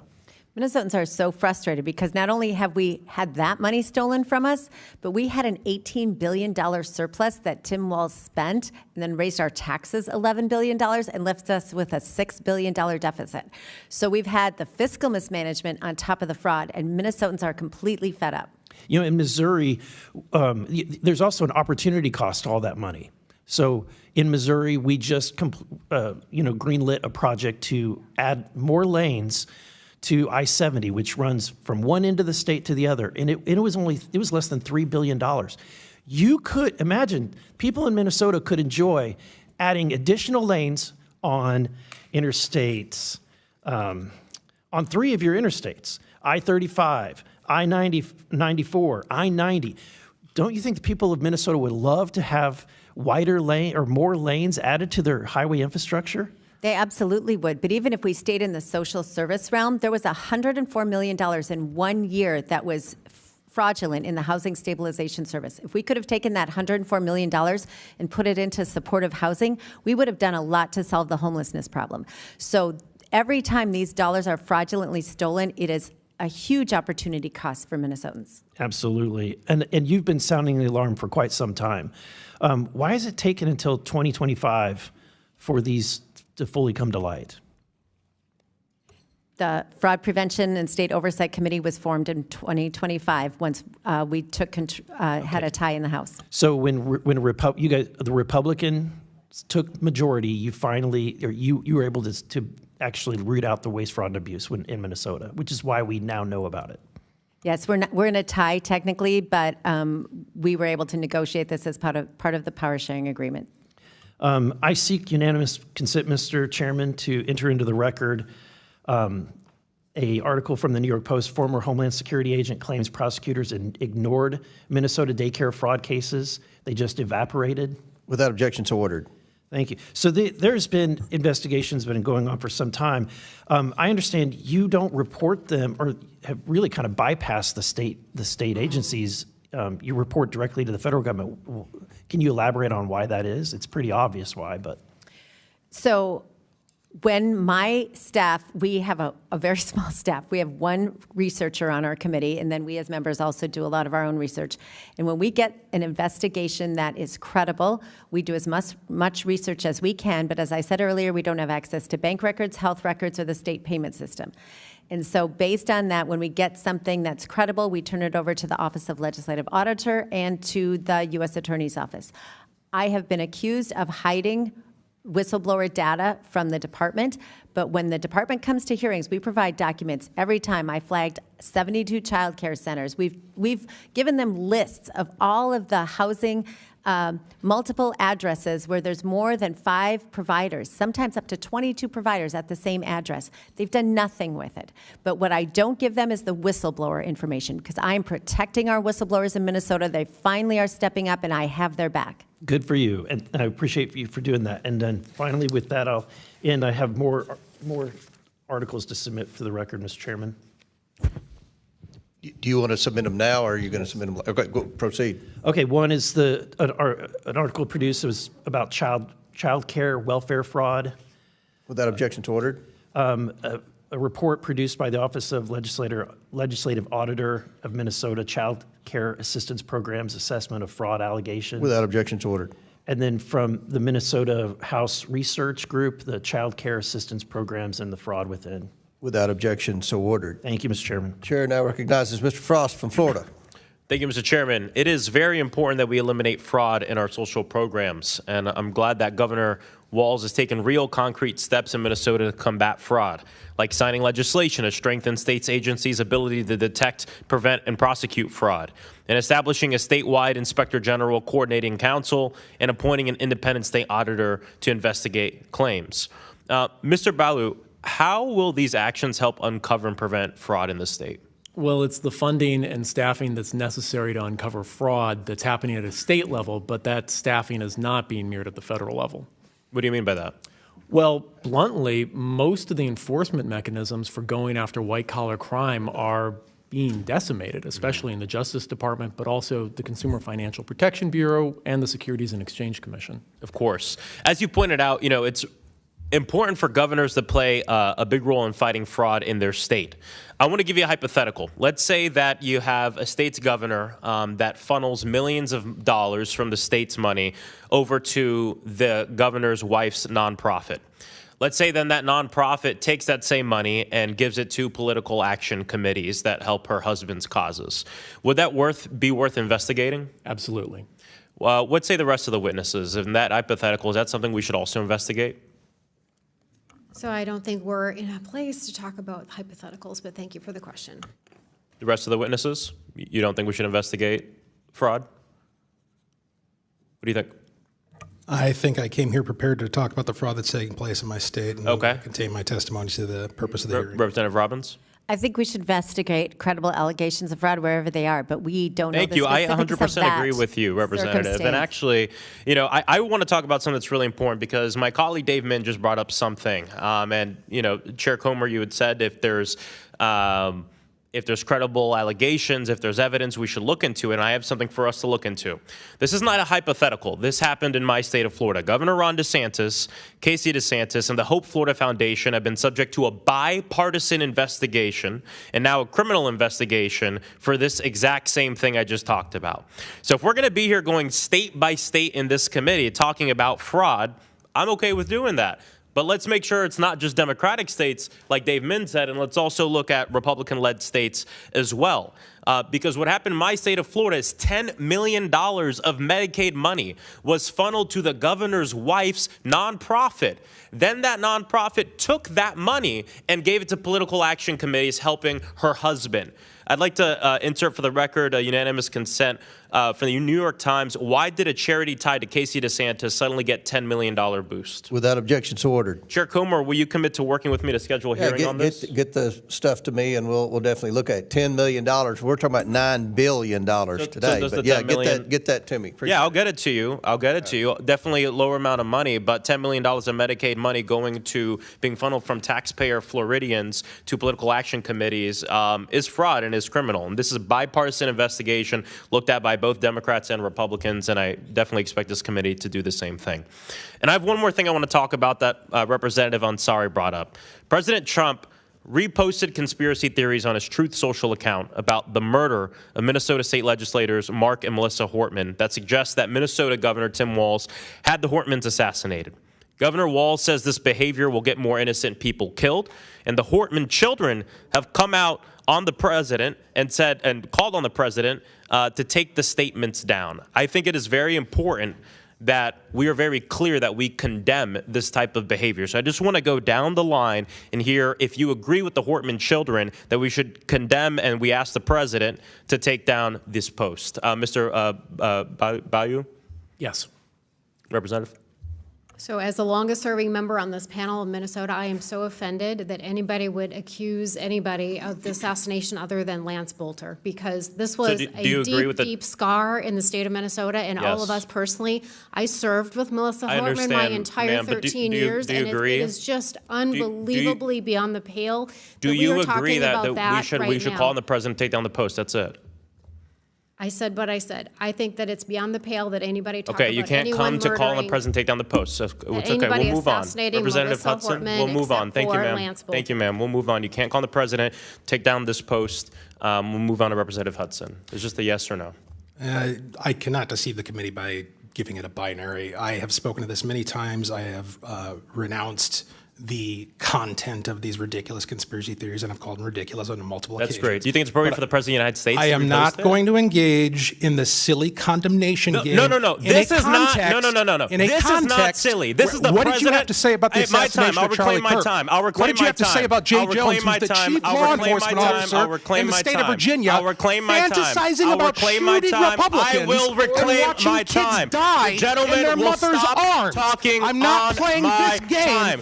Gentlemen will stop talking on my time. Order. We'll give you a few seconds to close, Mr. Frost. I have to comment on this because this is not silly. It is not silly to expect good behavior from the people at the highest levels of our government. Do you expect from Jay Jones? No, not your time. Do you expect from Jay Jones? Not your time, including the President of the United States.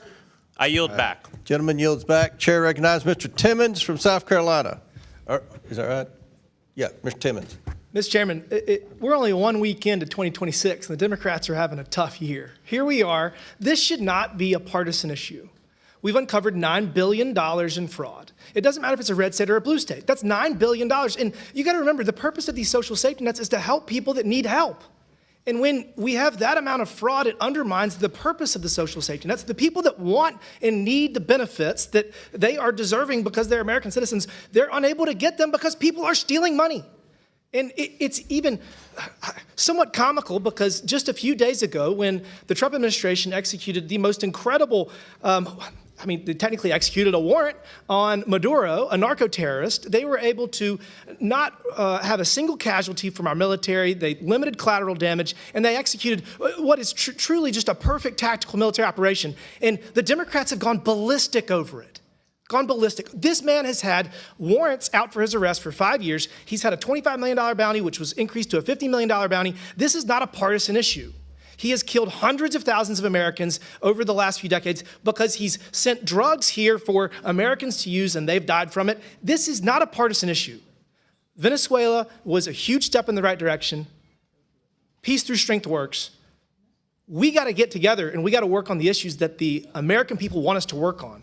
And seeking out waste, fraud, and abuse, seeking out $9 billion in theft of social safety net money is something that should not be partisan. And the fact that my colleagues across the aisle are going ballistic over these ridiculous ancillary issues and trying to cast shade over what should not be a partisan issue is just ridiculous. So get it together. We need to do the job that the American people sent us here to do. I want to actually point something out. So Representative Robbins, my understanding is that around $250 million in fraud was found in the 4 years of the Biden administration. There were a number of indictments, dozens of indictments. Is that number about right? Yes, I think now they're up to about $310 million for the Feeding Our Future. All right, thank you. So in the last year, we're at $9 billion. Is that the number you got? Yes, the U.S. Attorney has estimated that the total fraud in the Medicaid portion, which has nothing to do with Feeding Our Future, so it's on top of that $310 million, is half of it is fraud. Thank you. Mr. Blue, you see where I'm going with this? So you're saying that we have had, we've decimated the budget of the IGs, which, by the way, weren't doing their jobs because we've uncovered, $8.6 billion more dollars in fraud with less resources. So how do you explain your testimony earlier that we've decimated the entities that are designed to investigate fraud when we've uncovered exponentially more fraud with less resources? How do you explain that? you know, what we've been talking about today is not just regular fraud, but public corruption. And So this is the thing. We are not having a hearing on public corruption. We are having a hearing on $9 billion in fraud associated with Minnesota social safety nets. And so you keep pushing back on that.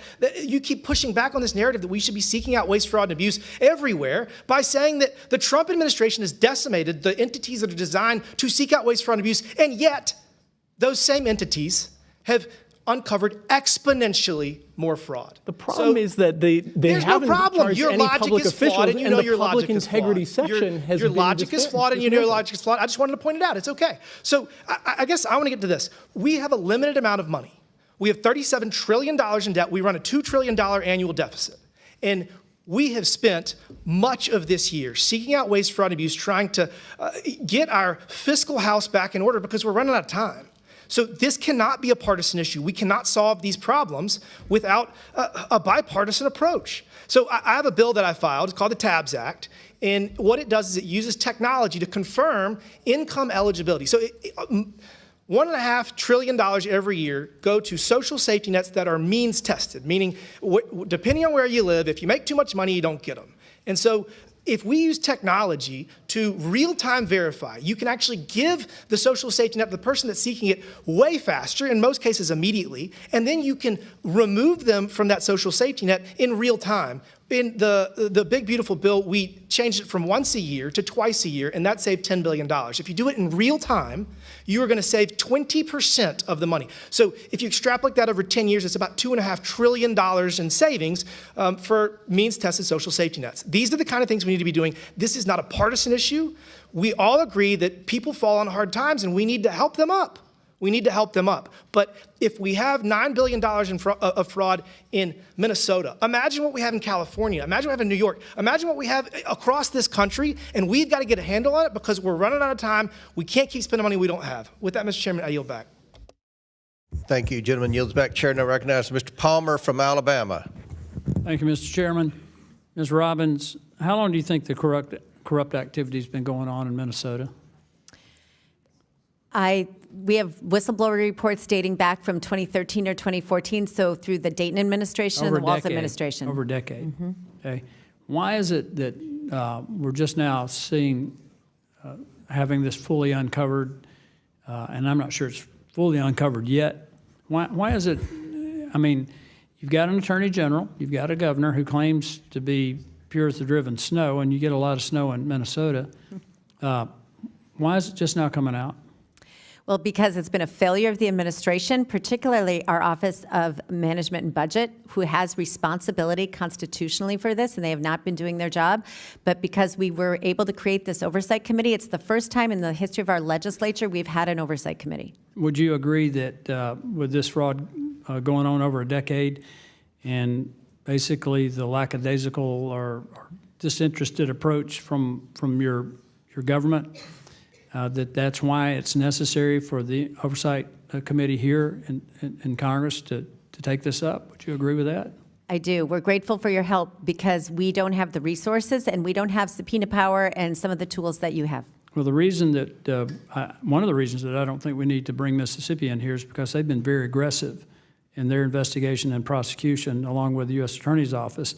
And I just want to point that out, Mr. Chairman, that we wouldn't be sitting here today asking the questions that we're having to ask if the governor of Minnesota, Walz, and the Attorney General and the other people that are responsible for oversight had acted expeditiously in investigating this themselves. So that's why we're here, isn't it? Yes, sir. I appreciate all of you being here. The charges and reports of fraudulent autism centers in Minnesota are shocking to me. Could you describe to us your committee's findings in this area, Ms. Robbins, and how these fraudsters were operating? It is really shocking. So there were autism centers that are a Medicaid waiver program, and people were getting paid kickbacks to sign their kids up to participate in the autism center so they could build Medicaid. And these children didn't necessarily have autism. We have substantiated, court documented in by the U.S. Attorney how the parents were getting their kids falsely diagnosed with autism so that then they could get a kickback to participate in billing Medicaid for autism So services. it's not just the fraud in terms of money, it's the abuse of children by their parents that has taken place here.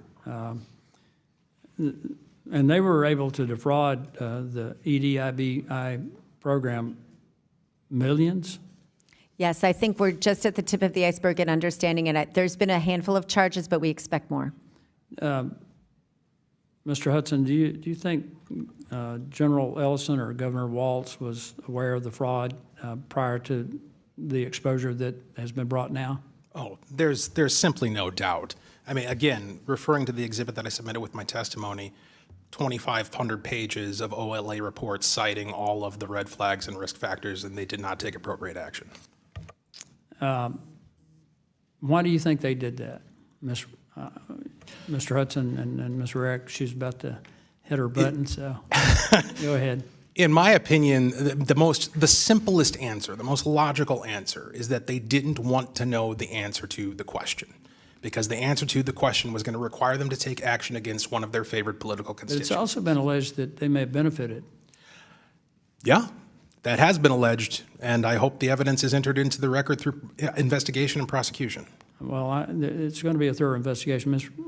Rarick, you were about to say something? Just really quickly. So I think it should be noted, we haven't said this yet, but Jim Nobles was our legislative auditor for 38 years, and he did an article, or he did a statement in the Star Tribune on December 29th of 25, and he said literally all the state needed to do was implement standard financial controls and oversight. Why the Walz administration did not do that is still a mystery, but it's disturbing.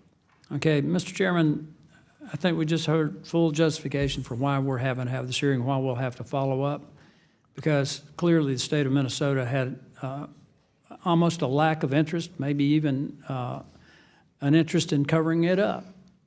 And so with that, Mr. Chairman, I yield back and look forward to further investigating this Thank you, massive Mr. fraud. Palmer. I think the evidence is clear as well. Chair now recognizes Ms. Luna from Florida.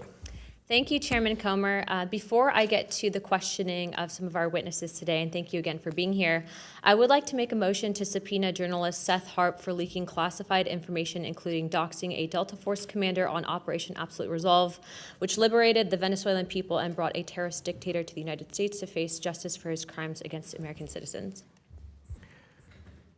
A motion has been made. Another motion by Ms. Luna. The committee will hold this motion in abeyance till the end of today's hearing. The committee will now proceed. Chair recognizes. Thank you, Chairman Comer. I make a motion to request this in writing. Hold on. There's been a parliamentary inquiry. Yeah, parliamentary inquiry. We'd like to request this in writing.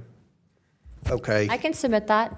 If I can just right after this, I'll totally submit that to you guys, because I have some other motions that we're voting on at the end. This is a great motion in writing. We want everyone on record for this one. Thank you. Chair recognizes Ms. Luna. Thank you, Chairman Comer. Honorable Robbins, based on your record before your committee, when did Governor Walz first become aware of widespread fraud in Minnesota social service programs? I would assume that he has been aware of it since he ran for office for governor in 2018. By 2017, DHS investigators warned CCAP fraud could exceed 50%. What was that information elevated to the governor's office? Yes, there was an OLA report. Thank you, ma'am.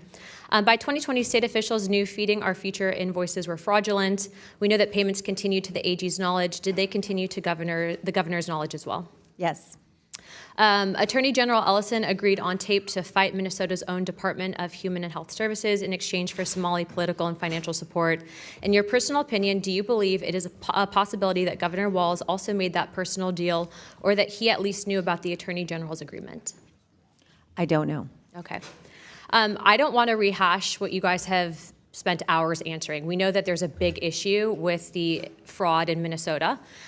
So on a number of things, I'd first like to point out, thank you for being here today, but because of your testimony and because of some of the evidence that we've seen brought forward, as well as I'm sure the fact that this committee, I assume, at Chairman Comer's direction, will be soon subpoenaing AG Ellison, I would like to make criminal referrals regarding Governor Walz as well as AG Ellison.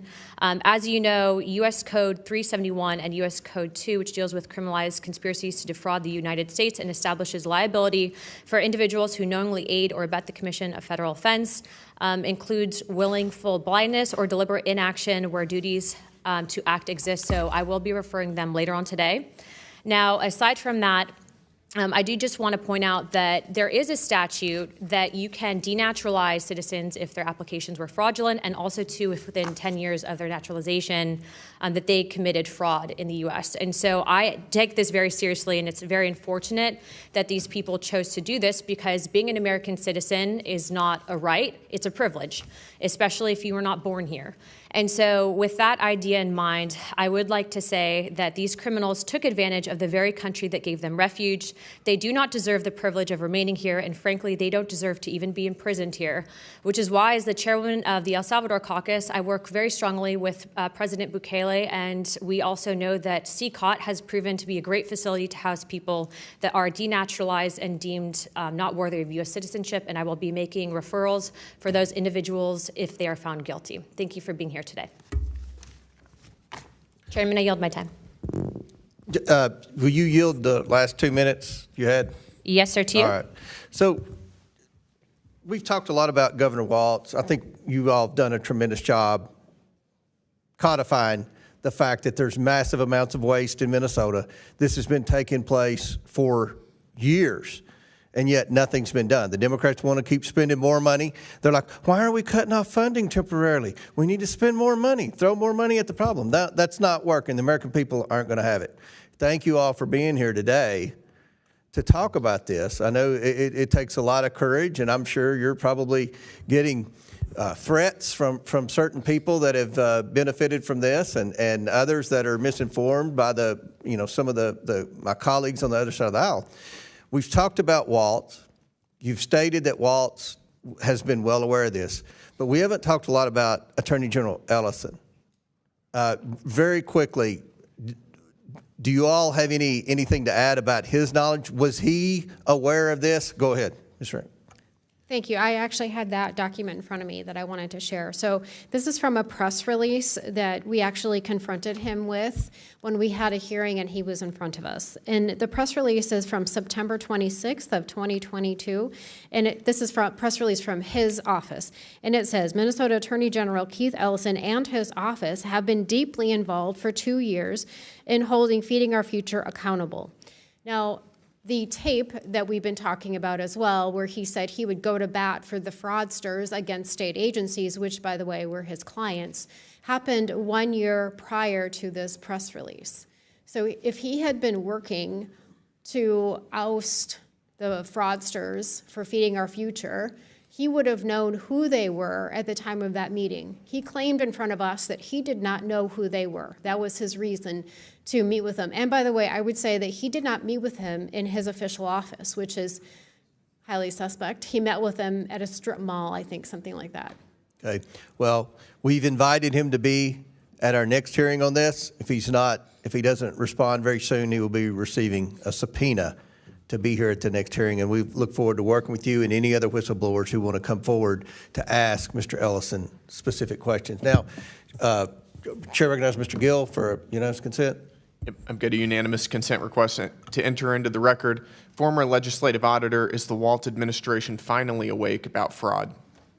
Without objection, so ordered. Chair now recognizes are you ready, Mr. Langworthy, or? So Mr. McGuire, Chair recognizes Mr. McGuire from Virginia for 5 minutes. Thank you, Mr. Chairman, and thank you to our witnesses for being here today and for your tireless work on your committee to investigate and sound the alarm for fraud in your state. After receiving a mandate from the American people and taking office, President Trump and this administration have worked tirelessly to root out and put an end to waste, fraud, and abuse in our federal government. The recent child care fraud that has come to light in Minnesota is just the latest example of why the American people deserve to have oversight and how their taxpayer dollars are being spent. Talking with constituents in my district, I had one guy say to me, he said, John, why should we even pay taxes? The signal that we're getting around our country is that you do everything right and you pay your taxes, and these folks are buying homes in foreign countries. These fraudsters are stealing from the American people, we the people. And one constituent said, we're not paying taxes, we're paying criminals. We need to know where our taxpayer dollars are going. The 20 million or so illegal aliens that came into our country have come here to break the donkey's back. You know, if you want to break a donkey's back, you keep loading it on and loading it on until his back breaks. And we're sick and tired of the waste, fraud, and abuse. For some reason, it seems like our friends on the other side of the aisle partner with the fraudsters and not those people that are identifying the fraud. You may remember during the Summer of Love, when they were burning our cities for 80 days, instead of supporting the police, they wanted to defund the police and use their dollars to bail them out of jail so they continue burning our cities. It makes no sense. Recently, we got Maduro out of his country to stand trial for killing and terrorizing thousands of American citizens. And instead of telling the military what a great job they did, they had protests around the country for Maduro. And by the way, I had a friend in the airport in Buenos Aires. When it was announced, the entire airport cheered. And people in Venezuela said that they've been eaten out of trash cans, and family members got into prostitution because their family was starving. They're trying to survive. As a Navy SEAL veteran, I served in Venezuela during the 90s, and it was one of the most prosperous, strongest economic countries, safest places in South America, and they've ruined it. So anyway, the people are sick and tired of the waste, fraud, and abuse. In reference to the most recent child care fraud scandal coming to light, by a spokesperson for Governor Walz said the governor has worked for years to crack down on fraud and asked the state legislature for more authority to take aggression on this action. He has strengthened oversight. Ms. Robinson, Mr. Hudson, and Mr. Rorick, as members of the Fraud Prevention and State Agency and Oversight Committee, do you agree that Governor Walz has strengthened oversight in the state of Minnesota? Yes or no? No, he belatedly took action this fall because of the enormous pressure that is coming to bear, but his agencies always had the authority that he trumpeted now. No, he simplified the problem by pretending that you can solve it by appointing somebody to look at it. This needs systemic reform. He absolutely shredded oversight, simply. Yeah, and I heard through testimony that it was career suicide to speak up. But Ms. Robinson, you've been very vocal about the mistreatment of whistleblowers by Governor Walz. Can you speak to some of the ways that Governor Walz and his administration have retaliated against whistleblowers? Yes, I've met with many whistleblowers who have spoken about how they were told that they would be demoted or reassigned. I know of people who were reassigned. We also know that they were surveilled in their place of work when people thought they might be the quote, leaker. Their email and their chat functions were surveilled electronically for words like fraud or whistleblower or compliance or overbilling. So they are under a great deal of stress in the Department of Human Services, and we are grateful for the whistleblowers who have spoken out to us. So based on all of your knowledge about this scandal or this fraud in Minnesota, I think it's the tip of the iceberg. We're like $37 trillion in debt, and now I don't know what it is about Somali, but apparently they're using that for Somali daycare centers in Washington State now, and it's come to light that there's some daycare center fraud in Ohio as well associated with Somali. So I think we're just the tip of the iceberg, and there's waste, fraud, and abuse everywhere, and maybe a big chunk of our national debt comes from waste, fraud, and abuse. So I don't care if it's a red state or a blue state. We need to have oversight. We need to protect the American people's taxpayer dollars. The child care fraud brought to light by Nick Shirley is just the latest scandal. In 2022, federal prosecutors charged 47 defendants, majority of whom were from the Minnesota Somali community, for the role they played in feeding our future. Are they still in power in Minnesota? The Democrats? No, the Feeding Our Future. What's going on with them now? So that program was a COVID-era child nutrition program, and that is over, but there's ongoing child nutrition programs that could be fraudulent. So I think they're still working their way through the Feeding Our Future case, but I think there will be need for ongoing oversight of child nutrition programs. With that, I yield back. Thank you. Chair now recognizes Mr. Langworthy from Buffalo, New York. Okay, Chair recognizes, we will go to Mr. Stauber, are you ready, prepared, or Ms. Fishbach? Yeah, Representative Fishbach prior to me, thank you. Okay, Chair recognize, we're going to get to our wave-ons, and we may have a few more that will come in. We have a few more Republicans that haven't asked questions yet, but Ms. Fishbach. You recognize for 5 minutes. Thank you very much, Mr. Chair. And before I begin my remarks, I want to enter into the record an email shared by DHS whistleblowers. The email was written by a senior DHS official and sent to other DHS leaders. In the email, the DHS official talks about using military intelligence resources to track down whistleblowers' exact location. And this issue, and I believe this email was alluded to by Representative Rarick in her testimony. Without objection to ordered. Thank you so much. And I have one more, and I ask for unanimous consent to enter into the record an article titled "Minnesota Government Whistleblowers Claim They Were Electronically Surveilled, Had Promotions Denied," in the New York Post, dated January 3rd, 2026. Without objection to ordered. Thank you, Mr. Chair. And first, I would like to say thank you, Mr. Chair, for allowing us to wave on. This is an incredibly important issue in our state and across the country. It's something that comes up all the time when we're out in the district. And so I thank all of the legislators for being here and for all of your work that you do in order to expose this and dig into it and really figure out what's going on. And I think it was Mr. Burlinson who asked if we were embarrassed. But I'm not embarrassed to be from Minnesota. What I am is really sad that this is happening, and this is what Minnesota is known for now. This horrible fraud, because there's wonderful things that Minnesota does have to offer. And so as a lifelong Minnesotan, it makes me sad that this is what we're having to talk about. And while some may want to downplay this fraud, I want to be clear. This is an explicit and egregious cover-up on the theft of taxpayer dollars. And hundreds of millions stolen from programs intended to help feed children, provide housing, provide child care, even help individuals with autism. And we also have reports that some of this funding is going to terrorist organizations, like was mentioned earlier. Democrats have been in charge in Minnesota for years. And I was in the Minnesota legislature, I know. And they specifically wrote and passed legislation that reduced oversight when handing out federal funds. Democrats seized on COVID in particular to yank back fraud protections, just so that they could hand out money as fast as possible. That was the whole thing. That was the mantra during COVID, is we've got to get it out fast. So we can't have all these regulations and checks and balances on them. Unfortunately, though, this problem isn't new, and it wasn't just from COVID in Minnesota. Whistleblowers report that they've been making reports for years. The Democrat leadership at the state level in Minnesota has been actively suppressing whistleblowers, and I think some of the testimony that you've all given today is pointing that out. And that's not an opinion, it is fact. It's fact.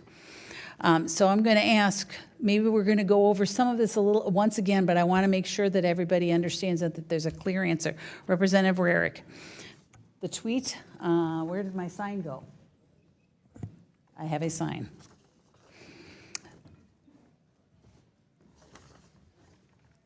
Maybe we don't. But there's an account that is working, that is, I believe, from the whistleblowers. And I just wanted to note, there we go. Thank you. This behind me is the account. Is it run by one whistleblower? Madam Congressman, no, it actually is comprised of over 1,000 state employees across multiple state agencies. So this is not just a couple of people. This is a lot of people bringing this to light. And were the whistleblowers ever made to feel unsafe on their attempts to report fraud? Yes, absolutely. I can give you 2 quotes that they have in the 7-page document that was submitted for this committee hearing. 2 things that they said is, think about your home and what if you lose your job? So these are things said to whistleblowers. Second thing was, we need information about where your kids go to school and where their bus stops are.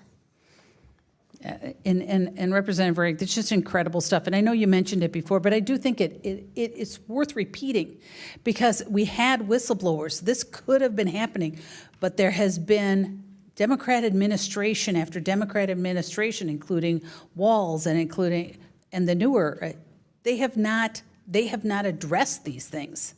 And they have not said, hey, whistleblowers, we believe you, and we're going to do something about it. And so that's the concern. And I just want to, I'm running low on time, but I wanted to just ask Representative Robbins, and I'm sorry, Mr. Hudson, but you've had some really good moments today, so I'll go to Representative Robbins. As chair of the committee, if these claims of retaliatory action are true, then it violates the law. So if these claims are true, then a state agency is violating our own state whistleblowers laws. Is that correct? Sorry, so the whistleblower statute is for civil penalties. There is no criminal penalty for whistleblower retaliation in statute currently, but we are looking at that for the next session. But that's why when people say, why haven't these people who've retaliated against the whistleblowers been prosecuted, it's because there is no criminal penalty in statute. Has there been anything by the Attorney General's office, and this is maybe a question that I'll ask if he's comes, anything by the Attorney General's office that would deal with that? No, we passed a law this session to expand whistleblower protection because prior to this session, they could only report up through their supervisor or to the state attorney general.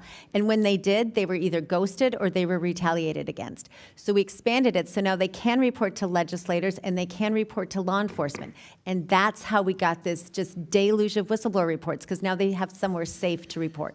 And you have been very indulgent, and I'll just say, after 15 years of Democrat administration in Minnesota, this massive fraud is coming to an end because we are going to get to it, and I appreciate the work that you have done on your committee, and we will do whatever we can to continue to bring it to light and prosecute those folks involved. So thank you very much, and Mr. Chair, I thank you very much for your indulgence. Thank you, Ms. Chair asks unanimous consent.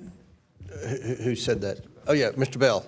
Mr. Chair, I ask unanimous consent to enter into the record this May 2025 report from the Senate Committee on Homeland Security and Government Affairs entitled Undermining the Watchdogs, the 19 independent inspectors generals fired by President Trump uncovered billions in fraud, waste, and abuse. Without objection, so ordered.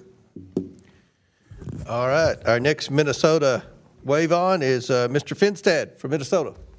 Thank you, Chairman Comer. Thank you for holding this important hearing today, and thank you to our great Minnesota legislators for being here. God bless you and your work. It's been so needed, and you have amplified and created such a voice and opportunity for us to get to the bottom of this, so thank you. Governor Walz's incompetence has put a spotlight on our state by enabling rampant fraud across federally funded, state-administered programs. And for those that aren't from Minnesota, in Minnesota, the Democrat Party goes by the DFL, Democrat Farmer Labor. Well, I'll tell you what, they kicked the farmer out a long time ago, and that F now stands for fraud. And that is wholly owned by Governor Walz, Lieutenant Governor Flanagan, and it's on them, and it will be on them forever. Minnesota taxpayers have had more than $9 billion and counting taken from their pockets, yet the Walz administration has failed to take meaningful action to stop this. Since Feeding Our Future scandal came to light, not a single individual responsible for ensuring accountability to these federally funded programs has been fired. Not a single. This would not stand a second in the private sector. I don't care if you're a bank CEO. I don't care if you're a greeter at Walmart. You would not have your job with the incompetence that Governor Walz has displayed in Minnesota. Since I was first elected in 2022, I've joined my Republican colleagues in the congressional delegation, sending numerous letters to Governor Walz and his administration to expose the lawlessness occurring in our state with no response. The Minnesota state legislators here testifying have been on the front lines working to combat this failure and Governor Walz's failure to responsibly steward over the $9 billion in taxpayer money. I thank you for appearing here today. With that being said, we're talking about programs, housing stabilization, daycare, autism centers, Feeding Our Future. I mean, these are all compassionate, good Minnesota values. We want to take care of our neighbors in need. If our neighbors, if they're struggling to find the amount of money to put food on their table, we will take the shirt off our back to help our neighbors in need. These fraudsters preyed on the goodwill of Minnesotans. Minnesota is Minnesota nice, and these fraudsters knew it, and they took advantage of us. So I'm going to start with you, Representative Rarick. Thank you again for your leadership. During your tenure in Minnesota state government, how long have you been working on this issue, and what are some of the craziest, most egregious things that you've seen really that have been identified by the incompetency of our CEO, governor of our state. Right. So I was elected in 2013, started serving then, and I literally have heard about fraud since 2013. And I'll tell you, every time that it was raised in committee by myself or my colleagues, we were essentially called racist and Islamophobic, or that the fraud really wasn't happening. I remember with the daycare fraud when there was credible allegations that it was $100 million back in 13, 14, 15, somewhere in there. They prosecuted closer to 5 to 10 million, and so instead of the 100 million, that was what was prosecuted. And so Democrats would say, well, it's really not 100 million. It's really just a couple. And so I know that we had a gentleman behind us come and testify in front of us, and he had a tracker, and they spent the entire time besmirching his good character as opposed to actually talking about the fraud. And that's what we've experienced nonstop every day. So thank you for that testimony, but also thank you for being strong. Because the politics of intimidation, name-calling, race baiting, they want us to shut up. They want this fraud to continue. And so thank you for being strong. You know, I represent 750,000 of our neighbors in southern Minnesota. It's God's country down there. And, you know, I hear from my neighbors the Democrat control and what it's done to decimate our daycare industry, the affordability, the access. We just struggle with daycare in southern Minnesota. And I can't help but think that, wow, $9 billion sure would go a long ways to help our neighbors in southern Minnesota. You know, the Walz administration has done crazy things. They've weaponized the administration. Heck, we have daycares in southern Minnesota getting fined for leaving chapstick on their office desk. They can find the time to do that, but they can't find the $9 billion. Ridiculous. Representative Robbins, the Democrats at the state and federal level, so we're talking everyone from Angie Craig, Ilhan Omar, Tina Smith, Amy Klobuchar, Tim Walz, Lieutenant Governor Flanagan. Have they helped at all in your committee work? Have they been a part of it? Have they said, hey, we want to help try to get rid of this fraud? No, I don't know of any Democrats who have called out the Walz administration for their absolute failure to protect taxpayer dollars and our vulnerable citizens. So this is just unbelievable to me that we cannot, in the face of this horrific fraud and crime that's going on, we can't for a brief moment rip the R and the D off our sweatshirt and put the USA on and say enough is enough. And so what you're doing, and by being here today, helping us understand the details and the level of fraud in Minnesota is so important. We can't thank you enough. And Chairman Comer, we stand ready to help you and this committee however we can to put an end to this. We're serious about it, and we want to work with you. Chair recognizes Mr. Langworthy from Buffalo. Well, thank you very much, Mr. Chairman, and thank you for putting this hearing together so promptly after all of this fraud was unveiled. I'm not going to get into belaboring all the facts that have been revealed here already today, but Representative Robbins, how long do you believe that this fraud was allowed to operate in Minnesota before anyone in the state government actually decided to act? Well, we've had all this going on since 2014 at least, and the Walz administration's been in office 7 years, and they very belatedly took a few actions this fall. So they only came to the table to help pause program and have required audits because of the public pressure. So we're looking at fraud going back 11 years at this point in untold sums of money. And with the years that this has gone on, who in your mind knew about this fraud, and who do you think looked the other way? I think everybody in Minnesota knew about it. There's been so many great local investigative journalistic stories on this. And I think the governor, the lieutenant governor, the attorney general, and all of the agency heads have looked the other way. I really want to salute you and your colleagues that were on the front end of this, trying to get people to pay attention to this. And when you raised attention to this fraud long before Nick Shirley's outstanding reporting, Governor Walz and Attorney General Ellison actually refused to take your claim seriously. Isn't that correct? Yes, we gave them a list in February of last year of 72 child care centers we thought were problematic that should be investigated, and to my knowledge, they didn't do anything with the list we provided. Now, as an elected official, you obviously are out in the community. Is this blatant fraud something that people on the street are talking about? All the time. They're furious. And they know it. It's in plain sight. Everyone knows what's going on, but no one will act.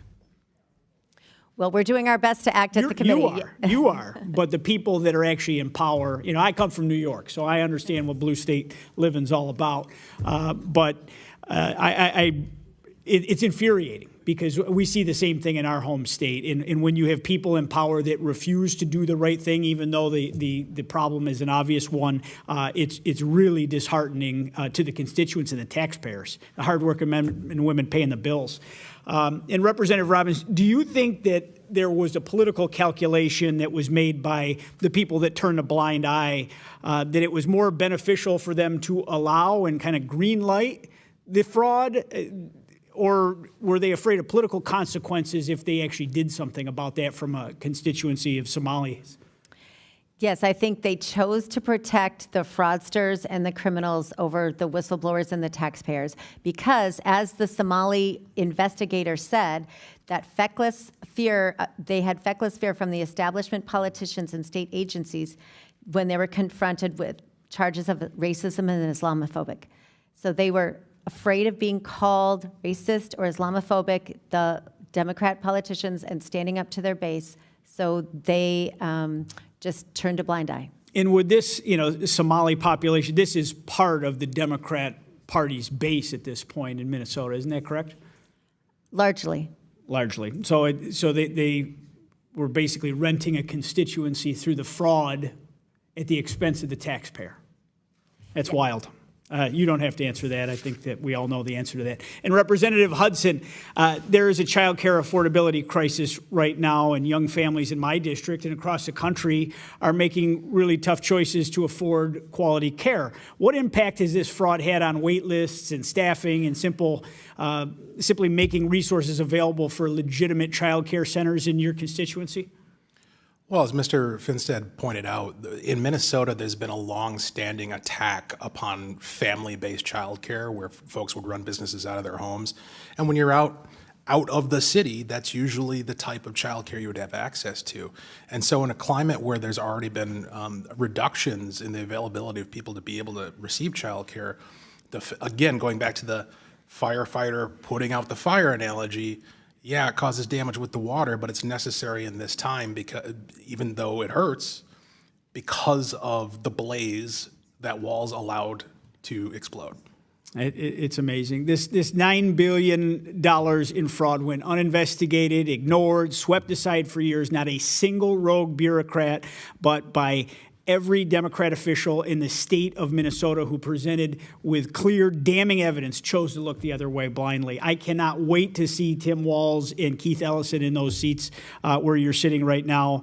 But to everyone here, we cannot ignore who truly benefited from this failure beyond the perpetrators of the fraud. And it's Governor Tim Walz and the entire Democratic leadership throughout a constituency's votes that they bought by looking the other way and letting this happen. They effectively greenlit this theft of billions of dollars in taxpayer money through years of willful ignorance. And every single American taxpayer deserves full accountability because this isn't limited to just Minnesota. We have a lot of other states to start to look at. I mean, all the big blue handout states. I live in one of them. We have to open the Pandora's box here and find out how much money has been siphoned off from America's taxpayers. I yield back, Mr. Chairman. Well said. Chair recognizes Congressman Jack from Georgia. I also want to echo my support for Congressman Langworthy's remarks. Certainly associate myself with them. It is all political, and it's very unfortunate. I want to thank the witnesses for testifying today. I also like to thank our chairman for convening this hearing so expeditiously. Less than 2 weeks have passed since the nation was caught in this just horrible crisis, watching this unfold, and here we are with action today. We've talked a lot about the $9 billion in fraud. I like quantifying it because more often than not we throw around the biggest numbers here in Washington, and sometimes it's hard to quantify it. It takes about a second to count a dollar bill, and that's 9 billion seconds means that if we started counting in 1741, 285 years ago, we would just now be finishing $9 billion worth of accounts. So take that data point to heart. But I want to concentrate my line of questioning today on the whistleblowers. And I know a lot has been discussed, but as we near the end of this hearing, I want to start with Representative Rarick And it's our understanding, as has been discussed today, the Department of Human Services whistleblowers claim that they have faced retaliation from senior Minnesota Department of Human Services officials, including appointees, on behalf of Governor Walz. And I just want you to explain to us again how these administrators have retaliated against whistleblowers. Right. So the threats were pretty intense. And as I've said, their jobs were threatened. They had strange questions demanding answers about where their children went to school, where their bus stops were. They were told that if you don't do what we tell you to do or not do what we tell you to do, you'll lose your job. You'll lose that job with cause, which means in Minnesota that you don't get unemployment insurance. You also could lose your retirement plan. Also, you'd be blacklisted off of all state agencies, and I would note that that also includes Hennepin and Ramsey counties, our biggest counties, because they are Democrat-run, and maybe even the University of Minnesota. I'm going to throw that into probably some of our biggest cities, like Rochester, Duluth, that are very Democrat-leaning. So it's a very vast threat. They've also threatened them with sort of a vague military intelligence. So there was one, I have the email right here that was just submitted, I believe, by Congresswoman Fishbach, and it says things like, I would like to use my former colleagues in the Army to locate where you are using your IP address, and I don't have that. He says, I don't have that technology anymore, but I can get it in a heartbeat. So there were vague threats, and I believe there was more threats beyond that, but it was very expansive threats. Well, I'm glad you mentioned that. I actually wanted to talk about that. As I understand it, it was and I think it's to your point, she entered it into the record, but the interim Deputy Assistant Commissioner of Operations, for the folks watching at home, the Department of Human Services in Minnesota allegedly was trying to use a contact in the military during the Biden administration to track whistleblowers' whereabouts.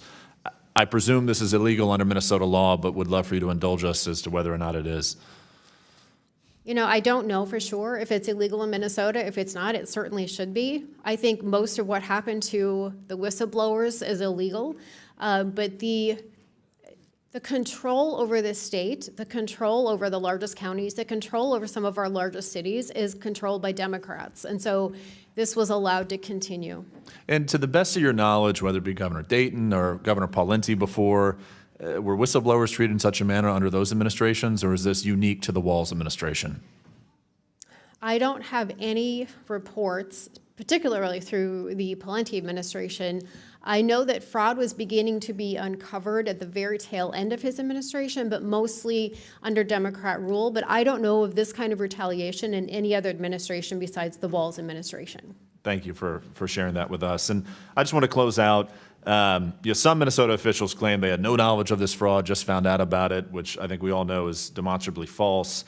But I'm just curious, could you elaborate for this committee on the many ways by which Governor Walz could have been made aware of this? I mean, he certainly was made aware of this, turned a blind eye. I just want to make sure that we understand as a committee the many methods by which he was informed.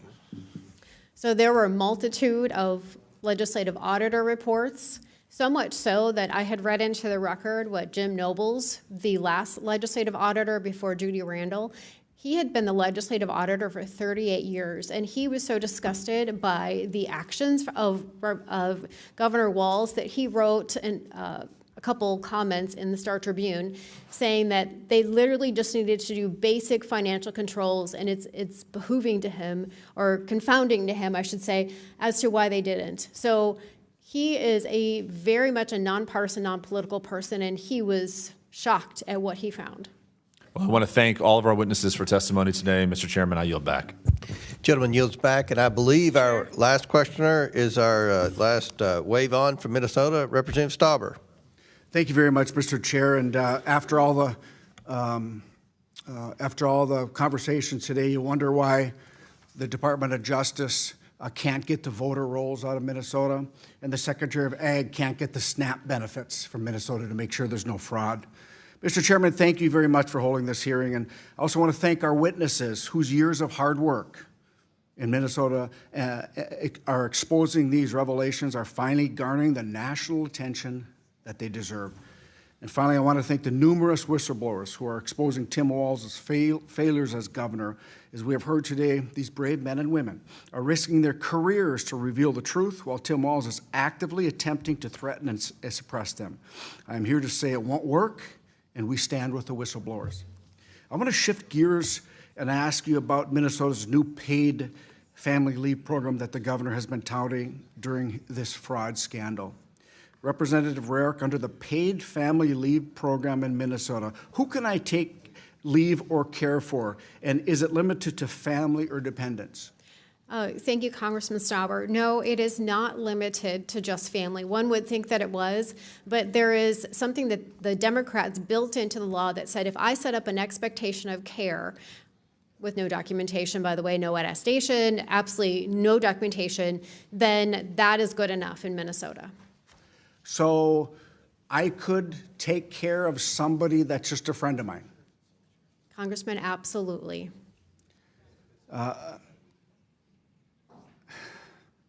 So it doesn't matter if they're related, if I've had a past relationship or closer, I can just go and ask or tell my employer I'm leaving for 12 weeks or 8 weeks and get 90% of my pay and take care of that person, right? You could do that, yes. And so it's a sliding scale. It's not all of the people will get 90%, but the vast majority, I believe, depending on your salary, would get 90%. And yes, you could go take care of anybody because there is no documentation. Well, what kind of proof of care would I have to provide to the state to demonstrate that I am actually taking care of you during my paid family leave? Yeah, there's absolutely no documentation. So you have to provide and prove absolutely nothing. So if I don't show up and take care of who I say I'm taking care of, nothing's going to happen to me? That's correct. You could go to Puerto Rico, you could go to Istanbul. It doesn't matter where you go or what you do. There's no requirement to document. So I can say that I'm just caring for anyone, and the state of Minnesota would require my boss to give me a 12-week vacation without any proof? That is exactly how the Democrats wrote that law. That's correct. Is a licensed American doctor required to certify that this person needs my immediate and uninterrupted care? So the medical professionals is a very, very broad category, and no, they do not have to be an American midwife, doctor, chiropractor, orthopedic surgeon, none of those things. It can be in any country. Does the state require the person I'm claiming to care for to be present in Minnesota or even in the United States of America? No, Congressman, that person could be anywhere. Somalia? Absolutely. So you're telling me I can get a foreign doctor without an American license to just check a box and I get a state-mandated paid vacation to Somalia or any other country. Is that correct? That is how the law was written by Democrats in Minnesota, yes. This is incredibly concerning. With what little time I have left, I want to open this up to the entire panel. Is there anything else you would like to address regarding the paid family leave program? And I'll start with Representative Robbins. Thank you. We always talk about how important it is to stop fraud on the front end. So our committee held a hearing on this paid family leave law that took effect January 1st back in November. And we grilled the Department of Employment and Economic Development, trying to get them to shore up some of these definitions, trying to put some guardrails on this program. And they just assured us over and over, they've got it covered. There won't be any fraud. Don't worry about it. But I've already had whistleblower reports since the program started, January 1st, of fraud. So we're going to have to get a handle on this, and I think it's the next fraud frontier in Minnesota. Representative Hudson, anything you'd like to add on the paid family leave program in Minnesota? Just to put the points that Representative Rarick put as concisely as possible, it is humorous but true that you could quite literally have a witch doctor approve your vacation to Somalia. That's how loose the rules are written. Listen, I'm proud to be from Minnesota. I was born, raised, I'm living in Minnesota, raising my family there. This is going to stop, and you folks are at the front of it. Minnesotans have had enough.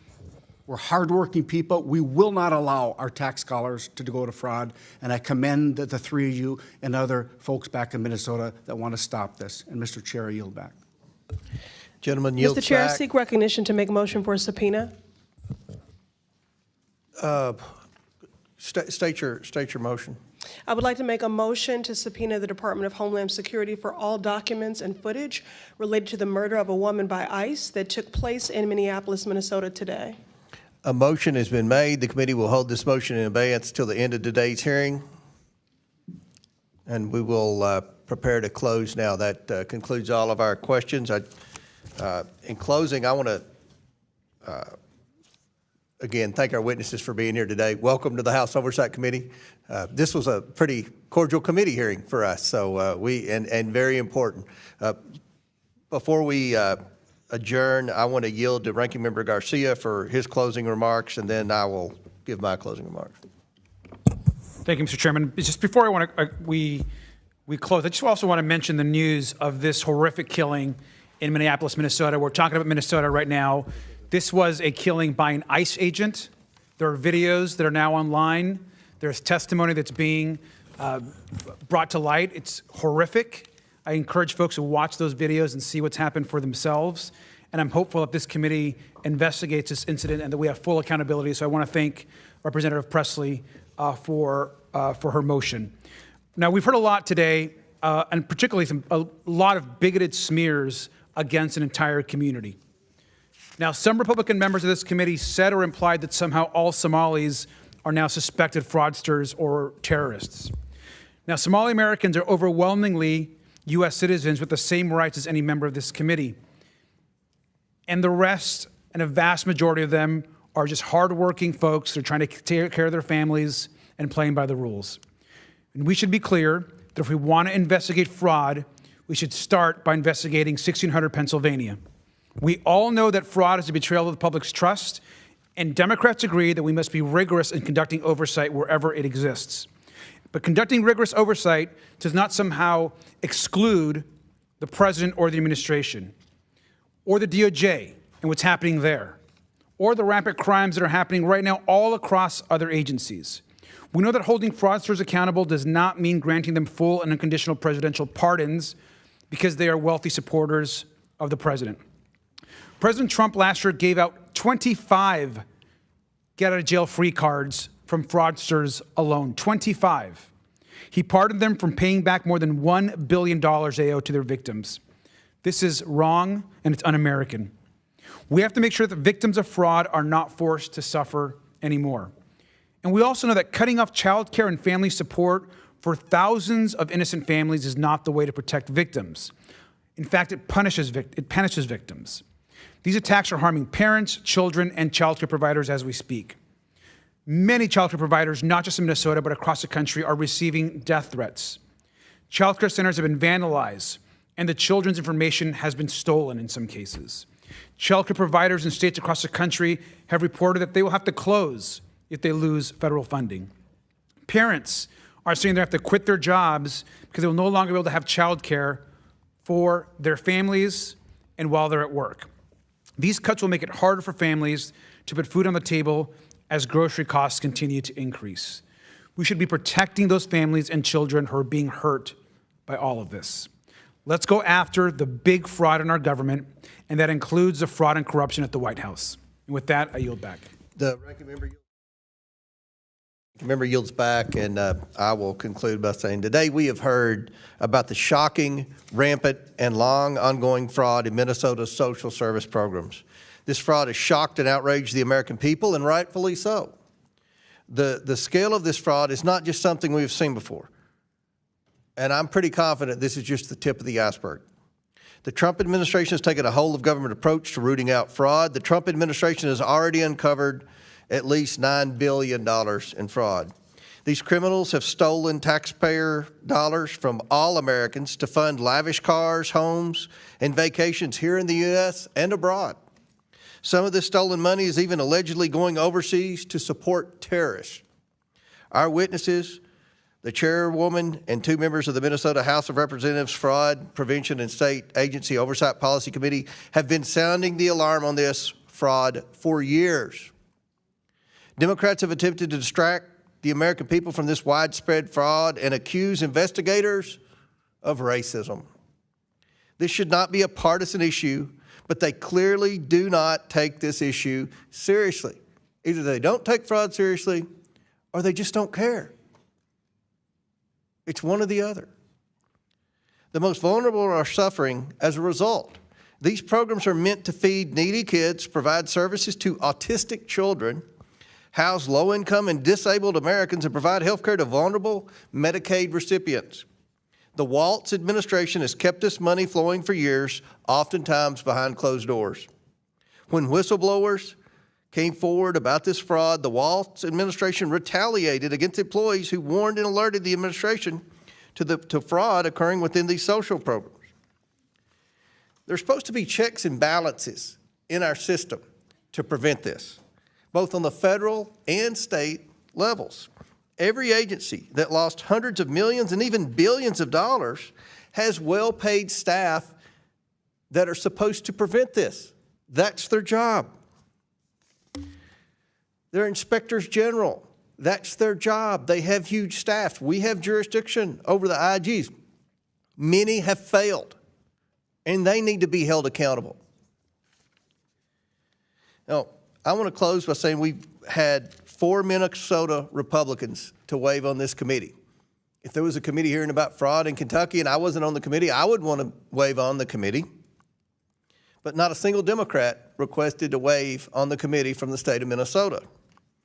And there is one member of the Minnesota delegation, Representative Omar, who coincidentally is of Somali descent, did not request to be in this hearing. I will publicly invite her to come to the next hearing. And she doesn't have to, but she can request to be waived on, and I will gladly grant that request. Now, I'm doing this motion, right? I ask unanimous consent to enter into the record an application unsealed by the United States District Court for the District of Minnesota on December 18, 2025, for law enforcement to execute a search warrant on Ultimate Home Health Services, LLC, for defrauding Minnesota's Independent Community Supports Medicaid program. This fraudulent provider's negligence resulted in the death of a man who suffered from severe mental health illness. I referenced this tragedy in my opening statement. We're not going to, this isn't it. This is just the beginning. We want to, again, thank you for being here. We're going to work with you to see that these federal funds go to people in Minnesota who they're supposed to go to. I support President Trump putting a halt on all federal funding to these government social programs in Minnesota until we get a handle on where this is going. And thank you all for doing that. We will work with you and do everything we can to hold people accountable and to stop the fraud and get the backs of the American taxpayers. Pursuant to the previous order, the chair declares the committee in recess subject to the call of the chair. We plan to reconvene at 4 p.m. The committee now stands in recess and the witnesses may be excused. Thank you all. The first motion is the Luna motion to subpoena Neville Singham. It's now brought under consideration. Does any member wish to speak on the motion? Mr. Chairman, I have an amendment to the motion. State your amendment. Thank you. Pursuant to Clause 2K6 of House Rule 11, the committee shall subpoena Lex Wexner to sit for deposition before the House Committee on Oversight and Government Reform. Les Wexner is the funding mechanism Okay. for Epstein. Do it. Oh. And Mr. Chairman, I'd like to be recognized to explain the amendment briefly. Okay. Explain your amendment. Thank you, Mr. Chairman. This is an amendment, of course, to Representative Luna's motion. Lex Wexner is a longtime benefactor of Jeffrey Epstein and at one point was Epstein's only documented client. Maria Farmer was abused in a house attached to Wexner's Ohio property and guarded by Wexner security staff. Virginia Giffrey was named Wexner in a deposition as one of the men she was trafficked to. Wexner also paid for Epstein's home in New York City. There is probably no one more important as it relates to the financing and the work of this investigation, with which both sides of the aisle are interested in, have voted to move forward, than ensuring that we bring Mr. Wexner in to come and be deposed by this committee. Public reporting has documented their long-standing ties. He should answer our questions in a non-partisan way to get the truth to the Epstein investigation, and that is the motion. Would you, let's see, so I guess we're going to debate the amendment to the motion. Would you yield to a question? Sure.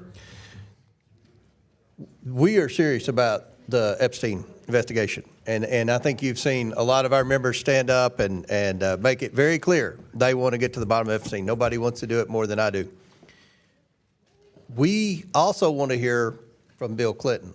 And you all we voted a bipartisan manner to subpoena Bill Clinton, but we haven't gotten confirmation for President Clinton to come in for a transcribed interview or now a deposition. So are you all going to help us try to get Clinton in? I figure you guys I've been very clear, and I think the committee agrees, that we're willing to talk to anyone, including the former president, if they have information regarding the Epstein investigation. And so the motion in front of us right now is on Lex Wexner, who is central to the Epstein investigation and probably knows more than anyone else about the financing and has been named by survivors. So that is in addition to Luna's motion, which, if part of the amendment, we can certainly take that vote. Okay. Any other discussion on the Garcia amendment, Ms. Stansbury? Thank you, Mr. Chairman. I just want to echo my support for this subpoena and say two things. One, this is not a quid pro quo. This is an investigation. And so we will subpoena and support subpoenas for any co-conspirator and anyone who has evidence that's important in this case. Secondly, I want to note that this individual is actually named in the Department of Justice emails that were released in the partial release by the administration as one of the 10 co-conspirators the Department of Justice was investigating and was actually named. And finally, I just want to say this, Mr. Chairman. The Department of Justice has released, as we understand it, only 1% of the files in their possession. And I think we really want to know why this committee is not demanding the DOJ come in front of us immediately to account for this. And with that, I yield back. Any other, Ms. Luna, your request to speak on the Garcia amendment to your motion? I think that this is a sound motion for subpoena because Les Wexner has been named by victims and also too is in a number of documentaries. But I would like to at least offer my opinion and refute what Ms. Stansbury said regarding some of the files that have been released. There have been thousands of files released. So much so that, yes, there have been redactions, but most of the redactions, to my knowledge, have been pertaining to either CSAM materials and or victim information. I know that in one instance, there was potentially a breach of that, of which the DOJ immediately corrected.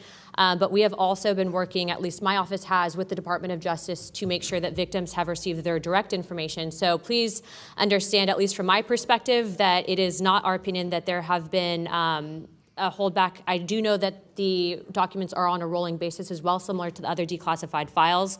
However, aside from that, I do support Garcia's amendment, and I would encourage my colleagues to do so. All right, any other discussion of the Garcia amendment? Seeing none, all those in favor of the amendment, of the Garcia amendment to the Luna motion, signify by saying aye. Aye. Aye. All those opposed say no. In the opinion of the chair, the ayes have it, and the amendment is agreed to. We want a recorded vote? Don't we? No. Actually, no, we don't. Okay. So the now the debate is on the. Does any member wish to speak on the Luna motion as amended? Representative Luna.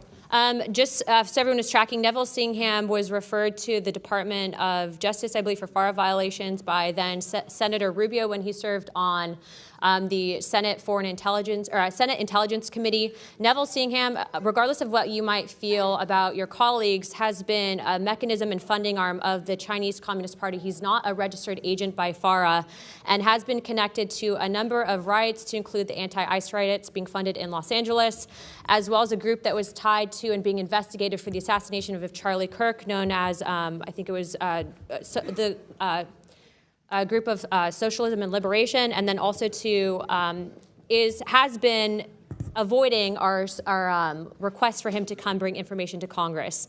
He is definitely someone that is anti-American in ideology, and regardless of where you might stand, even on topics like Israel versus Palestine, is funding certain groups that actually sow discord in this country with no efforts to actually resolve the issues, only to get us to fight one another. So I would encourage you all, at least if you don't politically agree with one another, to at least respect the fact that he is a known foreign agent to China, has not been registered as such, has been made to fund riots and has been known to be the result of many of our own Americans being targeted with violence. And as a result of that, I do think that he should face subpoena. In the event that he's not subpoenaed or that he does not answer the subpoena, I will be making a motion for inherent contempt.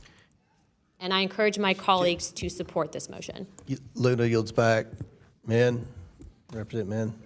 Thank you. Being new to this committee, I guess I'm just curious why this is happening in this hearing and why we didn't have a chance to review this subpoena with some notice so that, as much as I want to appreciate what you say and just take it at face value, we're all learning this right now, and it doesn't really give us a lot of time to do our research, to determine the validity of your subpoena requests. And so I just really, from a procedural perspective, I'm just curious if this is normal. If I can respond and answer. Yeah, okay.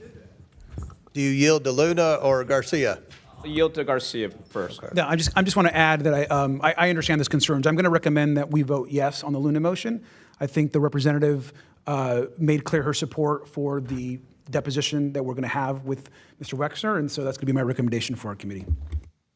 And if I could just answer the question. So as part of the rules, if subpoenas are not sent in the traditional fashion through the chairman, individual members can actually make motions where the committee as a whole can vote on it. And so because Neville Singham has been avoiding receipt of our request for him to come in and just give basic information, because he has been known to be funding these groups that are literally causing us to eat each other alive, even sometimes within the House of Representatives, I do think that he needs to answer for that. And so to answer your question, that is why I made the motion today.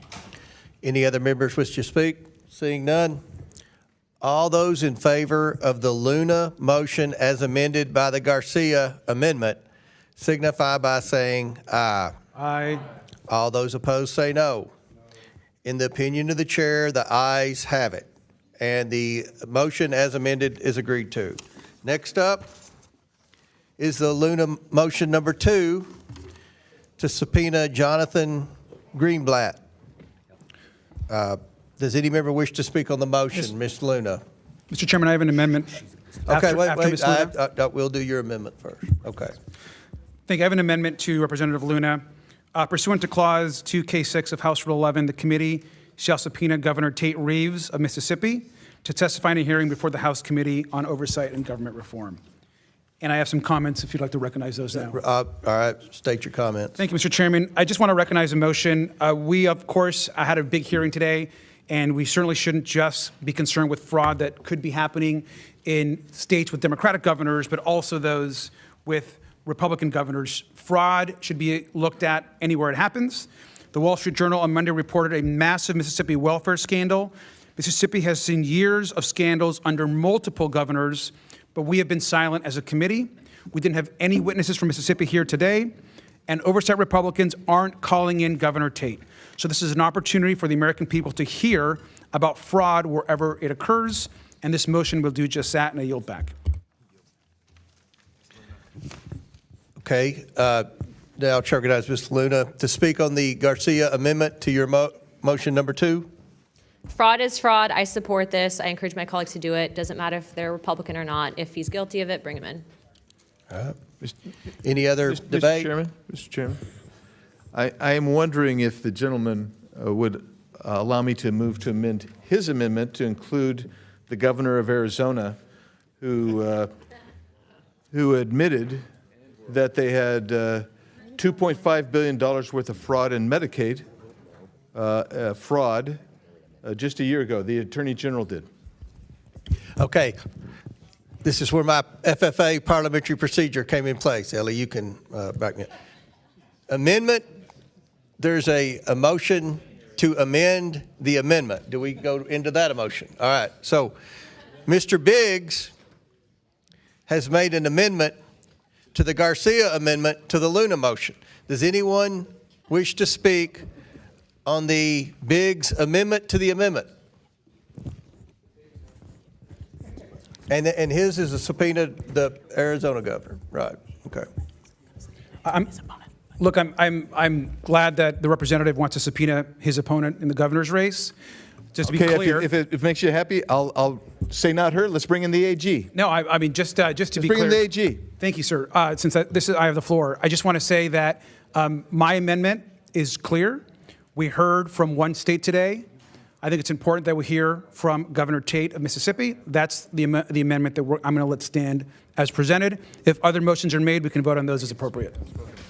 Chair recognizes Mr. Biggs to specify his amendment to the amendment on who we're. Yeah, thanks, Mr. Chairman. I'm happy to reword my amendment as instead of the governor of Arizona, if you want the attorney general. Because the attorney general is the one who stood up a year and a half ago and said that she had discovered $2.5 billion worth of waste in Arizona's Medicaid program, and that we need to find out more about that. So I'm content with doing that. And I just find it hilariously hypocritical to say, well, we want the dude from Mississippi because he's a Republican, but when you want to bring in someone from my home state, not even running against me, okay, that's why I moved it, and to say, well, we can't do that. Can't do that because that would be, I don't know, it's just because this is the cycle you guys chose to get on. She has admitted, the Attorney General, that there's $2.5 billion worth of waste in the Medicaid program. I submitted that for the record earlier today, and well, let's have at it. Will the gentleman yield? Okay. So the amendment to the amendment is to subpoena the Arizona Attorney General. Does anyone wish to speak on the amendment to the amendment? I'll speak after Ms. Crockett. Mr. Crockett. Ms. Crockett. I just wanted to clarify, because I think the gentleman from Arizona said that this was over a year and a half ago, if I'm correct. Is that correct? Are you asking me to yield? Yeah, I'll yield. Which question? So you said over a year and a half ago? No, it was. I believe it was last summer, about a year ago. Okay, so about a year ago, there was an opportunity for you as a representative, and presumably before you were actually running for office. I think the concern is about using federal dollars to further political aspirations. And as someone who was representing Arizona, there should have been an opportunity for you to do something to try to subpoena. You could have tried to open an investigation. We know that the Republicans are the ones that control this committee and have controlled this committee for some time. So I just wanted to say that I definitely am opposed to this particular portion of I guess it's the amendment to the amendment. Yeah. Chair recognizes Mr. Fallon to speak on the amendment to the amendment. Yeah, I support the amendment to the amendment because, I mean, a lot of us served in the state legislature, as I did for 8 years in the House and Senate in Texas. This is a systemic problem across all states. We're talking about hundreds of billions of dollars of criminals and scumbags stealing money that's not going to where it's intended. So I don't give a rat's nuggets if it's Arizona, Mississippi, wherever. We need to be rooting this stuff out. So I'm fully in support of Mr. Biggs, and I think your efforts are noble. I yield back. I yield to Mr. Biggs. Yeah, I appreciate the gentleman from yielding. I do find it rich to say, oh, you should have subpoenaed this a year ago. Just like you guys could have subpoenaed anybody you wanted to a year ago as well. So let me just add to this by saying our current governor is being investigated. And I don't want to get into that because she is currently being investigated for corruption and abuse. I'm not trying to get into that. What I'm trying to get into is what I thought we'd reach some comity here, that we are going to be going after fraud wherever it sits in these social welfare programs. And so you didn't like it, you thought I might be doing it for political purposes. It's not for political purposes. This is because Arizona has a systemic problem in their Medicaid program of $2.5 billion fraud that the Democrat Attorney General pointed out. Let's have her come in and explain how this has happened and what needs to be done to fix the systemic problems in Arizona. Maybe that would be helpful to fix the problems nationwide. That's all. Yield back to the gentleman from Texas. Thank you. Gentleman from Texas, Mr. Chairman, I yield back. Chair recognizes Mr. Garcia for the amendment on the amendment. Thank you. Just a final comment on this. I oppose the amendment, and here's very clear. Today we talked about 5 states, all states with Democratic governors focused on one. The motion that we're making as an amendment is very clear. It's to bring in one Republican governor in comparison to what the majority has proposed in the past. and that's where we're leaving it. And so at a minimum, the majority should want to bring in one Republican compared to the 6 that we discussed today. And so we're going to oppose this. Would you yield? Sure. So I'm fine if there's fraud in any state.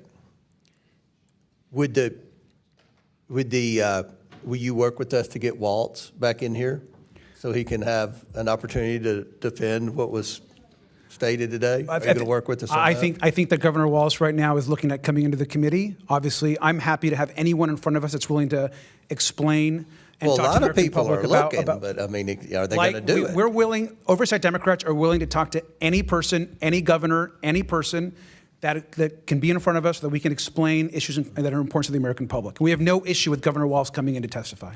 Any other members speak recognition on the Biggs amendment to the Garcia amendment? Mr. Perry. Mr. Chairman, if it will make it less political, if the maker of the secondary amendment would like me to offer it in his name, coming from nowhere close to Arizona, to subpoena the Arizona Attorney General regarding her statements about known fraud in Arizona, I'd be happy to do that. Well, then, since he's willing to do it, we can then. Well, he would have to, Mr. Biggs would have to withdraw his amendment Can to we the get back to amendment. Greenblatt? Then I'll withdraw and leave it in your capable hands. The gentleman has withdrawn, right. and then I'll make the same motion to subpoena as a secondary amendment to the primary amendment to the primary resolution, the Attorney General from Arizona regarding her position and statements on fraud in Arizona in the Medicaid program. We want to make sure everybody understands this. Representative Biggs has withdrawn his amendment to the amendment, and now Mr. Perry has filed an amendment to the amendment in the same language to subpoena the Arizona Attorney General. Does everyone understand that? Okay, now, do any Democrats wish? Mr. Min, you've had your hand up over there. Thank you, Mr. Chair, and I appreciated our conversation earlier today when you expressed very clearly that this should not be a partisan committee, that we should go after fraud in all forms, and at which point you also agreed that having some kind of investigative hearing into Mississippi might be appropriate. I appreciate your support of this amendment to the bill. If we're going to have amendments to amendments, I guess the one question I have, and this might be a proposal, the inspector generals were all fired at the beginning of Trump's term, in his second term. Those are the primary watchdogs for protecting the American taxpayer from waste, fraud, and abuse of this kind. So why are we not calling in Pam Bondi and anybody else who might have had knowledge and input into the decision to fire these inspector generals, as well as their staffs? And so I guess I would propose an amendment to the amendment to the amendment that we have a hearing and subpoena Pam Bondi and others in this regard. So why were the inspector generals Are you fired? making an official motion to amend Yes, the I am. amendment? And what is your motion? That we subpoena Pam Bondi You are making a motion to subpoena Pam Bondi. around, and anyone else with knowledge around the decisions and input on the decisions to fire and terminate the inspector generals. Now, I want to remind you, they've called votes, and I have a feeling this is going to keep going on and on and on, but you've made a motion to amend The amendment. amend the amendment to the amendment. Yep, sir. Okay. Hold on, stand here. The amendment tree is now. Yeah, you can only do that twice. That's a parliamentary rule. That's how, okay.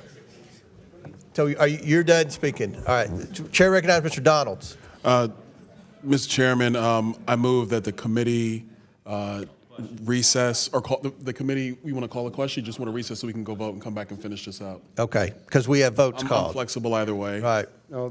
I think that's a fair vote. They called votes about 10 minutes ago. So pursuant to the previous order, the committee will recess until immediately following the votes. The committee stands in recess. And the chair recognizes Ms. Luna to talk about her motion that has been amended a couple of times. Chair recognizes Ms. Luna. So in the name of avoiding watering down our initial amendment, I'm going to withdraw the initial motion. Chairman? Okay. Without objection? So ordered. Okay. So now the chair recognizes Ms. Luna for yeah. For Luna, motion 3. I think that was a Mace motion, sir.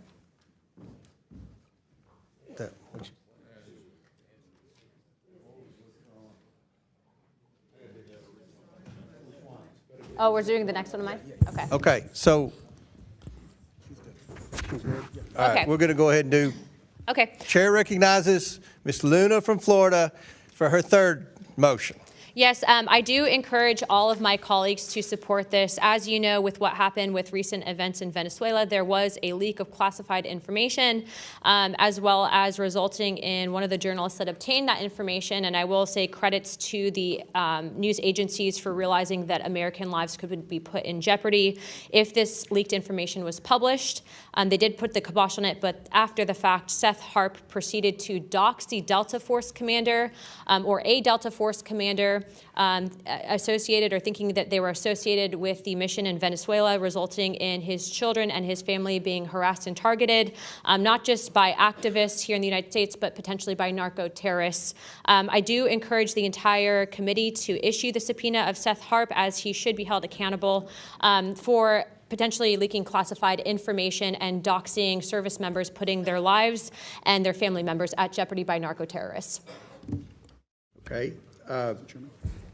So Ms. Luna's made that motion. Chair recognizes Mr. Garcia for an amendment. Thank you, Mr. Chairman. I do have an amendment to the motion made by Representative Luna.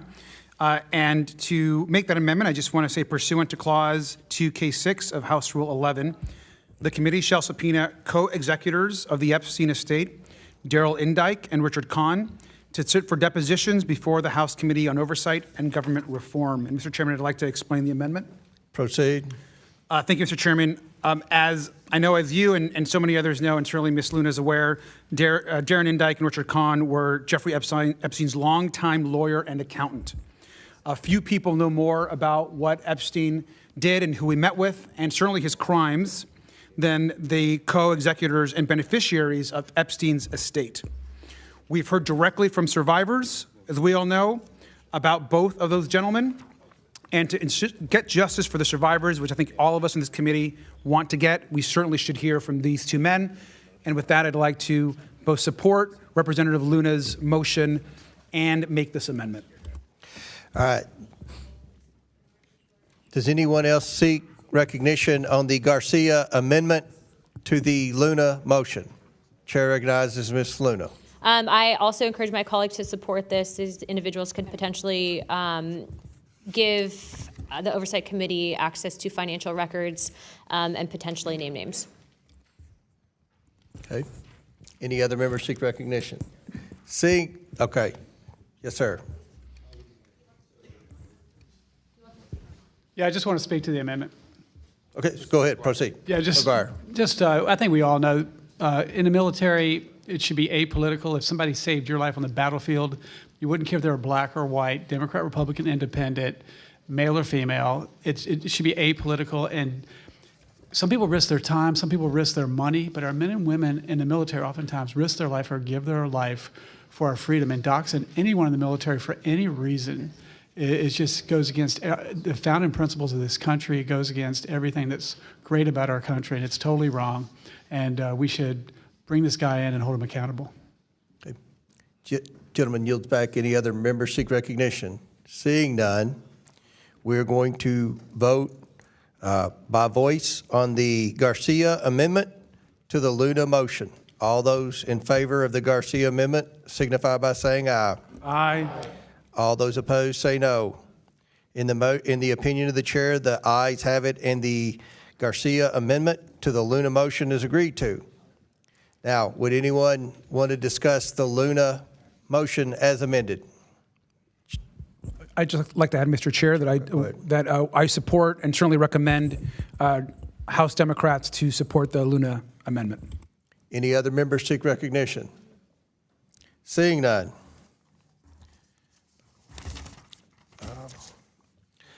All those in favor of the Luna motion as amended with the Garcia amendment signify by saying aye. Aye. All those opposed say no. In the opinion of the chair, the ayes have it and the motion is agreed to. The committee will now proceed with the Mace motion to subpoena the Department of, I'll recognize Ms. Mace to explain her motion. Yes, this is to subpoena the immigration records of Ilhan Omar and her alleged brother, husband, and another husband whose names I cannot pronounce. The Committee on Oversight and Government Reform is the principal oversight committee of the U.S. House of Representatives and has broad authority to investigate any matter at any time under House Rule 10. And this particularly, the legislative thing that this would inform would identify reforms regarding immigration fraud and denaturalization processes, potential criminal liability, things that we need to address statutorily and legislatively. Mr. Chairman, thank you. Thank you. Chair recognizes Mr. Garcia to speak on the Mace amendment. Thank you, Mr. Chairman. I do have an amendment to the motion made by Representative Mace. State your amendment. At the end of the motion, I'd like to add, pursuant to Clause 2K6 of House Rule 11, the committee shall subpoena all documents and communications from the Department of Defense regarding the military service record of Representative Corey Mills of Florida. Amen. All documents, communications, and contracts from the Department of Defense, Department of Justice, of Interior, of Homeland Security, and Department of State related to Representative Corey Mills of Florida. And any business in which he or any relative has a financial or controlling interest, including Pacom Defense, Pacom Solutions International LLC, ALS LLC, and any documents and communication from the Department of Justice, the U.S. Attorney's Office for the District of Columbia, Ed Martin, in his personal capacity, and the White House regarding any communications around the February 2025 domestic violence incident in Washington, D.C., involving Representative Corey Mills of Florida. And with that, Mr. Chairman, I'd like to be recognized to explain the amendment. Mr. Garcia amended the Mace motion. Does any other member seek recognition? I'd like to just comment on the motion. Go ahead. Then go I ahead. can, if I can comment I'll on it recognize Garcia, then Mace. Go ahead. I just want to just begin by saying, broadly speaking, on the initial motion, Congresswoman Omar is a proud member of this body and an American, and as American as any member of this body. She's a public servant and a fighter for her constituents, and she represents the American dream. And I know I and House Democrats are honored and proud to support her and to serve with her. Congresswoman Ilhan Omar has endured horrific attacks her entire time in public office, and we admire her courage. My motion requests documents on Corey Mills, a Republican from Florida, and I just want to note that this is not the best way of handling these types of issues, and we are introducing this only because this is being introduced on Representative Ilhan Omar. And so we are forced to make this motion and this amendment to Nancy Mace's, Representative Mace's, Nancy Mace's motion. And so with that, I conclude. Gentleman yields back. Now, Chair recognizes Ms. Mace to speak on the Garcia amendment to her motion. Thank you, Mr. Chairman, and I support Representative Garcia's amendment, and you beat me to it. I was going to do this on the House Armed Services Committee, and I'm a little jealous that you beat me to it. Sunlight is the best disinfectant. It is the best sunshine, and if there are individuals, I don't care about party, I don't care about affiliation, this needs to be we need to get to the bottom of it and what's going on. And quite frankly, I don't think someone that allegedly is doing arms deals should be sitting on the Foreign Affairs Committee or the House Armed Services Committee. And if this is what gets to the bottom of what's happening over there, then I support it and I support the amendment, and let's do it. All right, but you yield back. You yield to me. So I've had several members request information about trying to determine if Ms. Omar was involved in any of the Somali fraud and this and that. The thing that I've told people is the Ethics Committee is set up to do that. That's what the Ethics Committee's sole purpose is to investigate members. So we've got a motion by Mr. Garcia to amend Ms. Mace's motion. Both the amendment and the motion seek this committee to investigate sitting members of Congress. That's not something the Oversight Committee does, but we're a Democratic committee, and I'm not telling anybody in here how to vote. You vote however you want. But that's what the Ethics Committee role is. That's their jurisdiction. And I just wanted to state that. And again, look, I'm for whatever. I'm for transparency. You all vote the way you want. This committee's wired. You're going to vote the way you want anyway. I don't think the ranking member can tell his members how to vote, and I can't tell my members how to vote. I'm just telling you that's what the Ethics Committee's sole purpose in life is. So, Mr. Chairman? Just stating that. On a point of order? Mr. Chairman. Which one do we want to, Mr. Lynch? Okay. Mr. Chairman, if I believe you're correct in your assessment that that is not something within our jurisdiction. That would mean that that motion would be out of order, not subject to a vote, and let's do this anyway, even though it's not within our jurisdiction.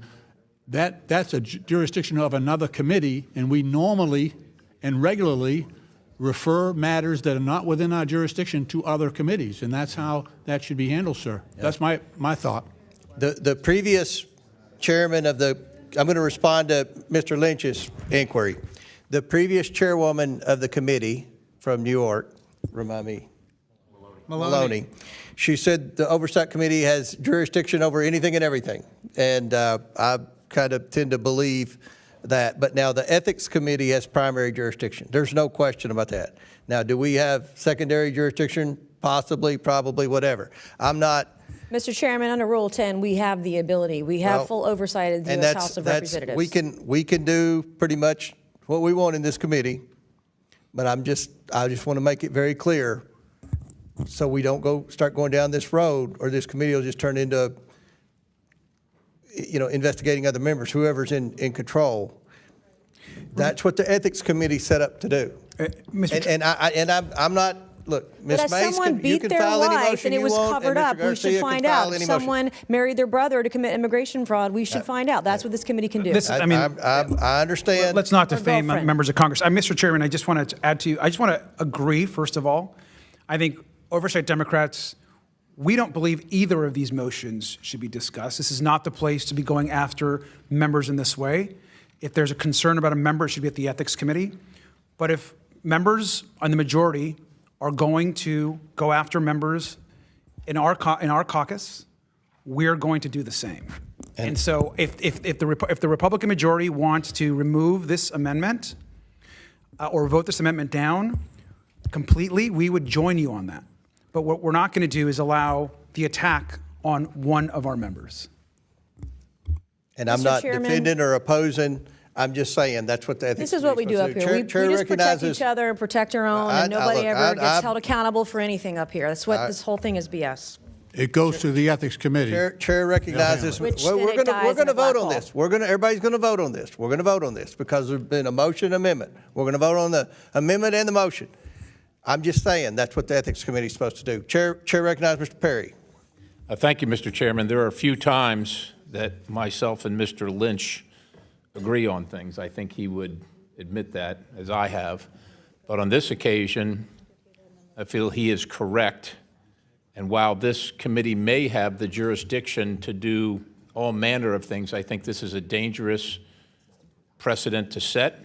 The Ethics Committee is set up specifically for this task. And I empathize with Representative Mace that it seems like there is no accountability over and over again. And maybe in the case of Representative Omar and Representative Mills, I might even feel that way. But we have a process here for a reason, and the Ethics Committee is set up the way it is for a reason so that there is equal representation in a place that is hyper-partisan over the smallest of things. And so that there is a due process where American citizens, individuals in this body and serving members are treated fairly. That's why we have that committee. And if we're going to run members through a partisan committee, which all the other ones are set up to be so, I think that that's going to be something that we might enjoy the outcome of at the moment, but will not enjoy the outcome at some future time when we're in the minority. And so on this occasion, I agree with Mr. Lynch, and I would encourage the chair to render this motion out of order. And with my remaining time, I would cede sometime to Mr. Lynch.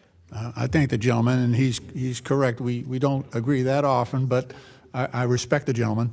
The other piece is this: is that anyone in the public can make an allegation of any member here for any reason, political or personal or otherwise.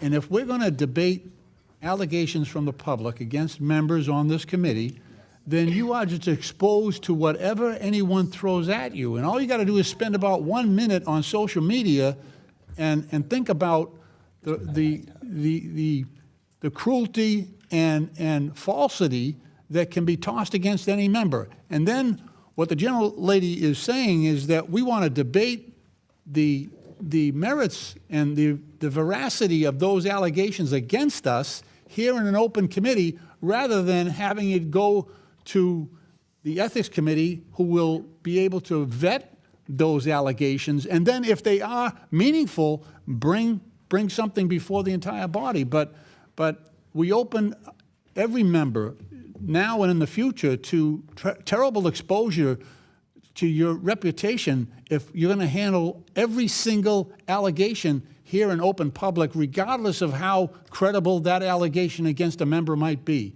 I just think it's bad for the institution, and there's another process that has worked in the past. Thank you. I yield back to the gentleman. And I yield, Mr. Chairman. Who's got the floor? Mr. Perry? I yield. And we. If you want to engage in a colloquy, absolutely. I don't disagree with what Ms. Mace is trying to do. I don't disagree with what Mr. Garcia is trying to do. And I don't know, I have no idea what the Ethics Committee is doing on either of these. But I think it's disappointing that Ms. Omar wasn't here for the Minnesota Somali hearing. I mean, that's something I think she should have attended. And I think Mills should, answer questions on the House floor. I think they both, there are a lot of questions American people have for both of them. All right, so I'm just saying, that's what the Ethics Committee. Mr. Chair, did you just refer to it as a Somali hearing? Mr. Chairman, as long as hold on, it was a hearing on Minnesota. It was a hearing on Minnesota. Somalians committed billions of dollars of fraud. It was a Somali hearing. Somali fraud. There was Somali fraud. There were lots of Somali fraud allegations today. Mr. Chairman, if we can continue our colloquy, you're the chairman of the committee, and you can make a ruling. Now, we might disagree with the ruling of the chair, but I would tell you it is my position and my recommendation, humbly and respectfully to the chair, that the chair should render this motion invalid. And if we want to challenge the ruling of the chair, then we can do that and have a vote on that. But I think this is of substance enough and import enough that we treat it with the gravity that Mr. Lynch and others have suggested, not only in this circumstance, feeling the same way you do, and in total honesty, quite honestly, the same way that Representative Mace does about whether this has been adjudicated appropriately or untimely or what have you. The point is this the place, is this the process to do those things? And I would agree with my colleagues on either side of the aisle that this is not the place to do what's being implied here in this motion. With that, and to answer your question on ruling the chair, you asked the question. That was what Mr. Lynch started with. We can vote on whatever we want. In consulting with the parliamentarian, we can vote for this. We can do this. I'm just saying. That's what the ethics. I understand, Mr. Chairman. Chair recognizes Mr. Garcia. Then thank you. Let me. And I think we may have. There's a. I understand. First, I want to also associate myself with the comments that were just made, and particularly with Representative Lynch. I think again, this is not the appropriate place for this. And we have filed the substitute motion because of the main motion that was filed. What I'd like to do at this time is I'm going to withdraw my motion and instead do a motion to table, the Mace motion.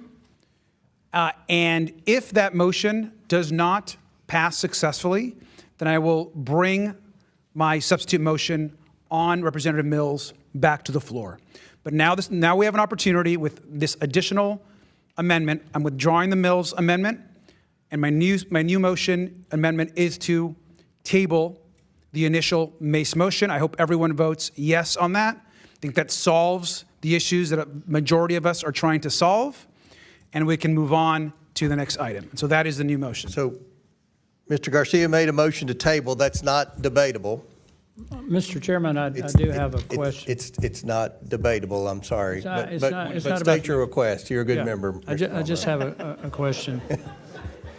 And Do it quick, because it's not debatable, but he will go ahead. well, this is not about the motion to table. It's about, under the Ethics Committee, if they find evidence against a member, they can make recommendations for censure, for removal. If we were to conduct something like that here, what power does this committee have? Is it the same power as the Ethics Committee? I really agree with Mr. Perry, Mr. Lynch, that this might be a bridge too far. And if we're going to do this, then we need to know what the consequences are going forward for any other member who might, including a member of this committee, who might have issues raised. How far does this go? Okay. All right. Other than just, a public trial. I'll yield back. All right. So all those in favor of the motion to table signify by saying aye. Aye. All those opposed say no. In the opinion of the chair, the ayes have it, and the motion to table is agreed to. Is there any other business which needs to come before the committee? Oh, okay. Yeah, Chair recognizes Mr. Higgins, and then we'll recognize Chairman, I Mr. had Preston. sought recognition. Go ahead. You are recognized. Mr. Chairman, I had endeavored to remain silent, but I'm compelled to clarify for the citizenry watching and to remind my colleagues. Let me just ask you, Mr. Chairman, you're chairman of the Oversight Committee. Does this committee enjoy and do you possess the power to subpoena? Yes, sir. Thank you very much. Does that authority to subpoena require a vote by this entire committee or debate regarding votes for subpoena of material or people? Thank you. So we are a serious investigative committee body, and yet we are presenting to the American people the concept that this is our subpoena procedure, that a member has to present a motion and there has to be a vote and absurd debate back and forth, that this is the means by which we determine whether or not a subpoena is issued in the Oversight Committee. I think it's insulting to the seriousness of the work that we do and that the staff of this committee performs every day. Every day. And seeking a subpoena, might I add, let me just put this out there, it's a furtherance of compulsion. Listen to your Uncle Clay, America. You don't just normally start out with a subpoena introduced as a vote by a member on a guy. This poor guy, Seth Harp, I don't know who he is. I had to Google him. We haven't reached out to him and asked him to come before this committee, and he said no. That's normally the first step. You call and email, you have an official communication from the committee reaching out to an American citizen, say, we'd like to talk to you, and as part of our legislative purpose, we're conducting investigative work, you're included, will you come talk to us? Then if they say no, you take the next step, which is usually a more strongly worded letter, and then you get to the point where you can rightfully use your subpoena authority in a judicious and conservative manner. And yet, because of the behavior of this committee in recent months, it has been presented to the American people via C-SPAN that the way we pursue a subpoena in this committee is by the introduction of a motion for a vote to subpoena something or someone. That's not the way it's done. Mr. Chairman, I'm voting no on all of this because I object to this process that is false and not reflective of the serious investigative work that the Oversight Committee performs day in and day out. And I yield to the chairman. Thank you. Thank you, Clay. Very well said. Very well said. Chair recognizes Ms. Presley.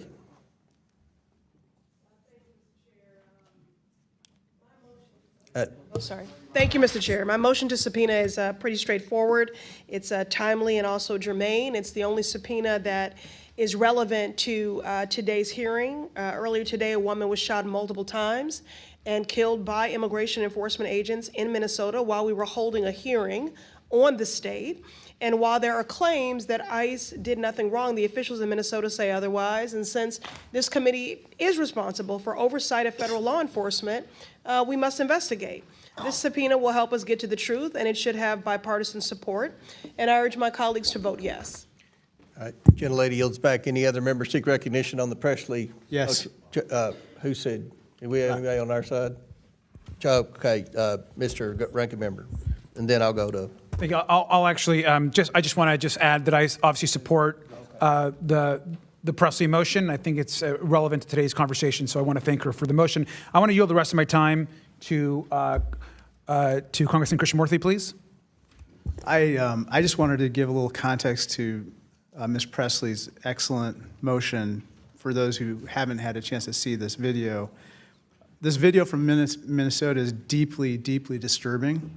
It shows a federal immigration enforcement operation on a residential street in South Minneapolis where families live.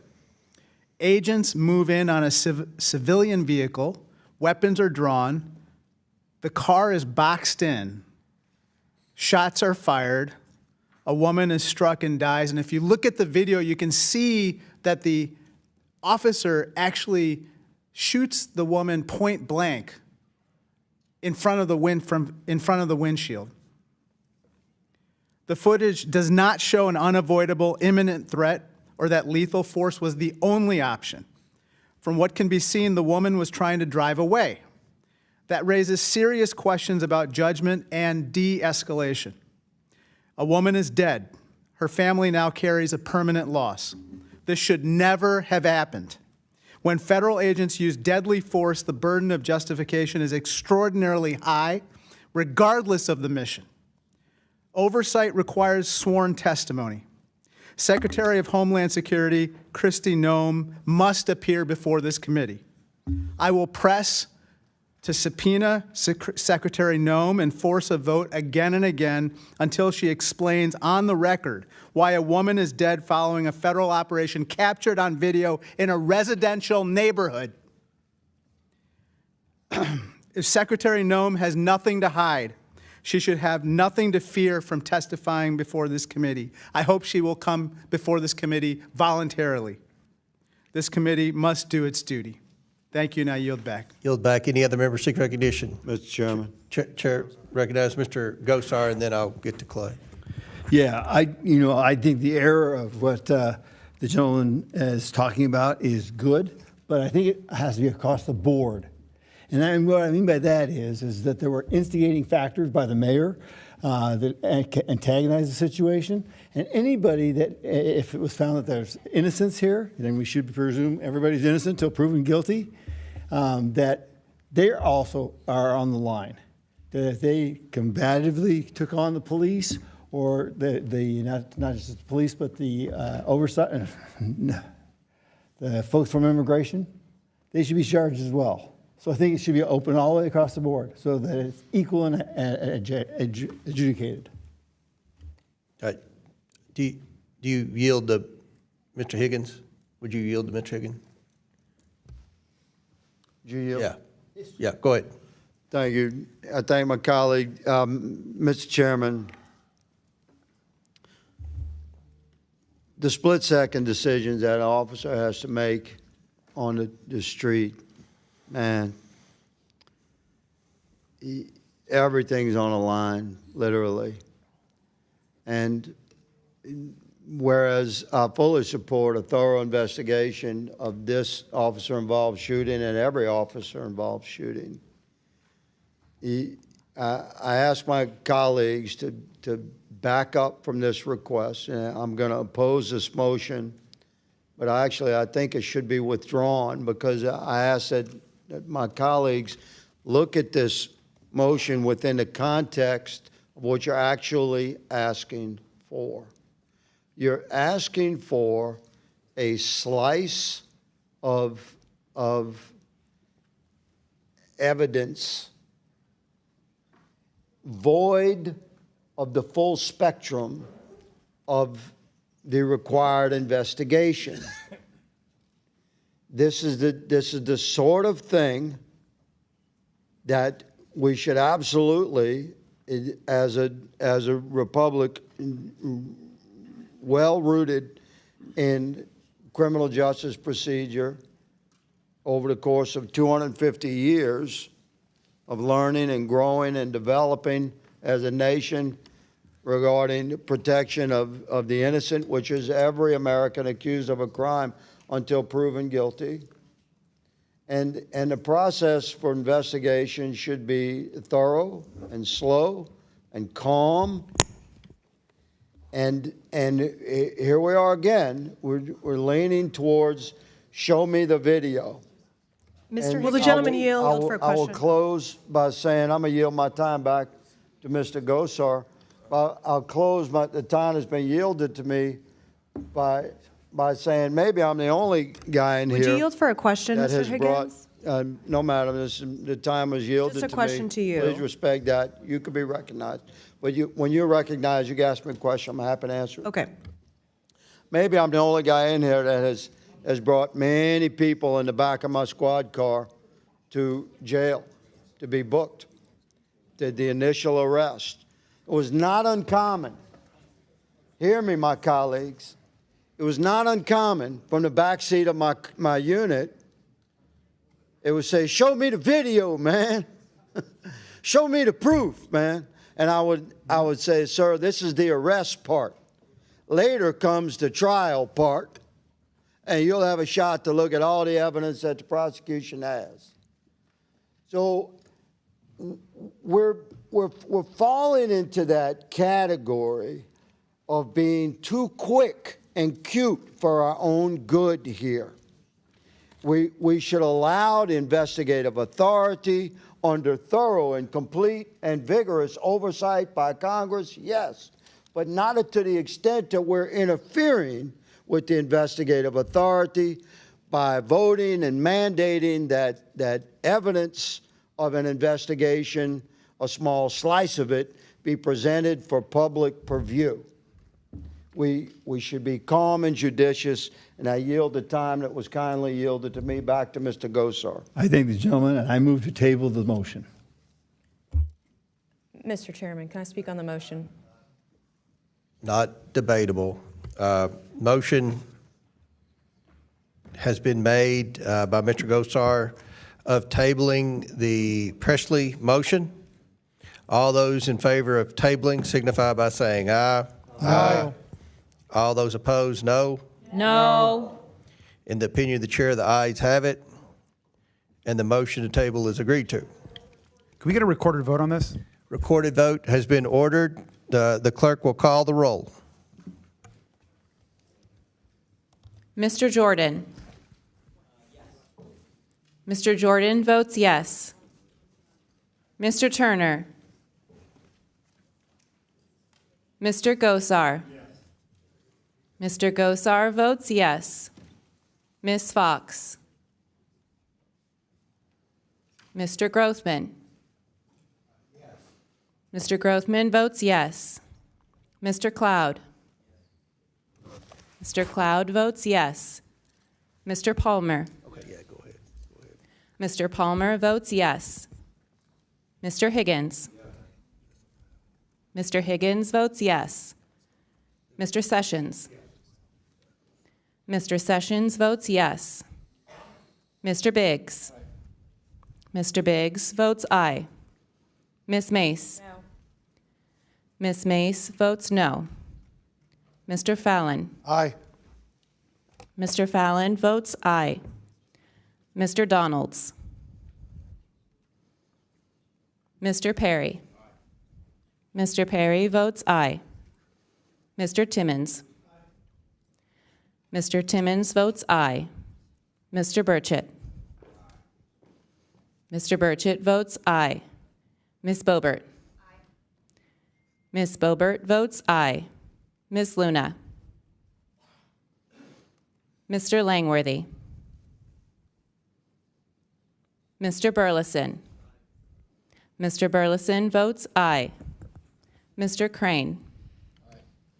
Mr. Crane votes aye.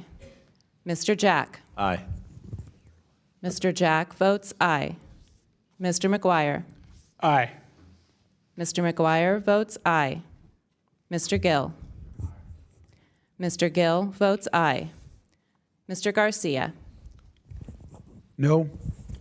Mr. Garcia votes no. Ms. Norton? No. Ms. Norton votes no. Mr. Lynch? No.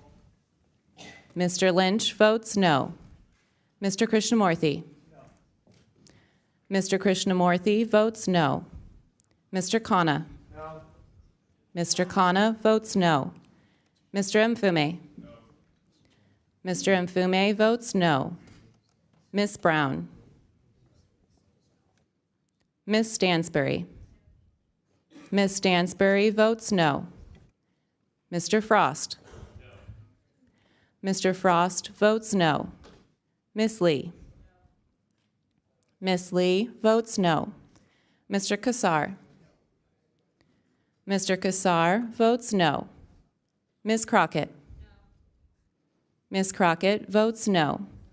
Ms. Randall? No. Ms. Randall votes no. Mr. Subramaniam? Mr. Subramaniam votes no. Ms. Ansari? No. Ms. Ansari votes no.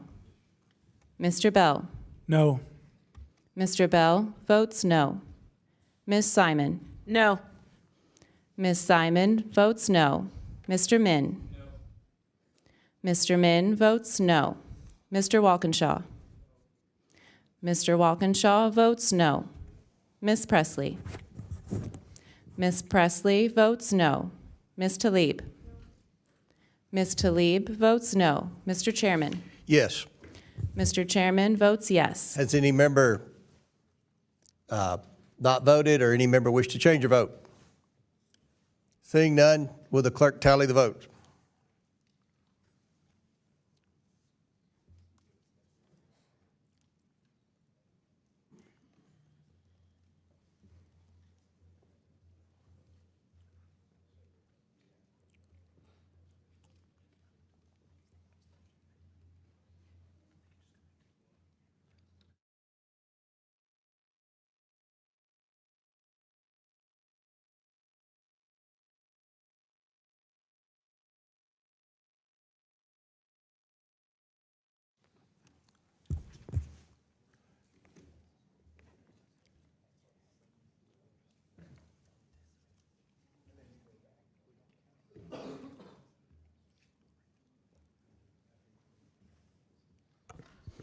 Mr. Chairman, on this vote, the ayes are 19, the nays are 21.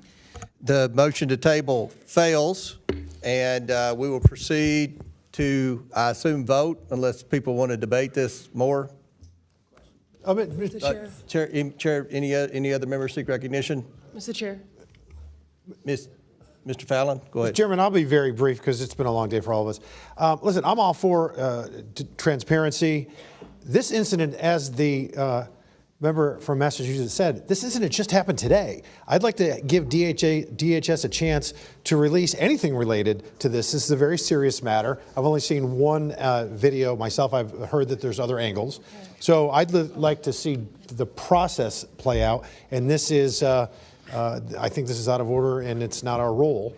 So I agree, yes, that we need to learn the truth and see all the evidence, but I'm going to trust the process. And I yield back. Mr. Chairman. Do you yield to Ms. Mace? Yes. I yield to Ms. Mace. And I'll be fairly quick. I support the subpoena. After the first two videos went viral, there was a third video that appeared to show the ICE agent being struck by the vehicle. My understanding, he is in the hospital now. And so I think getting it out there on what happened, again, sunlight is the best disinfectant. But I also want to recognize, as I'm supporting this subpoena, why this happened, why we're here today is because for years now, ICE agents, police officers, conservatives, Republicans have been dehumanized. ICE agents have been called Nazis, fascists.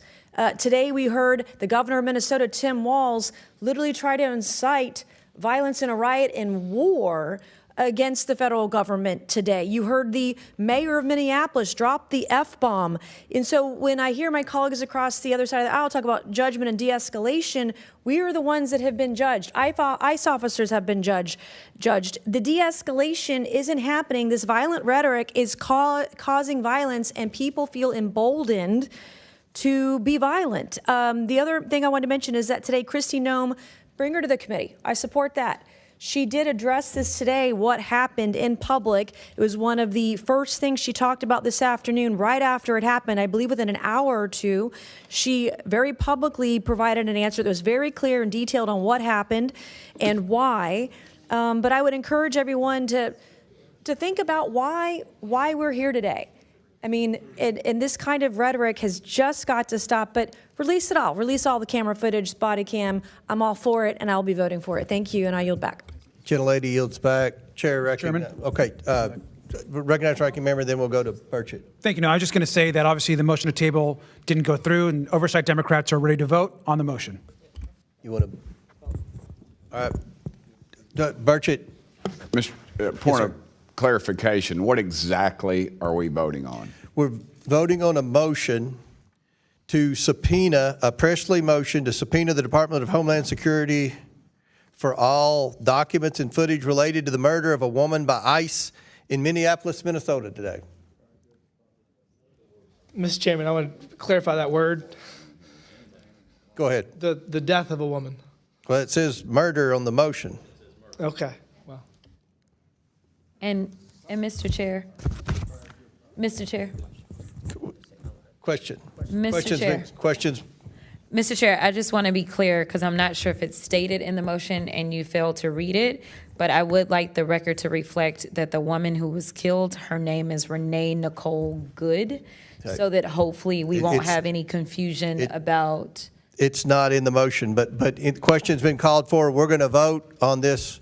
The clerk call the roll. Mr. Jordan. No. Mr. Jordan votes no. Mr. Turner.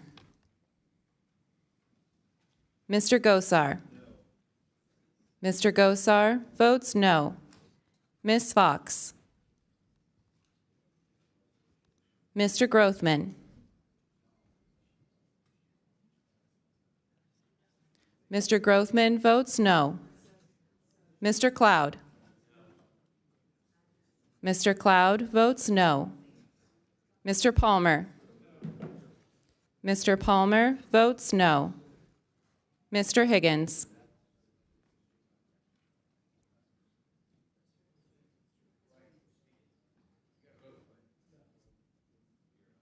Mr. Higgins.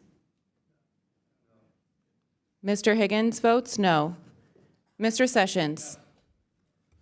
Mr. Sessions votes no. Mr. Biggs.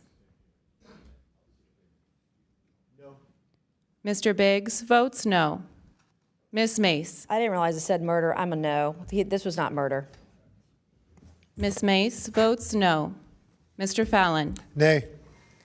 Mr. Fallon votes nay. Mr. Donalds.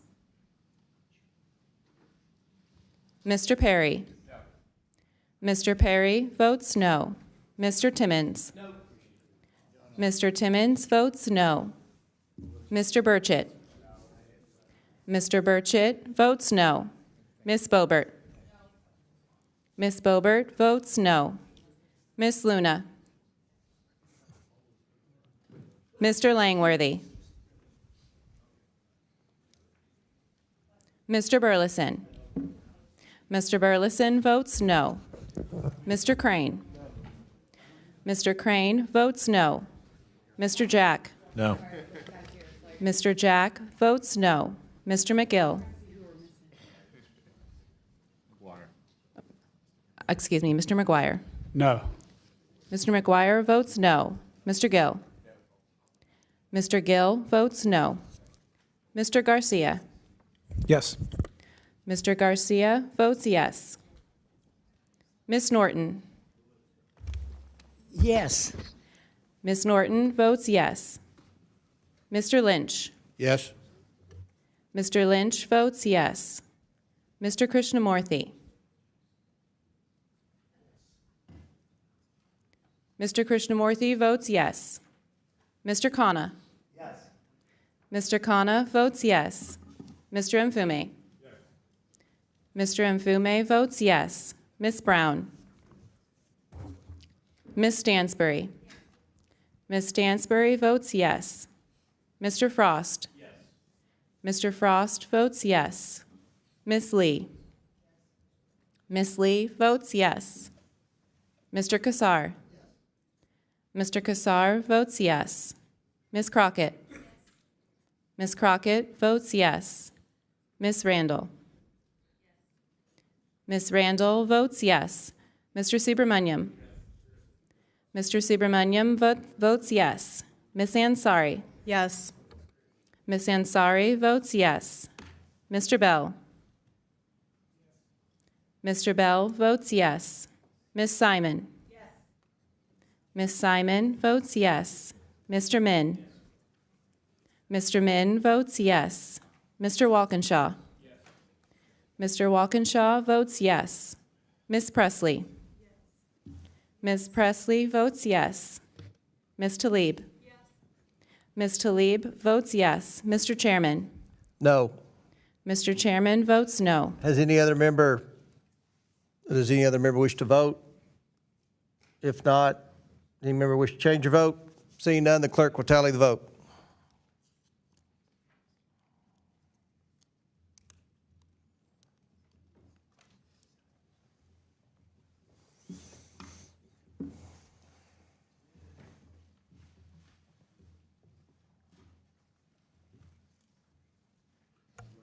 Mr. Chairman, on this vote, the ayes are 20, the nays are 20.